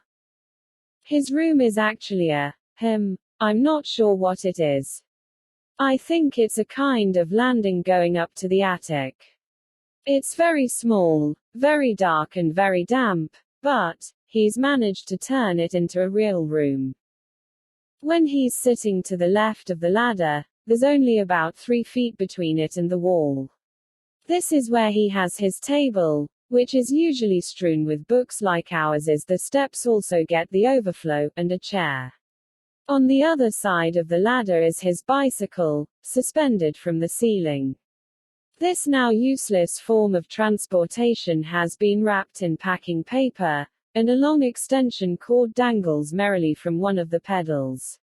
To add the finishing touch to the interviewee's workspace, the light bulb above his head has been covered with the latest trend in lampshades, cardboard decorated with strips of paper. From where I'm standing in the doorway, I look to the opposite side of the room. Against the wall, one knee across from Peter, behind the table, there's a divan with a flowery blue spread. The bedding has been tucked behind the backrest. There's a lamp hanging above it, much like the one 2 feet away, as well as a hand mirror, and a bit farther away, a bookcase filled from top to bottom with books that have been covered, with a boy's typical disregard of elegance, with packing paper.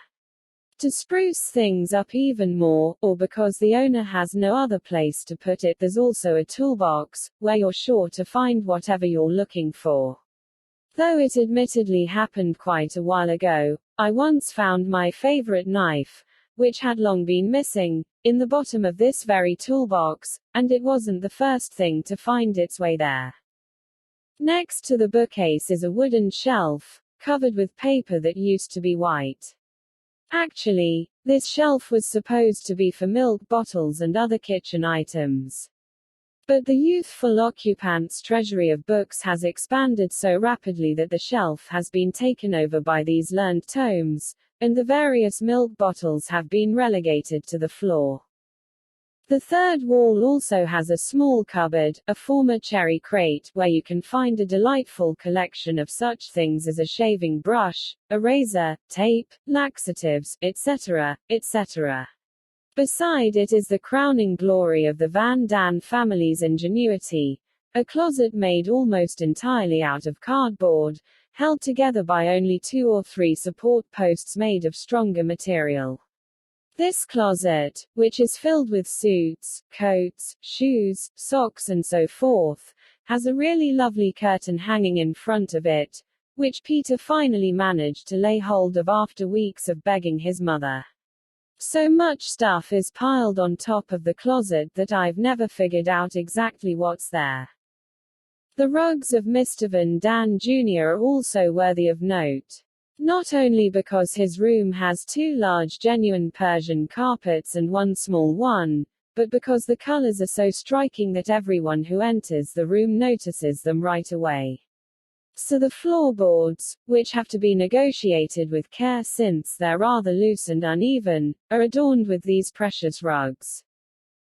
2 of the walls have been covered in green burlap, while the other 2 have been lavishly plastered with movie stars, some beautiful, others less so, and advertisements. You need to overlook the grease and burn marks, since, after 1.5 years of living with so much junk, things are bound to get dirty. The attic, hardly the height of comfort either, is like all the others around here, with old-fashioned beams, and since the loft leaks down via the attic into Peter's room, several sheets of cardboard have been put up to keep out the rain. The many water stains show that it's not the least bit effective. I think I've been around the entire room now and have only forgotten the 2 chairs. Number 1 is a brown chair with a perforated seat, and number 2 is an old white kitchen chair. Peter wanted to repaint it last year, but noticed when he was scraping off the old layer that it wasn't such a good idea. So now the chair, with its partially stripped paint, its one and only rung, the other was used as a poker, and its more black than white color scheme, is not exactly presentable. But as I've already said, the room is dark, so the chair hardly sticks out. The door to the kitchen is festooned with aprons, and there are also a few hooks for the dust cloths and cleaning brush. Now that Peter's room has been dealt with, you should have no trouble picking out every item in it. except for the chief occupant himself, Peter. So I'd like to complete my assignment by turning to the owner of the glorious items catalogued above. In Peter's case, there's a big difference between his weekday clothes and his Sunday best. On weekdays he wears overalls. In fact, you can say without hesitation that he and his overalls are inseparable, since he won't allow them to be washed very often. The only reason I can think of is that he's afraid his beloved garment will fall to pieces in the wash and have to be thrown out. At any rate, it was washed recently, which is how you can tell it's blue. He also has a blue kerchief, another inseparable item, knotted around his neck, a thick brown leather belt around his waist, and white wool socks, so that whether it's a Monday, a Tuesday or any other day of the week, you can recognize Peter right away. On Sundays, however, his outfit undergoes a radical change. A nice suit, a nice pair of shoes, a shirt, a tie. Well, there's no need for me to list the rest, since we all know what decent clothes look like. So much for his appearance. My opinion of Peter himself has changed drastically of late. I used to think he was stupid and boring. Now I think he's neither of these, and everyone will agree when I say that he's turned out to be quite nice. I'm absolutely convinced that he's honest and generous. He's always been modest and helpful, but I have the feeling that he's much more sensitive than people realize or would ever suspect. One thing he's fond of and which I absolutely mustn't forget is the cats. There's nothing he wouldn't do for Mouchie or Boach, and I think they compensate quite a lot for the love he needs but doesn't get. He isn't afraid either. Quite the opposite, in fact, without being cocky like other boys his age. Nor is he the least bit stupid. In particular, I think he has an excellent memory. I hardly need to tell you that he's handsome, since that's obvious to everyone who knows him. He has terrific hair, thick, brown and curly, and bluish-gray eyes. As for his other features, well, describing faces has always been my weak point, so when the war's over I'll paste a picture of him in this book, along with pictures of the rest of us in hiding here, so that I won't have to describe him further with my pen. The Den of Iniquity. Tuesday, February 22, 1944. Don't be shocked. I'm not planning to give examples of the above title. I only chose it because I ran across the phrase yesterday in a magazine that I was reading. No doubt you're wondering what it referred to, so I'll explain. The Den of Iniquity was used in the magazine Cinema and Theatre, number 8, to refer to the use of nude models, which the reviewer apparently thought was indecent. Now, it's certainly not my intention to argue that he's wrong, but in my opinion Dutch people tend to frown on scanty dress. This is known as prudishness. On the one hand, it can be good. On the other hand, if children are raised to think that even the slightest bit of bare skin is indecent, after a certain amount of time adolescents are bound to wonder, are they all stark raving mad? And I couldn't agree more. Modesty and prudishness can be taken too far, which is certainly the case in the Netherlands. Actually, it's quite paradoxical. Just mention the word naked, and everyone will stare at you as if you're the most depraved person in the world. Don't think I'm like those people who long for a return to the days of primitive societies, when everyone was walking around in animal skins. Not at all. Still, it would be more natural if we were a bit freer, a bit more casual. And now I have a question for you. Do you also put clothes on the flowers you've picked and refuse to talk about the delicate parts? I don't think there's a very big difference between people and nature, and since we're also part of nature, why should we be ashamed of the way nature made us? The Guardian Angel. Tuesday, February 22, 1944. Once upon a time there were two people, an old woman and her granddaughter, who lived for many years at the edge of a great big forest. The little girl's parents had died when she was very young, and her grandmother had always looked after her. Their cottage was lonely and isolated, but they didn't think so, and the two of them were always happy and content together. One morning the old woman couldn't get out of bed. She was in great pain.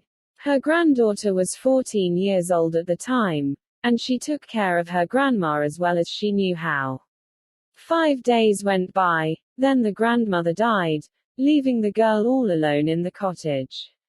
She knew almost no one, nor did she want to ask a stranger to bury her grandmother, so she dug a deep grave under an old tree in the forest, and there she laid her grandma to rest. When the poor child came home again, she felt sad and utterly alone. She lay down on her bed and wept. She stayed in bed for the rest of the day, only getting up in the evening to have a bite to eat. And so it went day after day.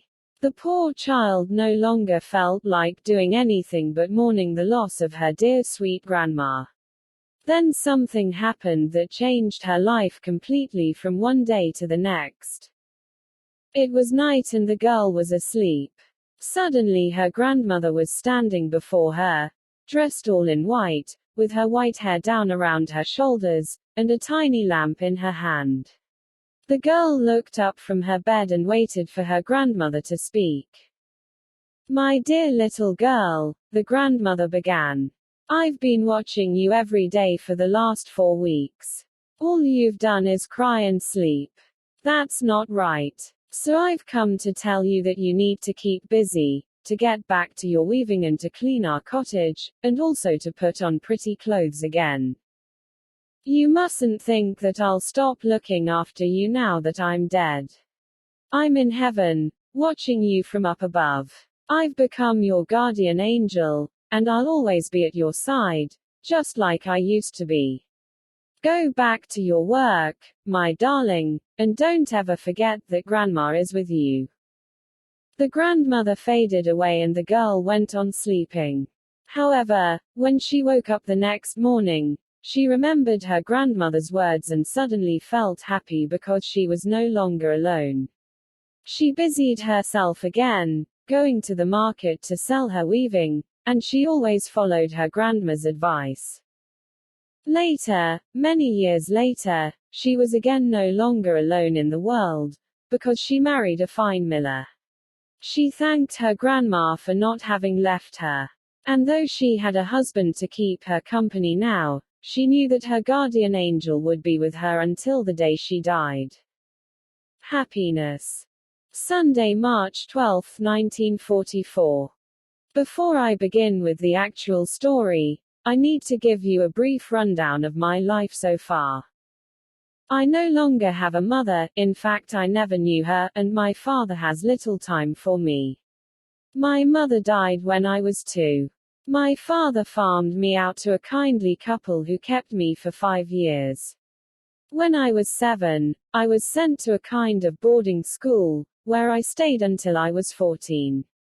Luckily, I was allowed to leave then, and father took me in. The two of us are living in a rooming house now and I'm attending the Lyceum. Everything in my life was going normally until Jacques came along. I met Jacques when he and his parents moved into the rooming house. We ran into each other a few times on the stairs, then in the park, and after that we went for several walks in the woods together. I thought he was a nice, easygoing type from the start. A bit shy and on the quiet side, but that's exactly what attracted me to him in the first place. We gradually began going places together, and now he often comes to my room, or I go to his. Before I met Jacques, I'd never gotten to know a boy really well. So I was also surprised to find that he wasn't a braggart or a show-off like the boys in my class all seemed to be. I started to think about Jacques after first giving quite a bit of thought to myself. I knew that his parents argued all the time, and I assumed that it bothered him, because one of the first things you notice about him is his love of peace and quiet. I'm by myself a lot, and I often feel sad and lonely. It probably comes from missing my mother so much and from never having had a real friend I could tell everything to. Jack is just the same. He's had only casual friends. And I had the feeling that he also needed to confide in someone. But I couldn't find an appropriate moment, so we continued to talk about trivial things. One day, however, he came to my room, supposedly to deliver a message. I was sitting on the floor on a cushion, and looking up at the sky. "Am I disturbing you?" he asked softly. "Not at all," I replied, turning toward him. "Come and sit down. Do you also like to daydream sometimes?" He went over to the window and leaned his forehead against the window pane. "Yes," he replied. "I do a lot of daydreaming. Do you know what I call it? Gazing into world history." Surprised, I looked at him. "That's a perfect description of it. I'll remember that." "Yes," he said with that unusual smile of his, which always threw me for a loop, since I was never sure what he meant by it. We went back to talking about trivial matters, and after half an hour he left. The next time he came to my room, I was sitting in the same spot and he went over to the window again. The weather was exceptionally beautiful that day. The sky was deep blue, we were up so high that we couldn't see any houses, or at any rate I couldn't from the floor. The bare branches of the chestnut tree in front of our house were covered with drops of dew that glinted in the sunlight as the branches swayed back and forth in the wind. Seagulls and other birds flew past the window and chirping sounds were coming from every direction. I don't know why, but neither of us could say another word. There we were together in one room, fairly close, yet we hardly noticed each other's presence. We just kept on gazing at the sky and talking to ourselves. I say, we, because I'm convinced that he was feeling the same and was just as reluctant as I was to break the silence. After about 15 minutes of this, he was the first to speak. "When you see that," he said, "it seems crazy for people to argue all the time. Everything else becomes unimportant. And yet I don't always feel this way." He looked at me, a little shyly, probably afraid I wouldn't understand what he meant, but I was overjoyed that he expected an answer from me and that I could finally reveal my thoughts to someone who understood. So I replied, "Do you know what I always think? That it's silly to argue with people you don't care about. It's different with people you do care about. You love them, so when they start an argument or do something to provoke a quarrel, it makes you feel more hurt than angry. Do you think so too? But you don't get into very many arguments, do you?" "No, but enough to know what they're like. Still, the worst thing of all is that most people are alone in the world."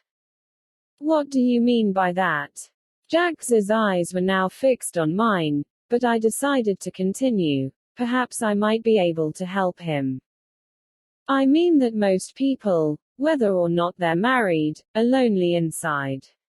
They have no one to talk to about their thoughts and emotions. That's what I miss the most." All Jacques said was, "Me too." Then we went back to gazing at the sky for a while before he remarked, "Like you said, people who don't have anyone to talk to are missing out on a whole lot. It's knowing what I'm missing that often makes me feel so depressed." "Well, you shouldn't. Not that you shouldn't feel depressed. After all, you can't help that. But you shouldn't feel miserable about something before it happens. Actually, what you're hoping to find when you're depressed is happiness. Even if you miss a lot because you have no one to talk to, once you've found your own inner happiness, you'll never lose it. I don't mean this in terms of material things, but in a spiritual sense. I believe that once your own inner happiness has been found, it might go underground for a while, but it will never be lost. So how did you find your happiness? I got to my feet. Come with me, I said. And I led him up to the attic, where there was a little storage room with a window. Our house was higher than most, so that, once we'd reached the attic and were looking out the window, we could see a large portion of the sky. Take a look, I said. If you want to find inner happiness, go outside on a nice day with lots of sun and blue sky. Even if you stand at a window and look out over the city at the cloudless sky, like we're doing now, you'll eventually find happiness. I'll tell you how it happened to me. I was at boarding school. It had always been awful, but the older I got, the awfuler it got. On one of my free afternoons, I went for a walk on the heath by myself. I sat down and daydreamed for a while, and when I looked up, I noticed that it was an exceptionally beautiful day. I hadn't paid any attention to the weather up till then, because I'd been too wrapped up in my own troubles. But once I looked up and saw the beauty of my surroundings, that little voice inside me suddenly stopped itemizing the bad things. All I could do or think or feel was that it was beautiful, that it was the only real truth. I must have sat there for half an hour. When I finally got up to go back to that hateful school, I was no longer depressed. On the contrary, I felt that everything was good and beautiful just the way it was. Later on I understood that I had found my own inner happiness for the first time that afternoon. No matter what the circumstances are, that happiness will be with you always. Did it change you? He quietly asked. Yes, in the sense that I felt a certain contentment. Not always, mind you. I moaned and groaned from time to time. But I was never downright depressed again. Probably because I realized that sadness comes from feeling sorry for yourself and happiness from joy. I stopped talking and he kept looking out the window, apparently lost in thought, because he didn't say a word. Then he suddenly turned and looked at me. I haven't found happiness yet, but I have found something else, a person who understands me. I knew what he meant, and from that moment on I was no longer alone. Fear. Saturday, March 25, 1944. It happened just as I was going through a terrible time. The war was raging all around us, and none of us knew if we'd live to see the next hour. My parents, brothers and sisters and I were living in the city, but we thought we might have to flee or be evacuated at any moment. The days were filled with the roar of guns and rifle shots, the nights with mysterious flashes and explosions that seemed to come from deep within the earth. I can't describe it. I don't remember the details of those tumultuous days anymore, just the fact that I did nothing all day but feel frightened. My parents tried all sorts of things to calm me down, but none of them worked. I was scared inside and out. I couldn't eat or sleep, all I could do was tremble. That went on for a week, until the night that I remember as though it happened yesterday. It was 8:30 in the evening. The shooting had just died down a bit and I was dozing, fully dressed, on the divan when we were suddenly startled by two horrendous booms. We all leapt to our feet as if we'd been pricked with a pin, and went to stand in the hall. Even Mother, who was normally so calm, looked pale. The booms were repeated at fairly regular intervals, then all of a sudden there was an enormous crash, followed by screams and the tinkle of broken glass, and I began running as fast as my legs would carry me. Bundled up in warm clothes with my knapsack on my back, I ran and ran, away from the horrible mass of flames. I was surrounded on all sides by running and screaming people. The burning houses lit up the street and cast a fearful red glow on every object. I didn't think about my parents or brothers and sisters, only about myself, how I had to get farther and farther away. I didn't feel the exhaustion. My fear was stronger, or notice that I'd lost my knapsack. I just kept on running. I have no idea how long I ran, spurred on by the image of burning houses, screaming and contorted faces, my fear of all that was happening. Suddenly I noticed that it had become quieter. I looked around, as if I'd just awakened from a dream, and saw nothing and no one. No fires, no bombs, no people. I stopped running and looked more carefully. I was in a field of grass, the moon was shining and the stars were gleaming overhead, the weather was wonderful, the night was chilly but not cold. Hearing no more noise, I sank exhausted to the ground, spread out the blanket I was still carrying and lay down. I gazed up at the sky and suddenly realized I was no longer afraid. On the contrary, I was quite calm. The odd thing was that I wasn't thinking of my family at all, nor did I long for them. I longed only for rest, and I soon fell fast asleep in the grass, beneath the starry sky. When I awoke, the sun was just coming up. I instantly realized where I was when off in the distance the morning light revealed a row of familiar houses on the outskirts of the city. I rubbed my eyes and took a better look around. There wasn't a soul in sight. The dandelions and the clover leaves in the grass were my only company. I lay back down on the blanket and thought about what I should do next, but my thoughts kept wandering back to the wondrous feeling that had come over me in the night, when I had sat all by myself in the grass and not been afraid. Later, I found my parents and we all went to live in another city. Now that the war has long been over, I know why my fear vanished beneath that spacious sky. You see, once I was alone with nature I realized, without actually being aware of it, that fear doesn't help, that it doesn't get you anywhere.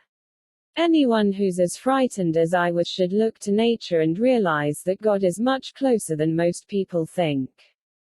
From that moment on, though countless bombs fell close by, I was never truly afraid again. Give. *. Sunday, March 26, 1944. Do any of those people in their warm and cozy living rooms have any idea what kind of life a beggar leads? Do any of those good and kind people ever wonder about the lives of so many of the children and adults around them? Granted, everyone has given a coin to a beggar at some time or another, though they usually just shove it into his hand and slam the door. And in most cases the generous donors think it's disgusting to touch that hand. Am I right or not? Then, afterwards, people are amazed that beggars are so shameless. Wouldn't you be shameless too if you were treated more like a dog than a human being? It's terrible, really terrible, that people treat each other this way in a country like Holland, which claims to have such a good social system and so many decent, upstanding citizens. In the eyes of most of the well-to-do, a beggar is an inferior being, somebody who's scruffy and unwashed, pushy and rude. But have they ever asked themselves how beggars got to be that way? You should try comparing one of those beggar children with your own children. What's the difference? Yours are pretty and neat, the others are ugly and ragged. Is that all? Yes, that's all. That's the only difference. If you dressed one of those urchins in nice clothes and taught him good manners, there wouldn't be a whit of difference. Everyone is born equal. We all come into the world helpless and innocent. We all breathe the same air, and many of us believe in the same God. And yet, to many people this one small difference is a huge one. It's huge because many people have never realized what the difference is, for if they had they would have discovered long ago that there's actually no difference at all. Everyone is born equal. We will all die and shed our earthly glory. Riches, power and fame last for only a few short years. Why do we cling so desperately to these fleeting things? Why can't people who have more than enough for their own needs give the rest to their fellow human beings? Why should anyone have to have such a hard life for those few short years on earth? But above all, a gift should never be flung in anyone's face. Every person has a right to kindness. Why should you be nicer to a rich lady than to a poor one? Has anyone ever studied the difference in their characters? Human greatness does not lie in wealth or power, but in character and goodness. People are just people, and all people have faults and shortcomings, but all of us are born with a basic goodness. If we were to start by adding to that goodness instead of stifling it, by giving poor people the feeling that they too are human beings, we wouldn't necessarily have to give money or material things, since not everyone has them to give. Everything starts in small ways, so in this case you can begin in small ways too. On streetcars, for example, don't just offer your seat to rich mothers, think of the poor ones too. And say, "Excuse me," when you step on a poor person's toe, just as you say it to a rich one. It takes so little effort, yet it means so much. Why shouldn't you show a little kindness to those poor urchins who are already so deprived? We all know that example is better than precept. So set a good example, and it won't take long for others to follow. More and more people will become kind and generous, until finally no one will ever again look down on those without money. Oh, if only we were already that far. If only Holland, then Europe, and finally the whole world realized how unfair it was being. If only the time would come when people treated each other with genuine goodwill, in the realization that we're all equal and that worldly things are transitory. How wonderful it is that no one has to wait, but can start right now to gradually change the world. How wonderful it is that everyone, great and small, can immediately help bring about justice by giving of themselves. As with so many things, most people seek justice in very different quarters, and grumble because they themselves receive so little of it. Open your eyes, be fair in your own dealings first. Give whatever there is to give.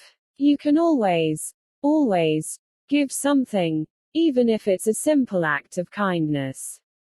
If everyone were to give in this way and didn't scrimp on kindly words, there would be much more love and justice in the world. Give and you shall receive, much more than you ever thought possible. Give and give again. Keep hoping, keep trying, keep giving. People who give will never be poor. If you follow this advice, within a few generations, people will never have to feel sorry for poor little beggar children again, because there won't be any. The world has plenty of room, riches, money and beauty. God has created enough for each and every one of us.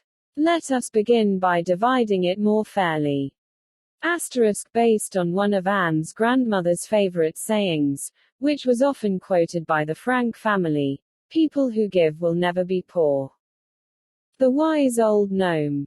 Tuesday, April 18, 1944. Once upon a time there was a little elf named Dora. Dora was rich and beautiful and terribly spoiled by her parents. No one ever saw Dora without a smile on her face. She smiled from early in the morning to late at night. She was happy with everything and never gave a thought to sorrow. Dora lived in a forest, and in that same forest there was a little gnome named Peldrin. Peldrin was the exact opposite of Dora. She smiled at the beauty of life, while he wailed at all the misery in the world, especially in the world of elves and gnomes. One day Dora's mother sent her to the shoemakers in Elvesville, and what do you think happened? Lo and behold, she ran into the obnoxious and perpetually scowling Peldrin. Now, Dora was nice, but since everybody liked her, she was also very stuck up, and because she was so cocky, she ran over to Peldron, snatched off his adorable gnome's cap and collapsed into giggles a few yards away with the cap in her tiny little hands. Peldron was furious at the hateful creature. He stamped his foot and cried, "Give it back, you ugly little imp. Give it back this instant." But Dora had no intention of giving it back. She ran even farther away, and eventually hid the cap in a hollow log before rushing off to the shoemaker's. After searching for a long time, Peldron finally found his cap again. He couldn't stand being teased, but most of all he couldn't stand Dora. He was trudging on listlessly when suddenly a deep voice startled him out of his reverie. "Psst, Peldron, over here. I'm the oldest gnome in the world, but also the poorest. Can you spare some change so I can buy some food?" Peldron shook his head. "I'm not going to give you a thing. You'd be better off dead, because then you wouldn't have to put up with the world's misery any longer," he said, and walked off without so much as a backward glance. In the meantime, Dora was finished at the shoemaker's, and on the way home the old gnome asked her for some money too. "No," said Dora, "you'll not get a cent from me. You shouldn't have let yourself get into such a fix. The world is too nice a place for me to bother my pretty little head with poor people." And she skipped off. With a sigh, the old gnome sat down on the moss and thought about how to deal with these two children. One was too sad, the other too happy, and neither of them would get very far in life if they stayed that way. As it turns out, this gnome, who was so very, very old, was not an ordinary gnome. He was a sorcerer, though by no means an evil one. On the contrary, he wanted to bring out the best in gnomes, elves and people and to make the world a better place. He sat there, thinking, for an hour. Then he got up and walked slowly to the house of Dora's parents. One day after their encounter in the forest, both Dora and Peldron found themselves locked up in a cottage. They were being held prisoner. The old gnome had taken them from their homes because he wanted to straighten them out, and when he had his heart set on doing good, no parent was allowed to stand in his way. What were the two of them supposed to do, now that they had been thrown together in the cottage? They weren't allowed to go out, they weren't allowed to argue, they were only allowed to work all day long.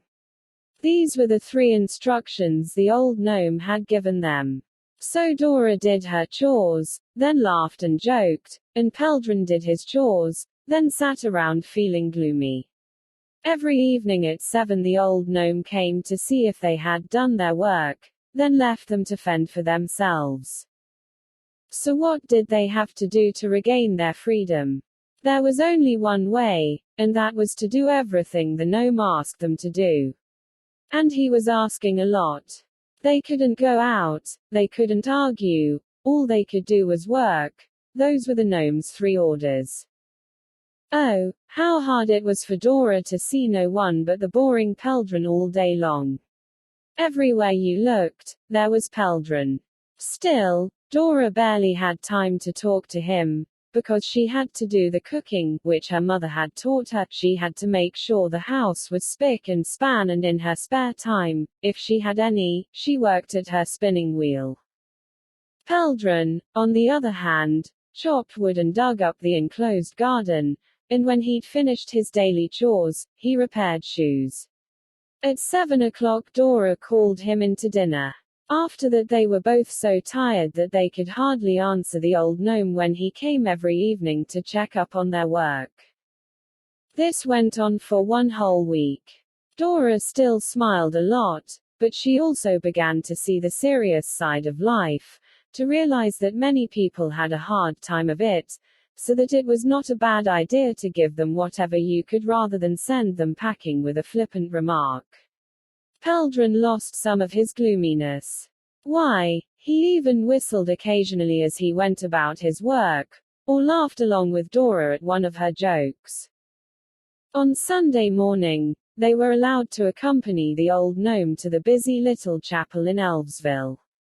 They listened much more carefully to the words of the gnome minister and felt quite contented as they walked back through the green forest.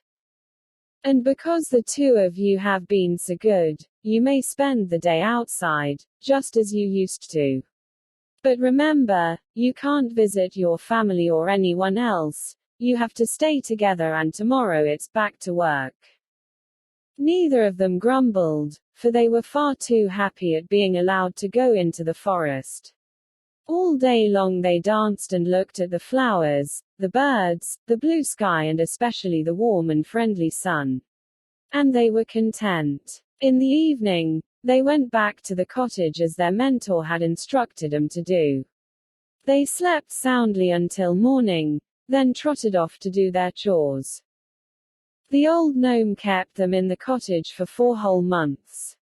On Sundays they were allowed to go to church and roam around outside, but during the week they worked their fingers to the bone. One evening, at the end of the 4 months, the old gnome took them both by the hand and led them into the forest. "Look here, my children. I'm sure you've often been angry at me," he began. "I also think you're longing to go home. Aren't you?" "Yes," Dora said with a nod. "Yes," said Peldrin with another nod. "But do you understand that being here has done you good?" No, neither Dora nor Peldrin understood what he meant. "Well, then, I'll explain it to you," the old gnome said. "I brought you here so that you would learn that there is more to life than your own pleasure and sorrow. You'll now be able to deal with life much better than you did before." Dora has become a bit more serious and Peldrin a bit more cheerful, precisely because you were forced to make the best of the situation in which you found yourselves. I believe you two get along with each other much better now. Wouldn't you say so, Peldrin? "Oh, yes, I think Dora's a lot nicer than I used to," the little gnome answered. "In that case, you may go home to your parents. Think back sometimes to your stay in this wooden cottage. Enjoy the good things that life has to offer, but don't forget the sad things, and do what you can to help lessen the sorrow. All people can help each other. All gnomes and elves too. Even little elves like Dora and little gnomes like Peldrin can do quite a lot. So, go on your way and don't be angry with me anymore. I did what I could for you, and all for your own good. Farewell, my children, till we meet again." "Bye-bye," said Dora and Peldrin, and off they went to their separate homes. The old gnome sat down in the grass.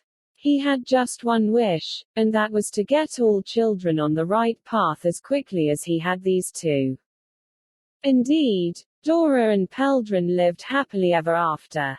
They had learned once and for all that there are appropriate moments for both laughter and tears. Later, much later, when they had grown up, they even decided to share a house, and Dora did the chores inside and Peldrin the chores outside, just as they had when they were children. Blurry the Explorer. Sunday, April 23, 1944. Once, when Blurry was a very little bear, he felt a terrible urge to get away from his mother's care for a while and see a bit of the big wide world for himself. For days, he was so busy trying to come up with a plan that he wasn't his usual lively self. But on the evening of the 4th day, it hit him. Now that his plan was ready, all he had to do was carry it out. Early the next morning he would go into the garden, quietly of course so that Mircea, his little mistress, wouldn't notice. Then he'd crawl through a hole in the hedge and after that he'd go out and discover the world. All of which he did, and so quietly that he had already been gone for several hours before anyone noticed that he'd made his escape. His fur was completely covered with dirt and mud when he emerged from the hedge, but a bear, especially a little teddy bear out to discover the world, couldn't be bothered by a little thing like dirt. So, with his eyes on the ground to keep from stumbling over the bumpy cobblestones, Blurry stepped jauntily down the alleyway between the gardens and into the street. Once there, he was startled for a moment by the many tall people, whose long legs seemed to swallow him up. I'd better move over to the side to keep from getting trampled, he thought, and that was in fact the most sensible thing to do. Blurry was a sensible bear, no doubt about it, for, despite his tender age, he wanted to discover the world all by himself. So he kept to the side and made sure he didn't get crushed. But suddenly his heart began pounding like a sledgehammer. What on earth was that? A huge, dark, black abyss was yawning at his feet. The trapdoor to a cellar had been left open, but Blurry didn't know that, and his head began to spin. Would he have to go in there? He cast an anxious glance in all directions, but the stockinged legs of the ladies and the trousered legs of the gentlemen were going around the dark hole as if nothing were the matter. Not quite recovered from his fright, Blurry inched his way past it, step by step, until he was able to continue along the wall normally again. Well, I'm out in the big wide world now, but where is it? I can't see the world through all these stockings and trousers, Blurry thought to himself. I guess I'm too small to go exploring. But I don't care. The older I get, the taller I'll be, and if I drink my milk with the skin on it, the very thought of it made him shudder, I'll be as tall as all of these people. So I guess I should just keep on going, and sooner or later I'm bound to bump into the world. Blurry therefore walked on, taking as little notice as he could of the many legs, both fat and thin, around him. But, did he have to keep walking? He was very hungry, and it was also starting to get dark. Blurry hadn't thought of that he'd have to eat and sleep. He'd been so full of exploration plans that he'd forgotten all about such ordinary and unheroic things as eating and sleeping. Sighing, he kept walking for a while, until he discovered an open door. For a moment he hesitated. Then he made up his mind and tiptoed inside. He was in luck, because, after going through another door, he saw 2 food bowls on the floor between 4 wooden legs. There was milk with skin on it in one of the bowls, and hash of some kind in the other. Starving, and eager to try such delicious food, Blurry first gulped down the milk, skin and all, as grown-up bears should, then immediately polished off the hash. He was happy and full. But, oh, horrors, what was that?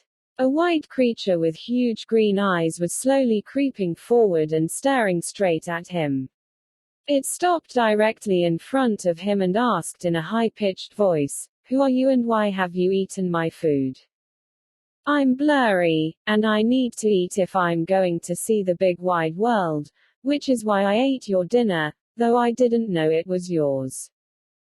"Ah, so you're out exploring the world. But why did you have to explore my food bowl?"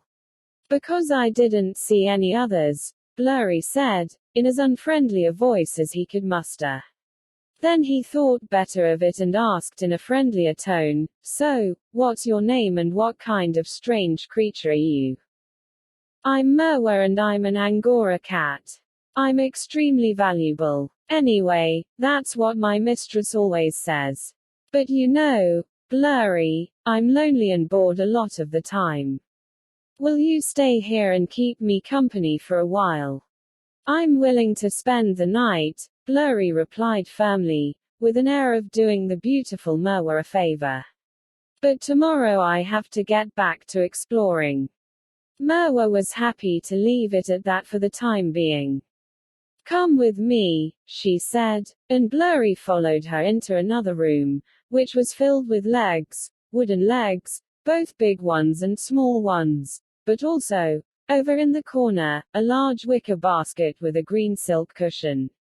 Merwa leapt right onto that cushion with her dirty feet, but Blurry thought it would be a shame to get it dirty. "Can't you clean me up a bit first?" he asked. "Of course," she said. "I'll wash you the same way I wash myself." Blurry wasn't at all familiar with her method, which was just as well, since if he'd known he would never have let her begin. Anyway, the cat ordered him to stand up, then proceeded very calmly to lick his feet with her tongue. Blurry shivered and anxiously asked Merwa whether that was the way she usually washed herself. "Of course," she said. "Wait and see how clean you'll be.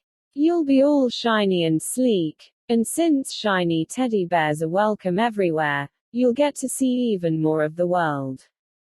Blurry tried to hide his shivers. And like a brave little teddy bear, he didn't utter another peep. The cat's washing took a very long time. Blurry was starting to get impatient and his feet hurt from having to stand so long. But finally, his fur was shiny again.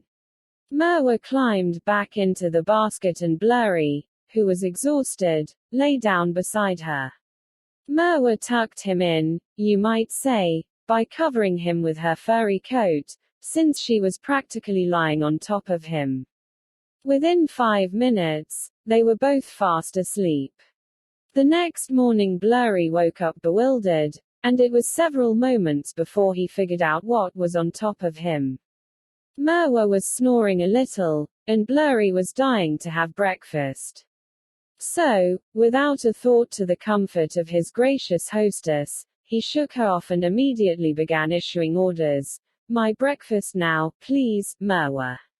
I'm starving."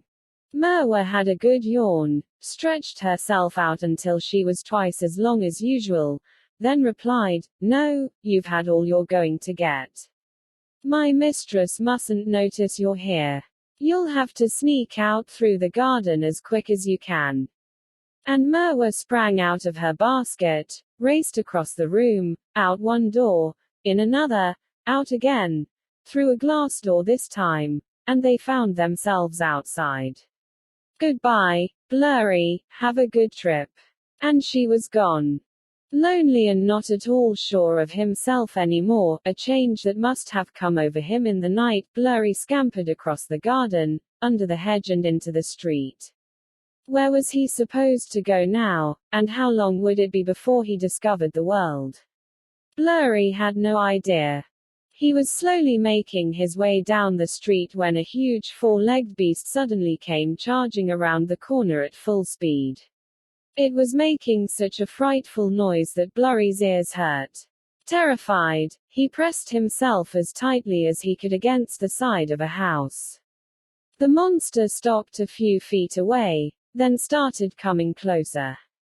Blurry was so scared he began to cry, but the huge whatever it was didn't seem to care. On the contrary, it sat down and kept staring, wide-eyed, at the poor little teddy bear. Blurry was shaking from head to toe, but all of a sudden he plucked up his courage enough to ask, "What do you want?" "I just want to look at you, because I've never seen anything like you before." Blurry breathed a sigh of relief. Apparently you could talk to the creature. That was odd, because why didn't his own mistress ever understand what he said? Still, he didn't have time to ponder this weighty question, because just then the huge animal opened its mouth so wide you could see every one of its teeth. Blurry shivered, much more than he had when Merwa was licking him clean. What was that frightful creature going to do with him? The answer came sooner than he would have liked, for, without so much as a "by your leave," the animal grabbed him by the neck and started dragging him down the street. Blurry couldn't cry anymore, since he'd choke to death if he did, and screaming was totally out of the question, so all he could do was tremble, which did nothing to boost his courage. At least he didn't have to walk. If his neck wasn't hurting so much, it wouldn't be so bad, kind of like going for a ride. Actually, it wasn't that awful. All those thumpity thumps made you sleepy. Where's my ride taking me? Where's Blurry, clutched firmly in the creature's mouth, had dozed off. But his nap didn't last long, because the big beast suddenly wondered what he was doing with this thing between his teeth. So he blithely let go of Blurry, after first chomping down hard on his neck, and then ran off. The helpless little teddy bear who had wanted to see the world lay there on the ground, all alone and in pain. Still, he managed to scramble to his feet so he wouldn't get stepped on. Rubbing his eyes, he looked around. Far fewer legs, far fewer walls, much more sun and not as many cobblestones beneath your feet. Was this the world? His head was throbbing and pounding so badly that he couldn't think. He didn't want to walk anymore. Why should he? Where would he go? Merwa was far away, his mother was even farther, and with her little mistress. No, now that he'd left, he had to keep going until he'd discovered the world. Startled by a noise behind him, he quickly turned his head. Not another beast that was going to bite him. No, this time it was a little girl who had found Blurry. Look, Mommy, a teddy bear. Can I take it home with me? She asked her mother, who had followed behind her. No, it's filthy. Besides, it's bleeding. That doesn't matter, we can wash it off when we get home. I'm going to take it with me so I'll have something to play with. Blurry couldn't understand a word, since his little ears were only used to animal talk. But the little girl with the blonde hair seemed nice, so he didn't put up a struggle when she wrapped him in a cloth and tucked him in her bag. Rocking back and forth, Blurry continued on his travels through the world. After the little girl had walked for a while, she took Blurry, still wrapped in the cloth, out of her bag and propped him up on her arm. That was a lucky break. He could now look at the street from above for the first time. What a lot of bricks there were, and look how high they'd been stacked, with here and there an opening. And that thing on top, up near the sky, it must be some kind of decoration, like the feather on his mistress's hat. There was a plume of smoke coming out of it. Do you suppose it had a cigarette in its mouth, one of those thin ones that the master of the house was always smoking? Such a funny sight. But above the bricks there was apparently even more space, because there was a bit of blue. Oh, look, it was moving. Something white came and covered up the blue, drifting closer and closer until it was right above their heads, and then it kept on drifting until once more the area above that tall smoking thing was as blue as it had been before. Down on the street, something honked and whizzed by. But where were its legs and feet? It didn't have any. Instead, there were a couple of round inflated things. Oh my, going out to see the world was certainly worth the effort. What could you learn by sitting at home? Why else had you been born? Not to stay at your mother's side forever and ever, but to see things, do things. That's why he wanted to grow up. Oh, yes, Blurry knew what he wanted. Finally, the little girl came to a halt beside a door. She went in, and the first thing Blurry saw was the same kind of creature as Merwa. A cat, it was called, if he remembered correctly. This cat rubbed itself against the little blonde girl's legs, but she pushed him aside and, still carrying Blurry, walked over to one of those white things that his mistress had at home too, though Blurry had forgotten its name. It was high up off the floor, broad, white and smooth. On one side there was a shiny metal object that could be turned, and that's just what the little blonde girl did. She set Blurry down on top of the hard cold surface and began to wash him, especially his neck, where he'd been bitten by that awful beast. It hurt, and Blurry growled a lot, but no one paid the slightest bit of attention. Fortunately, this washing didn't last as long as Merwa's had, though it was a lot colder and wetter. The little girl was through fairly quickly. She dried him off, wrapped him in a clean cloth and tucked him into a moving bed, just like the one his little mistress was always putting him in. Why did he have to go to bed now? Blurry wasn't the least bit tired and didn't want to go to bed. As soon as the little girl left the room, Blurry slipped out of bed and wandered through a large number of doors and openings until he once again found himself on the street. It's definitely time for me to eat, Blurry thought. He sniffed. There must be food nearby, since he could smell it. Following his nose, he soon came to the door from which the appetizing smell was coming. He slipped past a pair of stockinged legs and into the shop. Two young girls, standing behind a big, tall object of some kind, caught sight of Blurry almost immediately. They had to work long hard hours and could use a little extra help. So they snatched him up and put him in a dimly lit room, which was incredibly hot. It wasn't so bad, however, since you could eat as much as you wanted. The floor, the benches, everywhere you looked there were rows and rows of cakes and buns. Blurry had never seen so many of them, or such pretty ones. Just what had Blurry ever seen? Not much, in fact. He dug in, eating so many pastries that he almost made himself sick. When he was done, he took a better look around, for there was indeed a lot to see. It was the land of plenty, breads, buns, cakes and cookies galore, all for the taking, and it was very busy. Blurry saw lots of white legs, not at all like the ones he'd seen on the street. He didn't have much time for daydreaming. The girls, who had been watching him from a distance, now shoved a big broom into his hands and showed him how to use it. Humph! Sweeping floors was going to be a snap. Blurry's mother used to sweep sometimes. He'd seen her do it often enough. He gamely got to work, but it wasn't as easy as it looked. The broom was heavy and the dust tickled his nose so badly that it made him sneeze. Besides, it was hot and he wasn't used to doing this kind of work in the heat, so that he felt like he was suffocating, but every time he stopped to rest for a moment someone would order him back to work and box his ears to boot. If only I hadn't rushed in here, he thought to himself, I would have been spared all this ghastly work.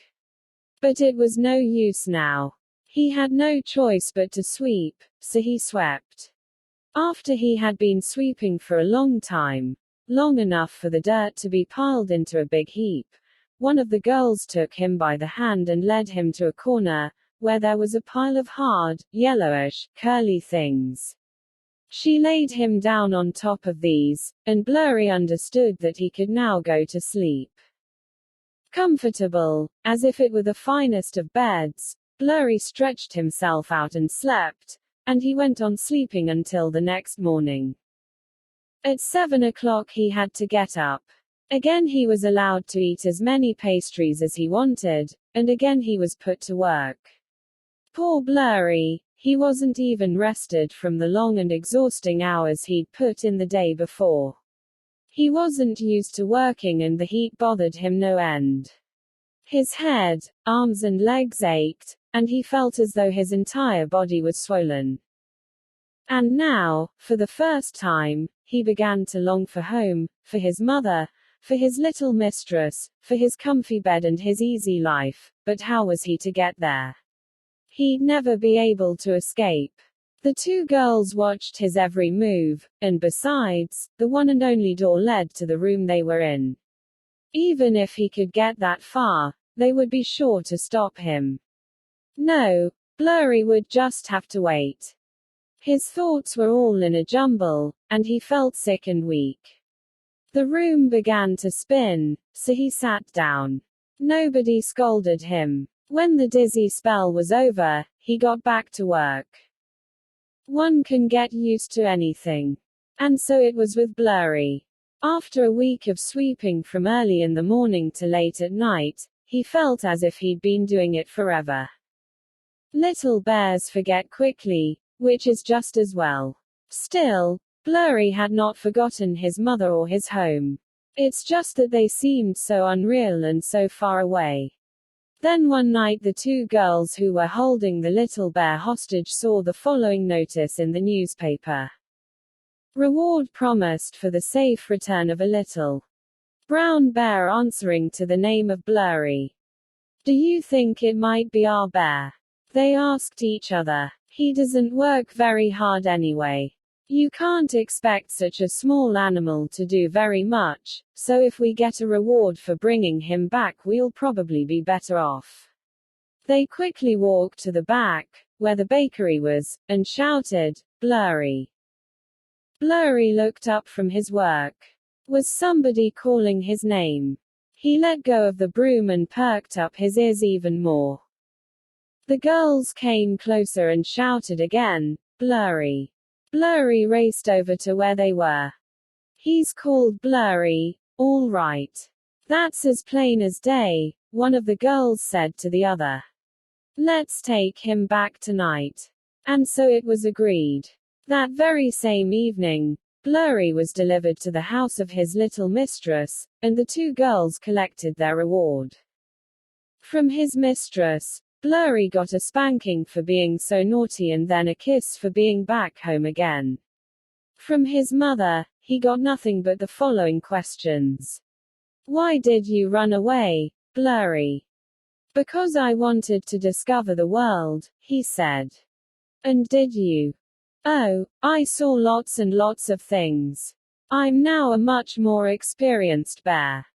Yes, I know that. But I asked if you discovered the world. No, not exactly. I couldn't find it. The Fairy. Friday, May 12, 1944.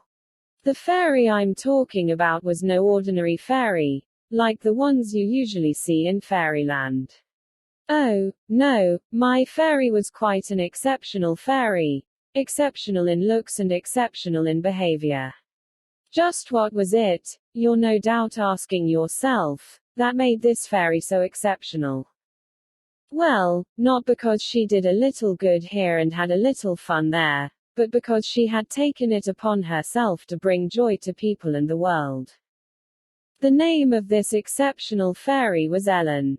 Her parents died when she was very young, but they left her quite a bit of money. So, when Ellen was a little girl, she could do as she wished and buy whatever she wanted. Other children or elves or fairies might have been spoiled rotten by this, but since Ellen had always been so exceptional, she wasn't in the least bit spoiled. As she grew older, she still had quite a lot of money, but all she ever did with it was buy beautiful clothes and eat delicious food. One morning Ellen woke up, and as she lay in her soft little bed, she thought about what to do with her money. I can't spend it all on myself and I can't take it with me to the grave. So why don't I use it to make other people happy? That was a good plan, and Ellen was anxious to get started right away. So she got up, put on her clothes, grabbed a wicker basket, filled it with money from one of her many bundles and left the house. Where shall I begin? She wondered. Wait, I know. The woodcutter's widow will be pleased to have a visit from me. Her husband just died, and the poor woman must be having a difficult time. Singing, Ellen made her way through the grass and knocked at the door of the woodcutter's little cottage. Come in, called a voice from inside. She gently opened the door and stuck her head around it. On the far side of the dark room, a little old lady was sitting in a rickety armchair, knitting. She was very surprised when Ellen came in and laid a handful of money on the table. Like everyone else, the old woman knew that you must never refuse the gifts of fairies and elves, so she graciously said, "That's very kind of you, my child. Not very many people would give something for nothing, but luckily the inhabitants of Fairyland are different." Ellen looked at her in amazement. "What do you mean by that?" she asked. "Well, I mean that very few people give something away without expecting something else in return." "Oh, no. But why would I want anything from you? I'm truly glad that my basket is a little lighter now." "Then all is well. Thank you very much." Ellen said goodbye and continued on her way. After walking for 10 minutes, she found herself at the next cottage. She knocked, even though she didn't know the people who lived there. As soon as she had opened the door, Ellen could see that they weren't in need of money. The people in this house weren't lacking in material goods, but in happiness. The woman received her kindly enough, though she wasn't very cheerful. Her eyes didn't sparkle, and she looked sad. Ellen decided to stay a little longer. "Perhaps I can help this woman in some other way," she thought, and sure enough, the moment the nice little fairy had seated herself on a cushion, the woman began, with no prompting, to pour out her woes. She talked about her worthless husband, her naughty children and her many disappointments. Ellen listened, asked an occasional question and got very involved in the woman's suffering. When the woman finally reached the end of her tale, the two of them sat for a few moments in silence. Then Ellen began to speak. "You poor dear," she said.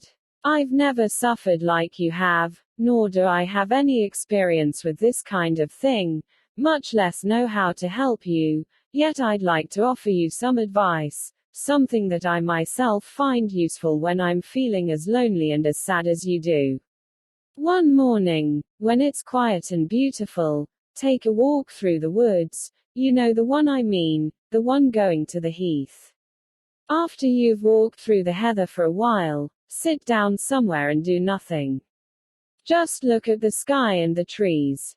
You'll feel a calm come over you, and suddenly none of your problems will seem so bad that they can't be fixed." "Oh, no, fairy. I doubt if that remedy of yours is going to help me any more than all the other potions I've tried." "Just give it a chance," Ellen urged her.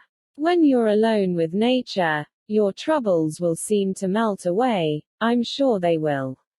You'll become thoughtful and glad and feel as if God hasn't forsaken you after all." "If it will make you happy, I'll try," the woman replied. "Good. Well, I'd better be going. I'll stop by at the same time next week." And so Ellen went into nearly every house, cheering up the people inside, and at the end of the long day her basket was empty and her heart was full, because she felt as if her money and talents had been truly well spent, much better than on expensive clothes. After that day Ellen often set forth with her basket on her arm, dressed in her flowery yellow dress with a big bow in her hair. And she went into people's homes and made all of them happy. The woman who had enough money and more than enough sorrow had also become much more cheerful, as Ellen knew she would. Her remedy always worked. As a result of all her visits, Ellen had many friends. Not just fairies and elves, but ordinary men, women and children, who told her about their lives. So Ellen got lots of experience, and before long she had a suitable answer for every problem. But as for her money, well, her calculations were a bit off, because after a year the lion's share was gone. She now had just enough to live on. If you think that made Ellen sad or kept her from giving to others, you're wrong. Ellen continued to give, not money, but good advice and loving words. Yes, indeed, Ellen had learned that even when you're the only one left of a large family, you can still make your life beautiful, and that no matter how poor you are, you can still help others enjoy their inner riches. Ellen died when she was a very old fairy, and never before in the entire world had so many tears been shed. Yet Ellen's spirit was still alive, for she often came back when people were asleep and made sure they had pleasant dreams, so that in their sleep they could still benefit from the advice of the extraordinary Ellen. Rec. Undated. It was 4:15, and I was walking down a fairly quiet street and had just decided to go into the nearest bakery when two teenage girls, walking arm in arm and talking a mile a minute, came out of a side street and started going in my direction. People everywhere find it interesting and refreshing to hear two teenage girls talking from time to time, not just because they laugh and giggle at the slightest thing, but also because their laughter is so infectious that everyone around them can't help laughing too. And so it went with me. As I walked behind the two girls, I listened to their conversation, which in this case revolved around the 10 cents they had to spend on sweets. They debated excitedly about what they could buy for that amount of money, their mouths already watering at each tantalizing suggestion. When they reached the bakery, the two girls continued to discuss their choices outside the display window, and because I was behind them looking at the goodies too, I knew what they'd decided on even before they entered the shop. It wasn't busy, so the two girls were soon being waited on. They had chosen two good-sized tarts, which, miracle of miracles, they managed to take out of the shop uneaten. Then it was my turn, and half a minute later I saw the pair of them just up the street, talking loudly once again. On the next corner was another bakery. A little girl was standing in front of the window, staring hungrily at the pastries. The two lucky owners of the tarts stopped beside the poor child to look at this display as well and quickly struck up a conversation with her. By the time I reached the corner, they had already been talking for a while, so I heard only the last part of the conversation. "Oh my, are you that hungry?" one of the girls asked the child. "Would you like to have my tart?" The child nodded. "Don't be ridiculous, Rec," the other girl exclaimed. "Eat it right away, like I did. If you give it to her, you won't even get a taste." Rec didn't answer, but looked hesitantly back and forth between the tart and the little girl. Then she suddenly handed the child the tart, saying kindly, "Please take it. I have tonight's dinner to look forward to." And before the little girl by the window could even say thank you, the two teenagers had disappeared from view. I also continued on my way, and as I went past the little girl, who was savoring her tart, she said to me, "Would you like a bite, miss? Somebody just gave it to me." I thanked her and walked on with a smile. Who do you think enjoyed it most? Rec, her girlfriend, or the little girl? I think Rec did. Joe. Undated. Joe stands beside the open window in her bedroom and takes a deep breath of fresh air. She's hot, and the air feels good on her tear-stained face. She raises her eyes higher and higher until they finally come to rest on the moon and the stars. "Oh," she moans. "I can't go on. I can't even summon the energy to feel sad. Paul has left me. I'm all alone, perhaps for good, but I just can't go on. I can't do anything. I only know how desperate I feel." And while Joe keeps on gazing at nature, which is revealing itself in all its splendor tonight, she grows calm. While the wind whips through the trees outside the house, while the sky darkens and the stars take cover behind the big, thick clouds, looking like so many wads of blotting paper in the cloudy light and forming every imaginable shape, Joe suddenly feels that she's not at all desperate, that she is indeed capable of doing something, that no one can take away her inner happiness, which is hers and hers alone. No one, she whispers, without being aware of it. Not even Paul. After standing at the window for an hour, Jo has recovered. She's still sad, but no longer desperate. Everyone who takes a long and deep enough look into nature, and therefore into themselves, will be cured, just as Jo was, of all despair. Why? Undated. Ever since I was a little girl and could barely talk, the word, why, has lived and grown along with me. It's a well-known fact that children ask questions about anything and everything, since almost everything is new to them. That was especially true of me, and not just as a child. Even when I was older, I couldn't stop asking questions. That wasn't necessarily bad, and I must admit that my parents patiently answered my questions until I started pestering strangers too. Not all people can stand being bombarded with children's questions. I have to admit that it can be annoying sometimes, but I comfort myself with the thought that, you won't know until you ask, though by now I've asked so much that they ought to have made me a professor. When I got older, I noticed that not all questions can be asked and that many whys can never be answered. As a result, I tried to work things out for myself by mulling over my own questions. And I came to the important discovery that questions which you either can't or shouldn't ask in public, or questions which you can't put into words, can easily be solved in your own head. So the word, why, not only taught me to ask, but also to think. And now for the second aspect of the word, why.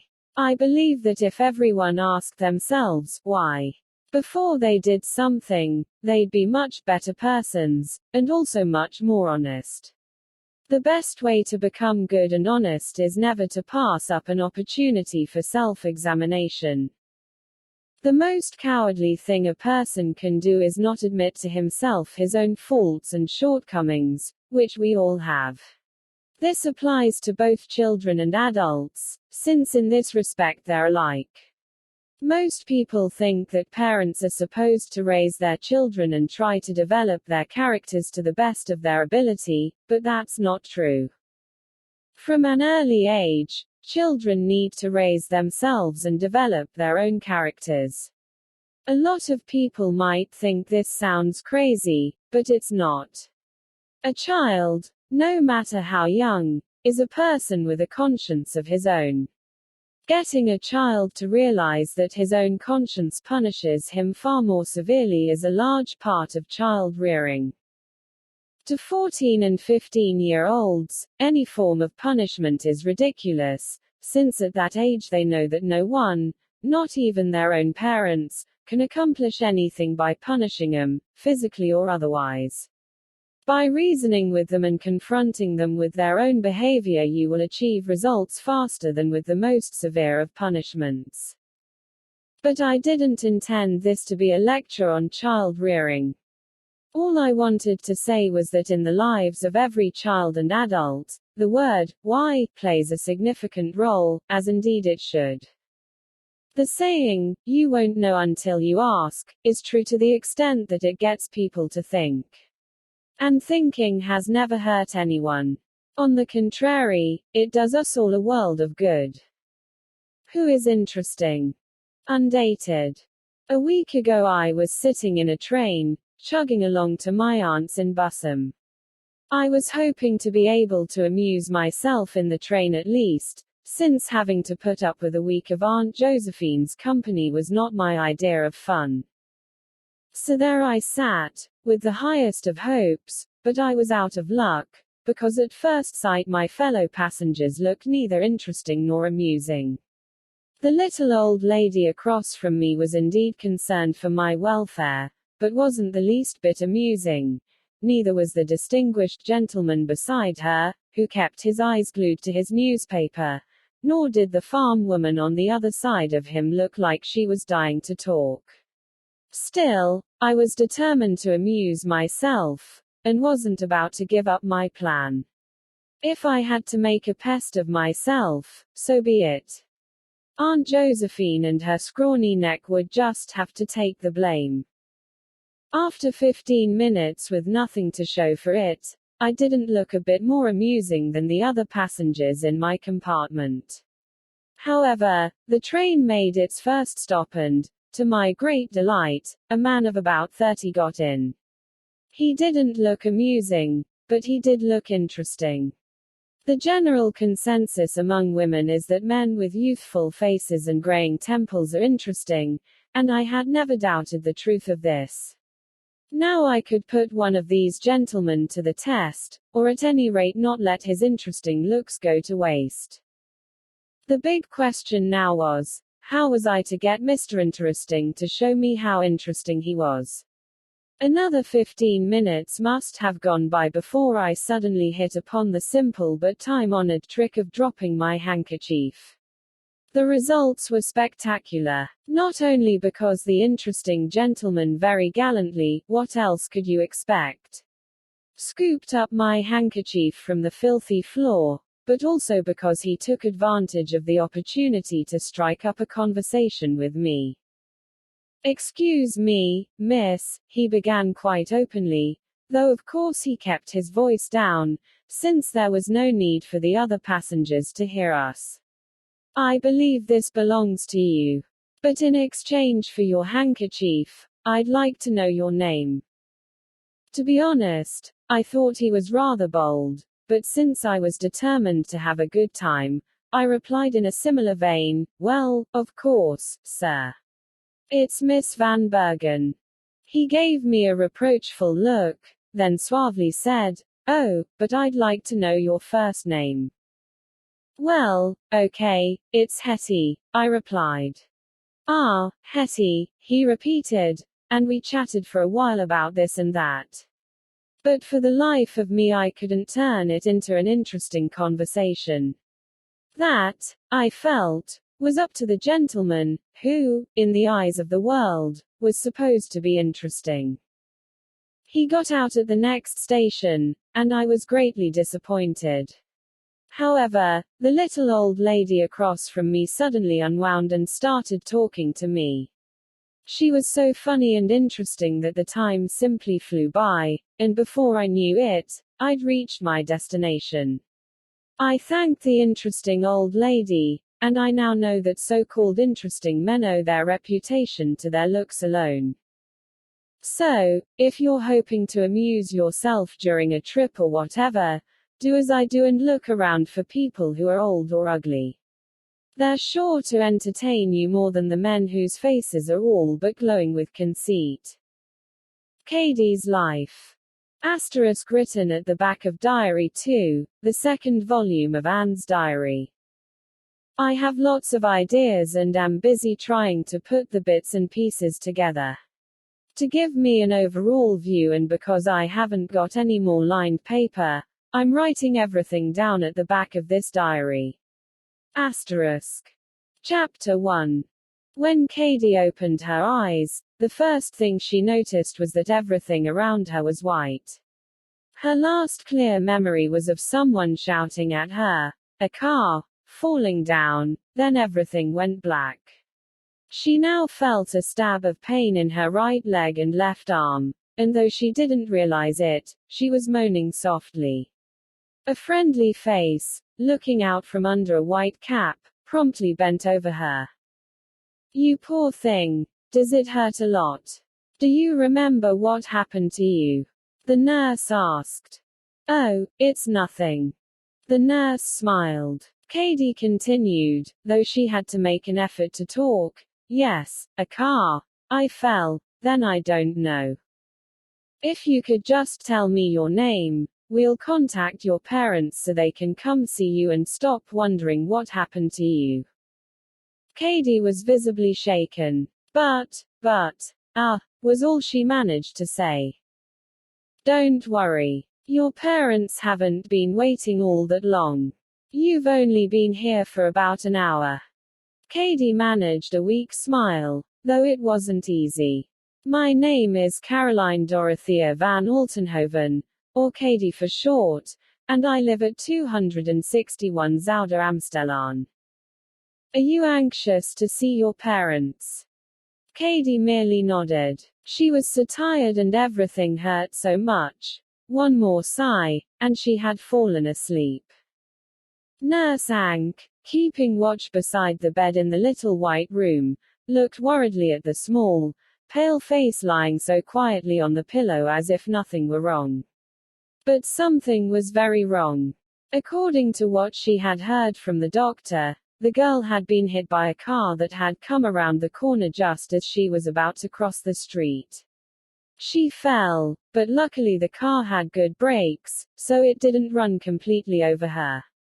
According to the doctor, she had a compound fracture of the right leg, her left arm was badly hurt and her left foot had also been injured. Would this sweet child ever be able to walk again? Nurse Ank was very doubtful. The doctor had looked extremely grave. Fortunately, the child herself suspected nothing, and would be told as little of the truth as possible. Katie moaned in her sleep, startling Nurse Ank out of her reverie. Since there was nothing she could do to help the girl, she quickly stood up, pressed a button and handed the nurse who came in a piece of paper with the name and address of the Van Altenhovens. Try to find their number in the phone book, then gently inform them of the daughter's condition. Ask them to come to the hospital as soon as possible. If you can't find their phone number, send a boy around with a note. The door closed again without a sound. Sighing, Nurse Ank picked up her knitting from the bedside table. She was thinking such gloomy thoughts this afternoon. Why did this girl's future affect her so much? Hadn't she seen many people who had been crippled for life in accidents just like this one? Hadn't she learned to switch off her feelings long ago? But it didn't help. Her thoughts kept coming back to the same subject. There was a gentle knock at the door. A nurse ushered in a woman of medium height, and an unusually tall and handsome man. Nurse Ank stood up. They had to be Katie's parents. Mrs. Van Altenhoven was quite pale and looked at her daughter with fear in her eyes, but Katie was still sleeping peacefully and didn't notice. Oh, nurse, tell me what happened. We waited and waited for her, but we never imagined there'd been an accident. No. You mustn't worry too much, Mrs. Van Altenhoven. Your daughter has already regained consciousness. Nurse Ank then told them what she knew of the case, and in trying not to make it sound too hopeless, she felt herself becoming more hopeful and happy again. Who knows, perhaps the child really would get better. While the grown-ups were talking, Katie woke up, and when she saw that her parents were there, she suddenly felt a lot worse than when she and the nurse had been alone together. Now all kinds of thoughts came crowding into her head, horrible images that attacked her from all sides. She saw herself crippled for life, with only one arm, and other images too awful to think about. Meanwhile, Mrs. Van Altenhoven had noticed that Katie was awake, and she went over to the bed. Does it hurt? How are you feeling now? Would you like me to stay? Can I get you anything? There was no way Katie could answer all these questions. So she simply nodded and longed for the moment when all the fuss would be over. Father, was all she managed to say. Mr. Van Altenhoven sat down on the edge of the big iron bed and, without saying a word or asking a question, took his daughter's one good hand in his. Oh, thank you, and Katie said no more, for she had fallen asleep again. Chapter 2. A week had gone by since the accident. Katie's mother came every morning and afternoon, but she wasn't allowed to stay long since her constant nervous chatter wore Katie out, and the nurse who took care of her had noticed that Katie looked forward to her father's visits much more than to her mother's. The nurse had almost no trouble at all with her little patient. Though Katie must have been in a great deal of pain, especially when she was being examined by the doctor, she never complained and was never unhappy. She preferred to lie quietly and daydream while Nurse Ank sat beside the bed, knitting or reading. After the first few days, Katie no longer slept all the time. She liked to talk every now and then, and there was no one she liked to talk to better than Nurse Ank, who was always so calm and talked in such a gentle voice. Her gentleness was what appealed to Katie the most. Only now did Katie realize that she had never before received such motherly love and tenderness. Little by little, a sense of trust began to develop between the two, and the nurse began asking Katie questions about all kinds of things. One morning, at the end of the first 2 weeks, when Katie had already confided so much to her, Nurse Ank cautiously asked about her mother. Katie had been expecting the question and it came as a relief to share her feelings for a change. "Why do you ask? Do you think I was unkind to Mother?" "No, that's not what I meant. It's just that I get the feeling you treat your mother differently than you do your father, a bit cooler perhaps." "That's true. I can't seem to feel any real affection for my mother, and it breaks my heart. Mother and I are very different. That wouldn't be so bad, except that she shows so little understanding of the things I think are important and that mean a lot to me. Can you help me, Nurse Ank? Can you tell me how to change my attitude toward my mother so she won't feel that I don't love her as much as I do my father? Because I know that Mother loves me, her only child, very much. She means well. I think she just doesn't know how to approach you. Perhaps she's basically shy and insecure." "Oh, no. That's not it. She thinks she's the perfect mother. She'd be astonished if someone told her she didn't know how to approach me. She clearly thinks I'm the one to blame. Nurse Ank, you're just the mother I'd like to have. I long so much for a real mother, yet the woman who is my mother will never be able to fulfill that role. There isn't a soul on earth who's completely happy with what they've got, though most people would say I have everything I need. I have a comfortable home, my parents get along well and I get whatever my little heart desires, but doesn't a real, understanding mother play a big part in a girl's life? Or maybe not just a girl's life. How do I know what boys think and feel? I've never really gotten close to a boy. But they must have the same need for an understanding mother, though perhaps they express it differently. It just occurred to me that what Mother lacks is tact. She talks so unfeelingly about the most sensitive subjects. She understands nothing of what's going on inside me, and yet she's always saying she's so interested in adolescence. She doesn't know the first thing about patience and gentleness. She may be a woman, but she's not a real mother. Don't be too hard on your mother, Katie. Perhaps she's different because she's been through a lot and now prefers to avoid anything that might be painful. I don't know. What does a daughter like me know about the lives of her parents? Or about her mother's life? Do they ever tell her anything? It's precisely because I don't understand Mother and she doesn't understand me that we've never trusted and confided in each other. And your father, Katie? Father knows that Mother and I have different personalities. He understands both Mother and me. He's a sweetheart, Nurse Ank, and he tries to make up for what I don't get from Mother. It's just that he's afraid to talk about the subject and avoids any conversations that might lead to it. A man can do a lot, but he can never take the place of a mother. I wish I could tell you otherwise, Katie, but I can't, because I know you're right. It's a shame you and your mother find yourselves in opposite corners instead of on the same side. Do you think things will ever get better, especially when you're older? Katie shrugged almost imperceptibly. I miss having a mother so badly. It would mean so much to me to have someone I could trust and confide in completely and who would do the same with me.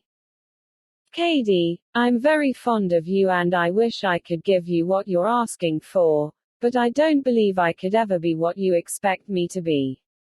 I could tell you many things, also about myself, but there can never be the kind of trust between us that exists between a mother and a daughter or between two girlfriends, because that kind of trust has to grow.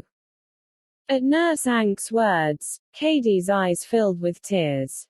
When she came to the end, Katie held out her hand, since she wasn't able to sit up yet, but Nurse Ank understood what it was she wanted to say. Oh, Nurse Ank, it's a terrible blow for me, but you're right. I can give you my trust, but you can't give me yours. Katie fell silent and Nurse Ank looked very grave. Let's not talk about it anymore just now, my dear. Still, it's good that you told me what you did about your mother. And, abruptly changing the subject, she added, I almost forgot. I've got news for you. If you keep making such good progress, your friends will be allowed to come visit you, one at a time, starting next week. You could see from Katie's eyes that she was elated at the news. Not so much because she'd be able to see her friends again, but because it was the clearest proof she'd had so far that she was getting better. Happy and relieved, she ate the bowl of oatmeal that was brought to her bed, then lay down for her afternoon nap. Chapter 3. And so the weeks went by rather monotonously for Katie. Many of her friends and acquaintances came to visit, but she was still alone for most of the day. Her condition had now improved so much that she was allowed to sit up and read. She had been given a lap desk, and her father had bought her a diary, so she now often sat up and jotted down her thoughts and feelings. Katie had never realized how pleasant and diverting this could be. Nurse Ank, who now had other patients to attend to, kept up her practice of sitting and talking to Katie for half an hour every morning, after she had washed her and gotten her ready for breakfast. Life in the hospital was monotonous indeed, very monotonous. The same routine day after day, everything on schedule, never a slip-up. Besides, it was so quiet, and since Katie's arm and leg had stopped hurting, she could have used a little more excitement and activity. But in spite of everything, the time passed fairly quickly. Katie was never bored, and people gave her all kinds of games that she could play by herself with her right hand. Nor did she neglect her schoolbooks, spending a certain amount of time on her homework every day. She had already been in the hospital for 3 months, but would soon be ready to leave. Her fractures hadn't been as serious as they had at first assumed, and the doctors thought it would be better for her, now that she had made some improvement, to convalesce further in a sanatorium. So the following week Mrs. van Altenhoven packed Katie's things, and Katie and her mother were driven for hours in an ambulance that brought them to the sanatorium. There her days were even lonelier. She had visitors once or twice a week, but no Nurse Ank, and again everything was new and unfamiliar. Her one ray of hope was that she was definitely on the mend. Once she'd settled into the sanatorium and the bandages had been removed from her arm, she started learning how to walk all over again. It was terrible. Supported by 2 nurses, she inched her way forward, barely able to put one foot in front of the other, and the ordeal had to be repeated every day. But the more she walked, the better it went, and her legs soon became used to moving again. Then came the joyful day when she was feeling well enough and her walking had progressed to the point where she was allowed out in the park with a nurse on one side and a cane on the other. Chapter 4. When the weather was nice, Katie and Nurse Truus, who always accompanied her, would sit down on a bench in the park and talk or read for a while, if they'd brought along a book. During the last few days, they'd also ventured out a few times into the adjoining woods, and since Katie enjoyed that much more, the nurse had no objections. Of course, Katie did have to walk very slowly, and an unexpected movement often caused her pain, yet every day she longed once more for this half hour out of doors, when she could imagine that she was well again. After 3 weeks, when Katie knew every path in the woods like the back of her hand, the doctor asked her if she would be happy and pleased at the idea of being able to go out by herself. Katie was thrilled. "Can I really?" "Yes, you can. Now, go on out there and don't let us ever see you here again," he joked. So, when Katie was ready to go, she picked up her cane and went through the door alone. It was strange, she was so used to having Nurse Truus beside her. Still, on this first day she wasn't supposed to go any farther than the gate. After half an hour, the ward nurse saw her come in with her face lit up and her cheeks redder than usual. "I see you enjoyed your walk. You must be glad to be rid of us." "You know I'm not," Katie replied. "But it's so nice to be able to do something on my own again." The nurse nodded sympathetically and advised her to go back to bed.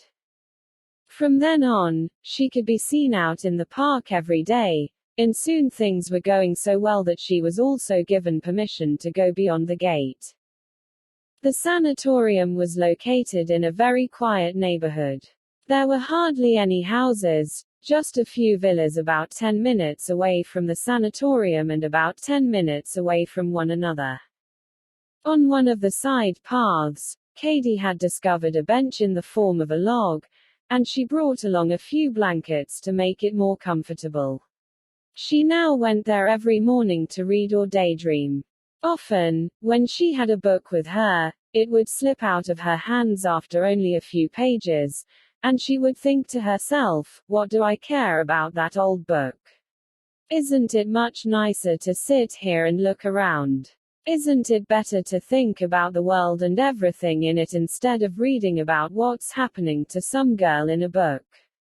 Then she would take a look around, at the birds and the flowers, or let her eyes follow an ant scurrying over the ground with a tiny little stick, and she would feel happy. She dreamed of the time when she'd be able to run and jump and go wherever she wanted to, and came to the conclusion that her accident, which had brought her so much misery, also had its good side. Katie suddenly realized that here in the woods, in the sanatorium and in the silent hours in the hospital, she had discovered something new about herself. She had discovered that she was a person with feelings, thoughts and opinions of her own, completely independent of other people, who were individuals just like she was. Why hadn't she realized that before? Why had it never occurred to her to think about the people around her, not even about her own parents? What was it that Nurse Ank had said? "Perhaps your mother's been through so much that she prefers to avoid painful subjects." And hadn't she answered, "What does a daughter know about the lives of her parents?" Where had her rather bitter answer come from, when she was sure she'd never thought about the matter before? And yet, wouldn't she say the same thing now? It was true, wasn't it? What does a child know about anyone's life? She could have said the same about her friends, her family, her teachers. What did she know of them other than the side they presented to the outside world? Had she ever had a serious talk with even one of them? Deep in her heart she was ashamed of herself for this, though she had no idea of how to go about getting to know any of these people better. And besides, she decided, what good does it do me to have their trust if I can't help them with their problems? And though she knew that she had not known how to help, she also knew that confiding in another person could be a great comfort and relief. Not long ago, she herself had missed having someone she could, really, talk to. Didn't this account for the oppressive loneliness she sometimes felt?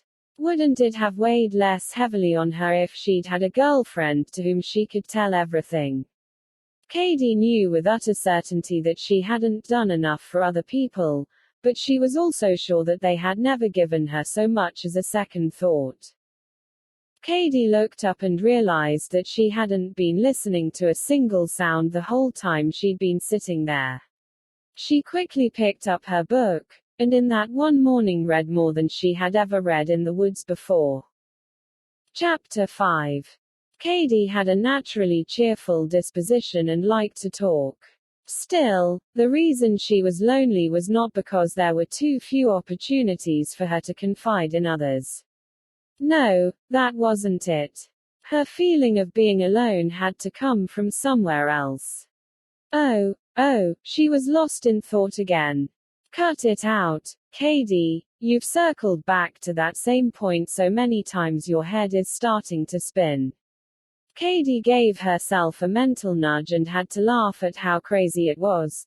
Now that there was nobody to give her a good scolding and she apparently couldn't do without one, she had to scold herself. Suddenly she looked up, having heard footsteps approaching. Never before had she encountered anyone on this little used path. The footsteps came closer and closer, until a boy of about 17 emerged from the woods. He nodded a friendly greeting and walked on. Who on earth could that be? She wondered. Maybe somebody from one of the villas. I suppose so. Nobody else lives around here.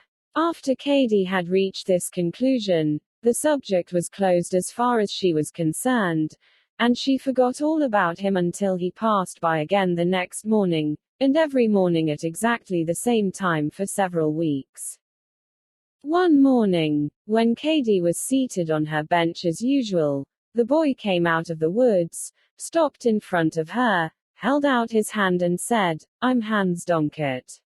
Actually, I feel as if we know each other already, but perhaps it's time we introduced ourselves." "My name is Katie van Altenhoven," Katie replied. "And," she added, "I'm glad you finally decided to stop. Well, you see, I didn't know if you'd think it was ridiculous for me to keep going by without saying a word, or for me to speak to you, and in the end I was just so curious that I took the plunge. Do I look like the kind of person you should be afraid to talk to?" Katie inquired in a mischievous tone of voice. "Now that I've seen you close up, no," Hans teased her back. "Anyway, I just wanted to ask you whether you've moved into one of the villas or whether you're a patient at the sanatorium, though that hardly seems likely," Hans added quickly. "It doesn't." Katie couldn't help asking. "Well, I am from the sanatorium. I broke my leg and badly injured my arm and foot, and I've been convalescing for 6 months."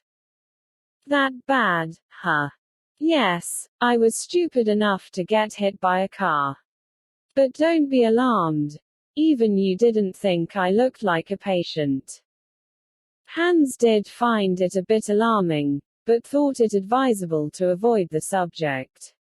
"I live in the Pines, the house back that way," he said, pointing his forefinger in the direction from which he had come.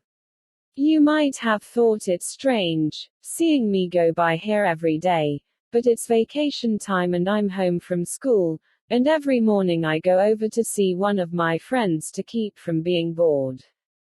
Katie made a move to get up. Hans noticed and immediately offered her his hand, since she was having a little trouble rising from her seat. However, Katie stubbornly refused his assistance. "I'm sorry, but I've got to practice getting up on my own." Hans, who wanted to help in some way, took her book and used that as an excuse to escort the nice girl back to the sanatorium. They said goodbye at the gate as if they were old friends, so Katie was not at all surprised the next day when Hans arrived earlier than usual and sat down beside her on the log. They talked about all kinds of things, though the conversation never went beyond the superficial, and Katie, who thought that Hans was incredibly nice, was sorry that they never touched on anything but everyday topics. One morning they were sitting together on the log, not far from each other, and the conversation started to drag for the very first time. Finally, neither of them said another word, but they just sat staring into space. Katie, who had been engrossed in her own thoughts, suddenly looked up, since she had the feeling that she was being watched. Hans had been looking at the sweet face beside him for quite a while, but now their eyes met and they looked at each other longer than they had intended, until Katie realized what was happening and quickly looked down at the ground again. "Katie," said the voice next to her. "Katie, can't you tell me what's going on inside you?" Katie didn't answer, but thought for a moment. Then she said, "It's so hard, you wouldn't understand, you'd probably think it was childish." Her voice trailed off in sudden discouragement. "Do you have so little trust in me? Do you think that I don't have thoughts and feelings that I usually keep to myself too? I didn't mean to imply that I don't trust you, it's just so hard. I don't even know what I should tell you."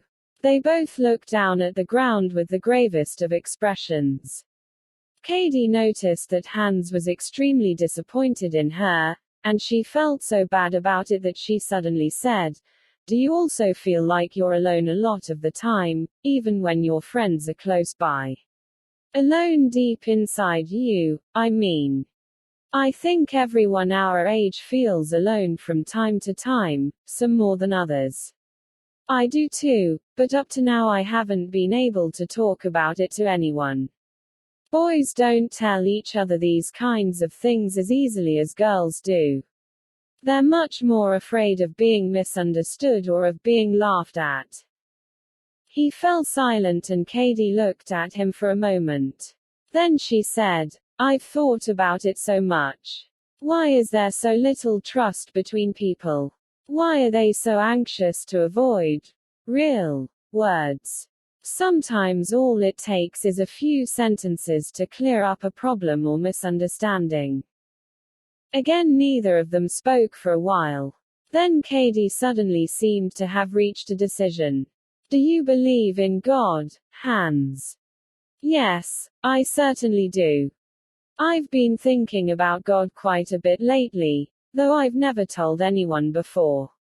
When I was a little girl, my parents taught me to say a prayer every night before I went to bed. It became a habit, like brushing my teeth. I took God for granted. I mean, I never thought about Him, because all my wants and needs were taken care of. Now that I've had this accident and I'm often alone, I've had more than enough time to ponder all kinds of things. One of the first nights I was here, I got halfway through my prayers and realized that my mind was on very different matters. So I did something I'd never done before.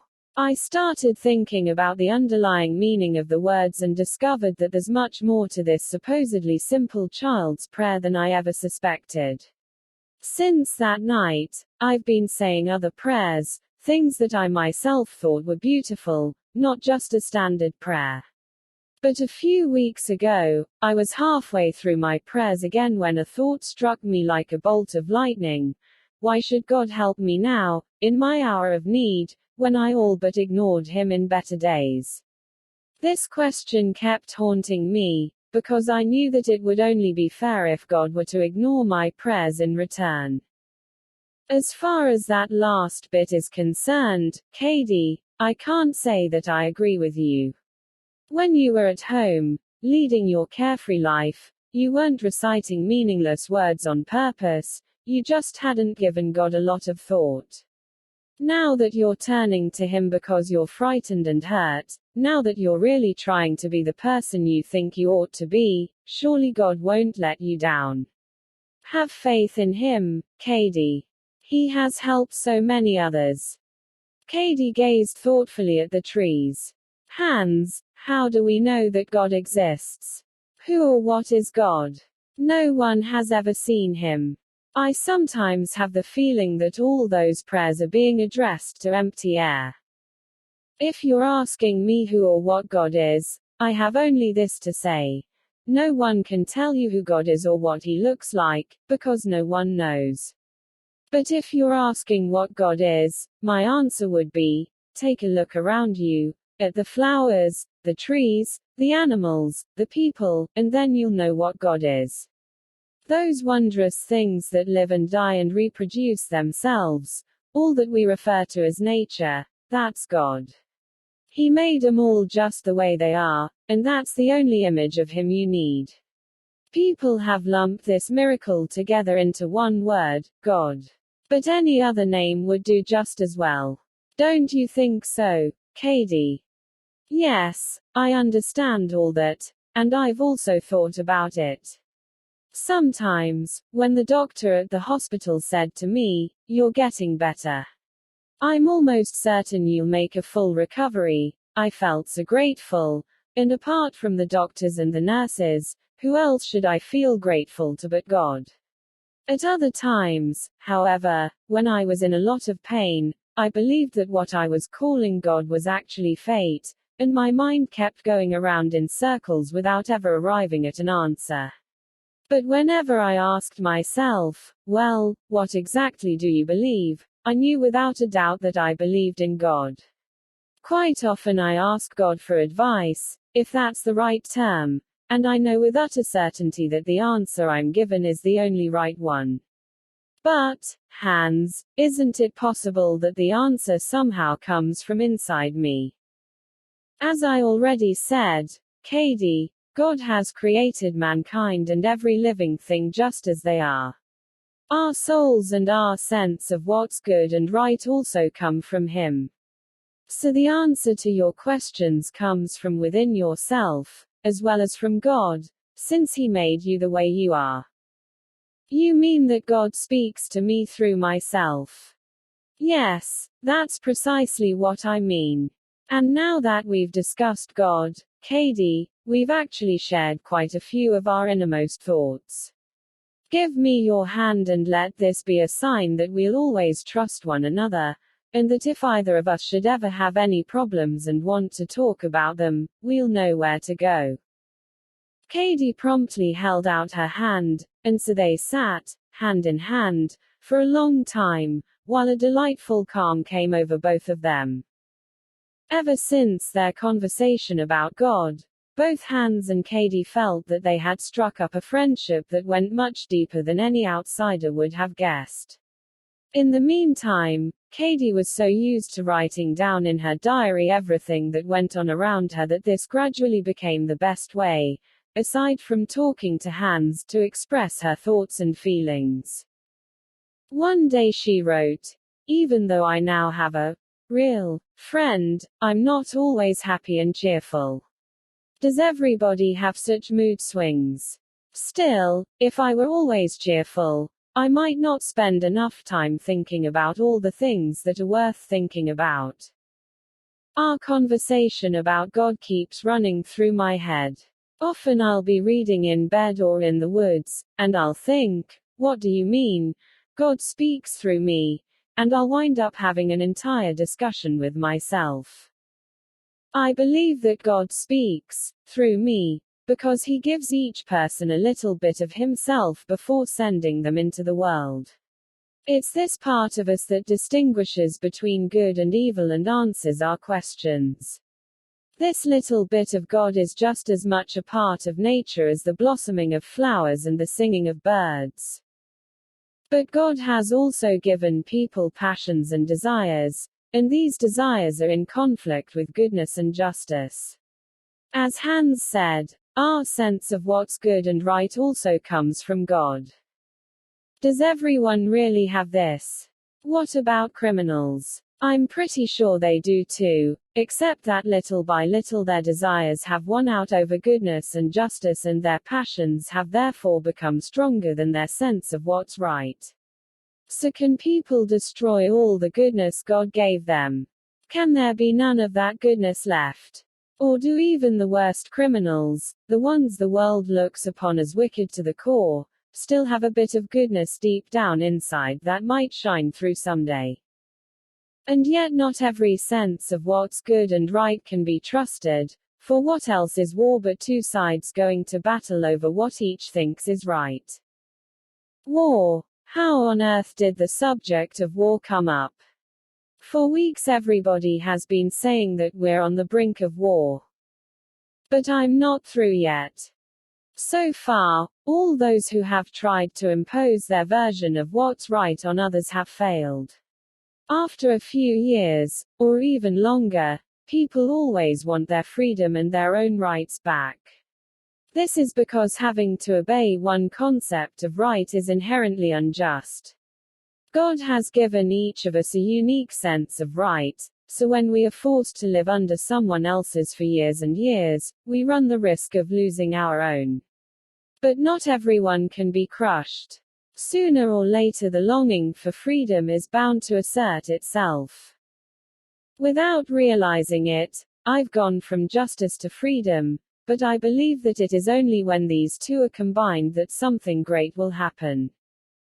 Who knows, perhaps one day people will listen more to that little bit of God, known as a conscience, than to their own desires.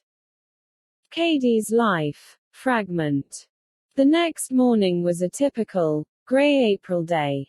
It hadn't started to rain yet, but the barometer was as low as it could go. Katie didn't wake up until 10 o'clock, and she listened as Nurse Ank described the circumstances of her fall in more detail. She was washed and given a little oatmeal, then she fell asleep again. And so it went for 4 whole days. Katie woke up from time to time, ate a bit and went back to sleep. She wasn't in a lot of pain, and except for having to lie still, she didn't feel uncomfortable. On the afternoon of the 4th day, Katie was wide awake for the first time when her mother came to see her. Up till now Mrs. van Altenhoven had always found her daughter asleep, and had sat at her bedside for a quarter of an hour before going away again.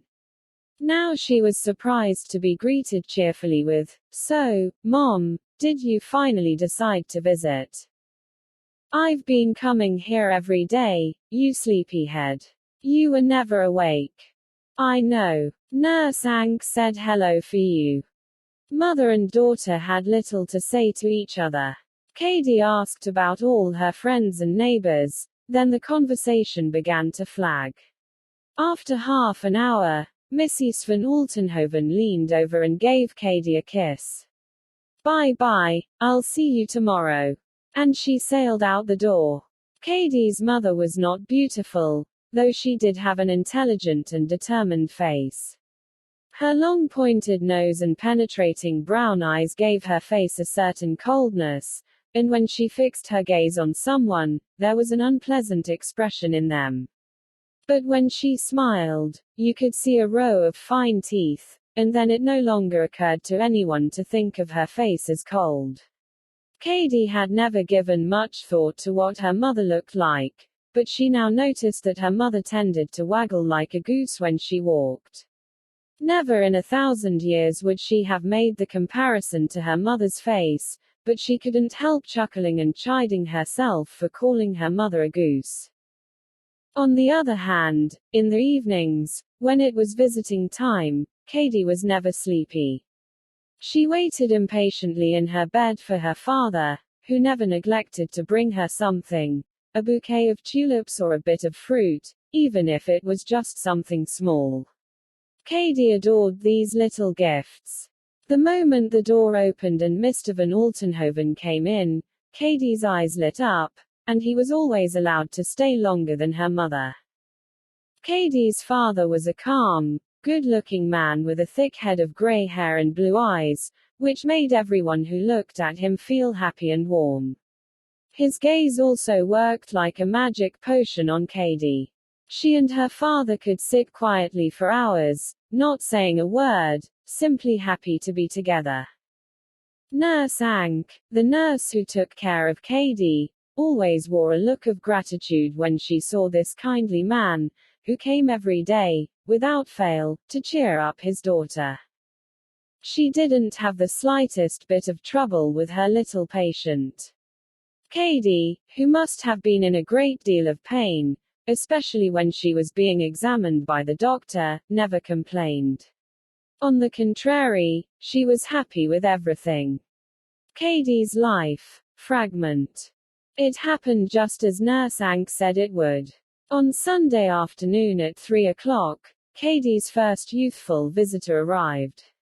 A tall girl, not at all pretty, but with a pleasant, cheerful face, asked at the desk for Caroline Dorothea van Altenhoven. "Oh, you must mean that nice girl they call Katie. She's in room 4, third door on the right." Katie had won the heart of the desk clerk when she gave orders for a box of chocolates, which someone had given her, to be distributed throughout the hospital, so that the nurses and any of the patients allowed to eat them were given 2 bonbons each.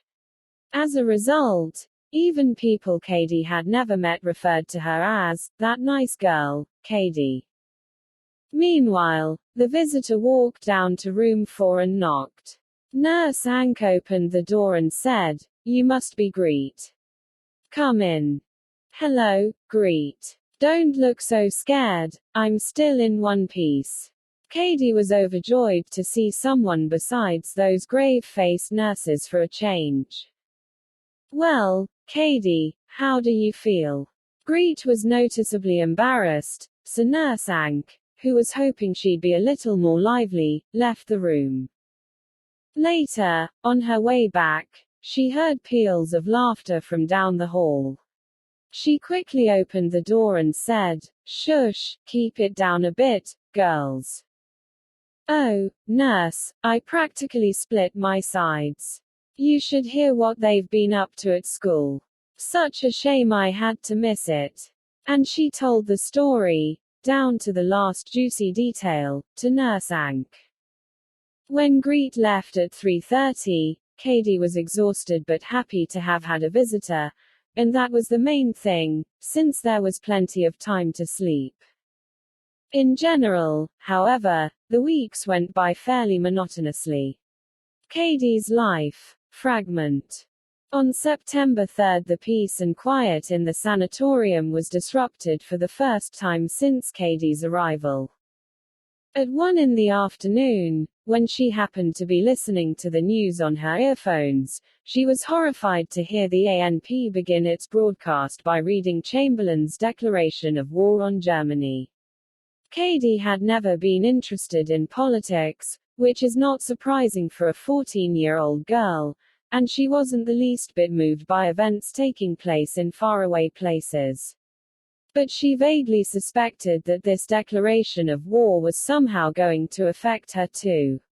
When the rest hour was over, the nurse brought around the tea and told the other patients the news. In Katie's ward, there were only patients who were well on the way to recovery. The day before the war broke out, a new woman had arrived and been assigned the bed next to Katie's. Except for "good morning" and "good night," Katie hadn't yet exchanged a word with this woman, but now they naturally got to talking. After the nurse's announcement, there had been exclamations of shock all over the room. Only the woman next to Katie had remained silent. Katie couldn't help but notice. Nor could she ignore the tears that were soon streaming down the rather young-looking face and making it appear thoroughly sad and miserable. She didn't dare ask anything, for fear of disturbing her neighbor, who was wrapped up in her own thoughts. A little later in the day, Katie was reading when she heard sobs coming from the next bed.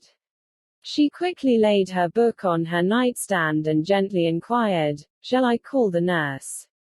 Are you not feeling well?" The woman looked up. Her face was streaked with tears.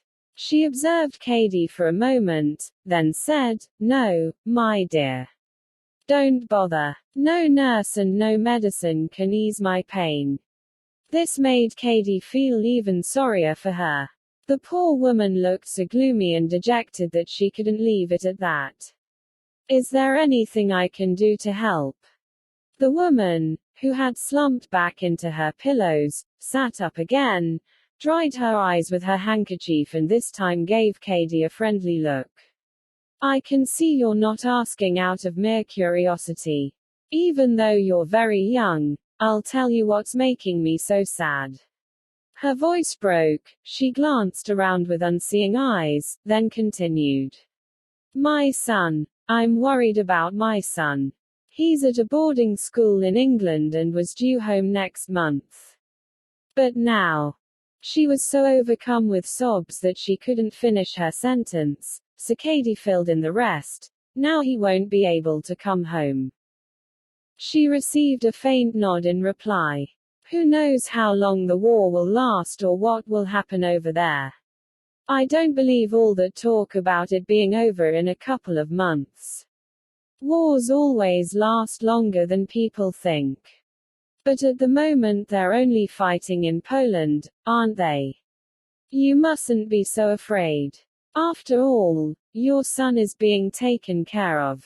Katie knew nothing about the boy. She had just wanted to respond in some way to the disheartened reply from the next bed. But the woman apparently wasn't listening, for she said, after every war, people always say, never again, this was so terrible that we must avoid a recurrence at all costs. But they always end up fighting again. People will never change. As long as they live and breathe, they'll always quarrel, and when there's peace, they'll go looking for something to quarrel about. I wouldn't know. I've never been through a war, but we're not at war yet.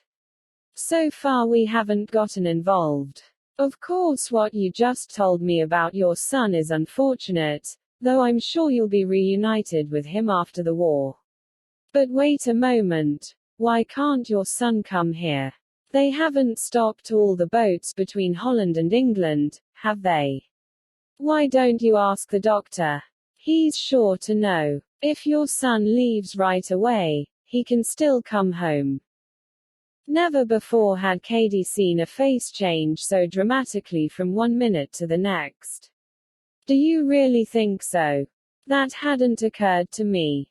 Oh, here comes the nurse, I'll ask her. Katie and her neighbor beckoned the approaching nurse and she came over. Nurse, the woman asked, do you know if they've stopped the boats between Holland and England?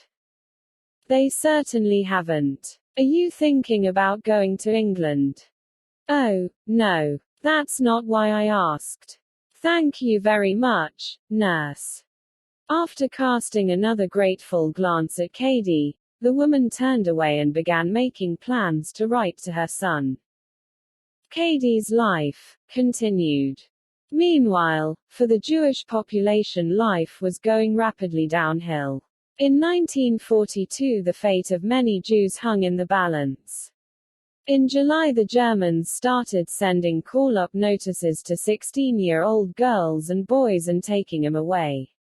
Luckily, they seemed to have overlooked Katie's friend Mary. Later, it wasn't just young people who had to go, but everyone. Throughout the fall and winter, Katie saw the most terrible things.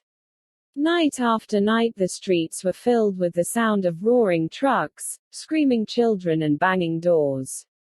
Beneath the lamp, Mr. and Mrs. van Altenhoven and Katie looked at each other, and in their eyes was the question, who will be gone in the morning? One evening in December, Katie decided to visit Mary, in hopes of taking her friend's mind off things for a while. That evening, the streets were in a worse turmoil than ever. Katie had to ring the bell to the Hopkinses 3 times and assure Mary, who peeked cautiously out the window, that it was safe to open the door. Mary led her into where the whole family was sitting around in tracksuits with knapsacks on their backs, apparently just waiting. They were pale, and didn't say a word when Katie entered the room. Had they been sitting like this every night for months? Seeing all those pale and frightened faces was awful. With each bang of an outside door, a shock went through everyone in the room, as if the door to life itself were symbolically being slammed shut. Katie left at 10 o'clock. There was no point in staying, since she could neither help these people, who already seemed to be in another world, nor take their minds off their troubles. The only one who was functioning at all was Mary. She nodded at Katie from time to time and tried with all her might to get her parents and sisters to eat something. Mary walked her to the door and bolted it behind her. Katie set off toward home with her flashlight in her hand. Before she'd gone even 5 steps, she stopped and listened. From around the corner she could hear the thud of boots, as if an entire regiment of soldiers were coming her way. It was impossible to make out anything in the darkness, but Katie knew all too well who belonged to the boots and what it meant. She flattened herself against a wall, switched off her flashlight and hoped the men wouldn't see her. Suddenly, however, a man holding a revolver came to a halt in front of her. He stared at her with steely eyes and a grim expression on his face. "Mitgehen, asterisk" was all he said, and immediately someone grabbed her and started to lead her away. "I'm a Christian girl from a decent family," she dared to say. She was trembling from head to foot and wondering what this sinister man was planning to do with her. Despite the risk, she had to get him to look at her identity card. Was Erbar, Zeig den Bewe. Asterisk. Katie took it out of her pocket. "Warum hast du das nicht gleich gesagt?" said the man as he inspected it. "So ein Lumpenpack," he added. And before she knew it, she was lying sprawled out on the street. The German, angry at his mistake, had given the decent Christian girl a vicious kick. Ignoring her pain and everything else, Katie picked herself up and hurried home. After that night, a week went by before Katie had a chance to visit Mary again. But one afternoon she made the time, deciding not to worry about her homework or other engagements. Even before she arrived at the Hopkinses, she had a feeling she wouldn't find Mary at home, and sure enough, when she got there, the door was sealed. A terrible feeling of despair came over Katie. Who knows where Mary is now? She thought. She turned on her heel and went home.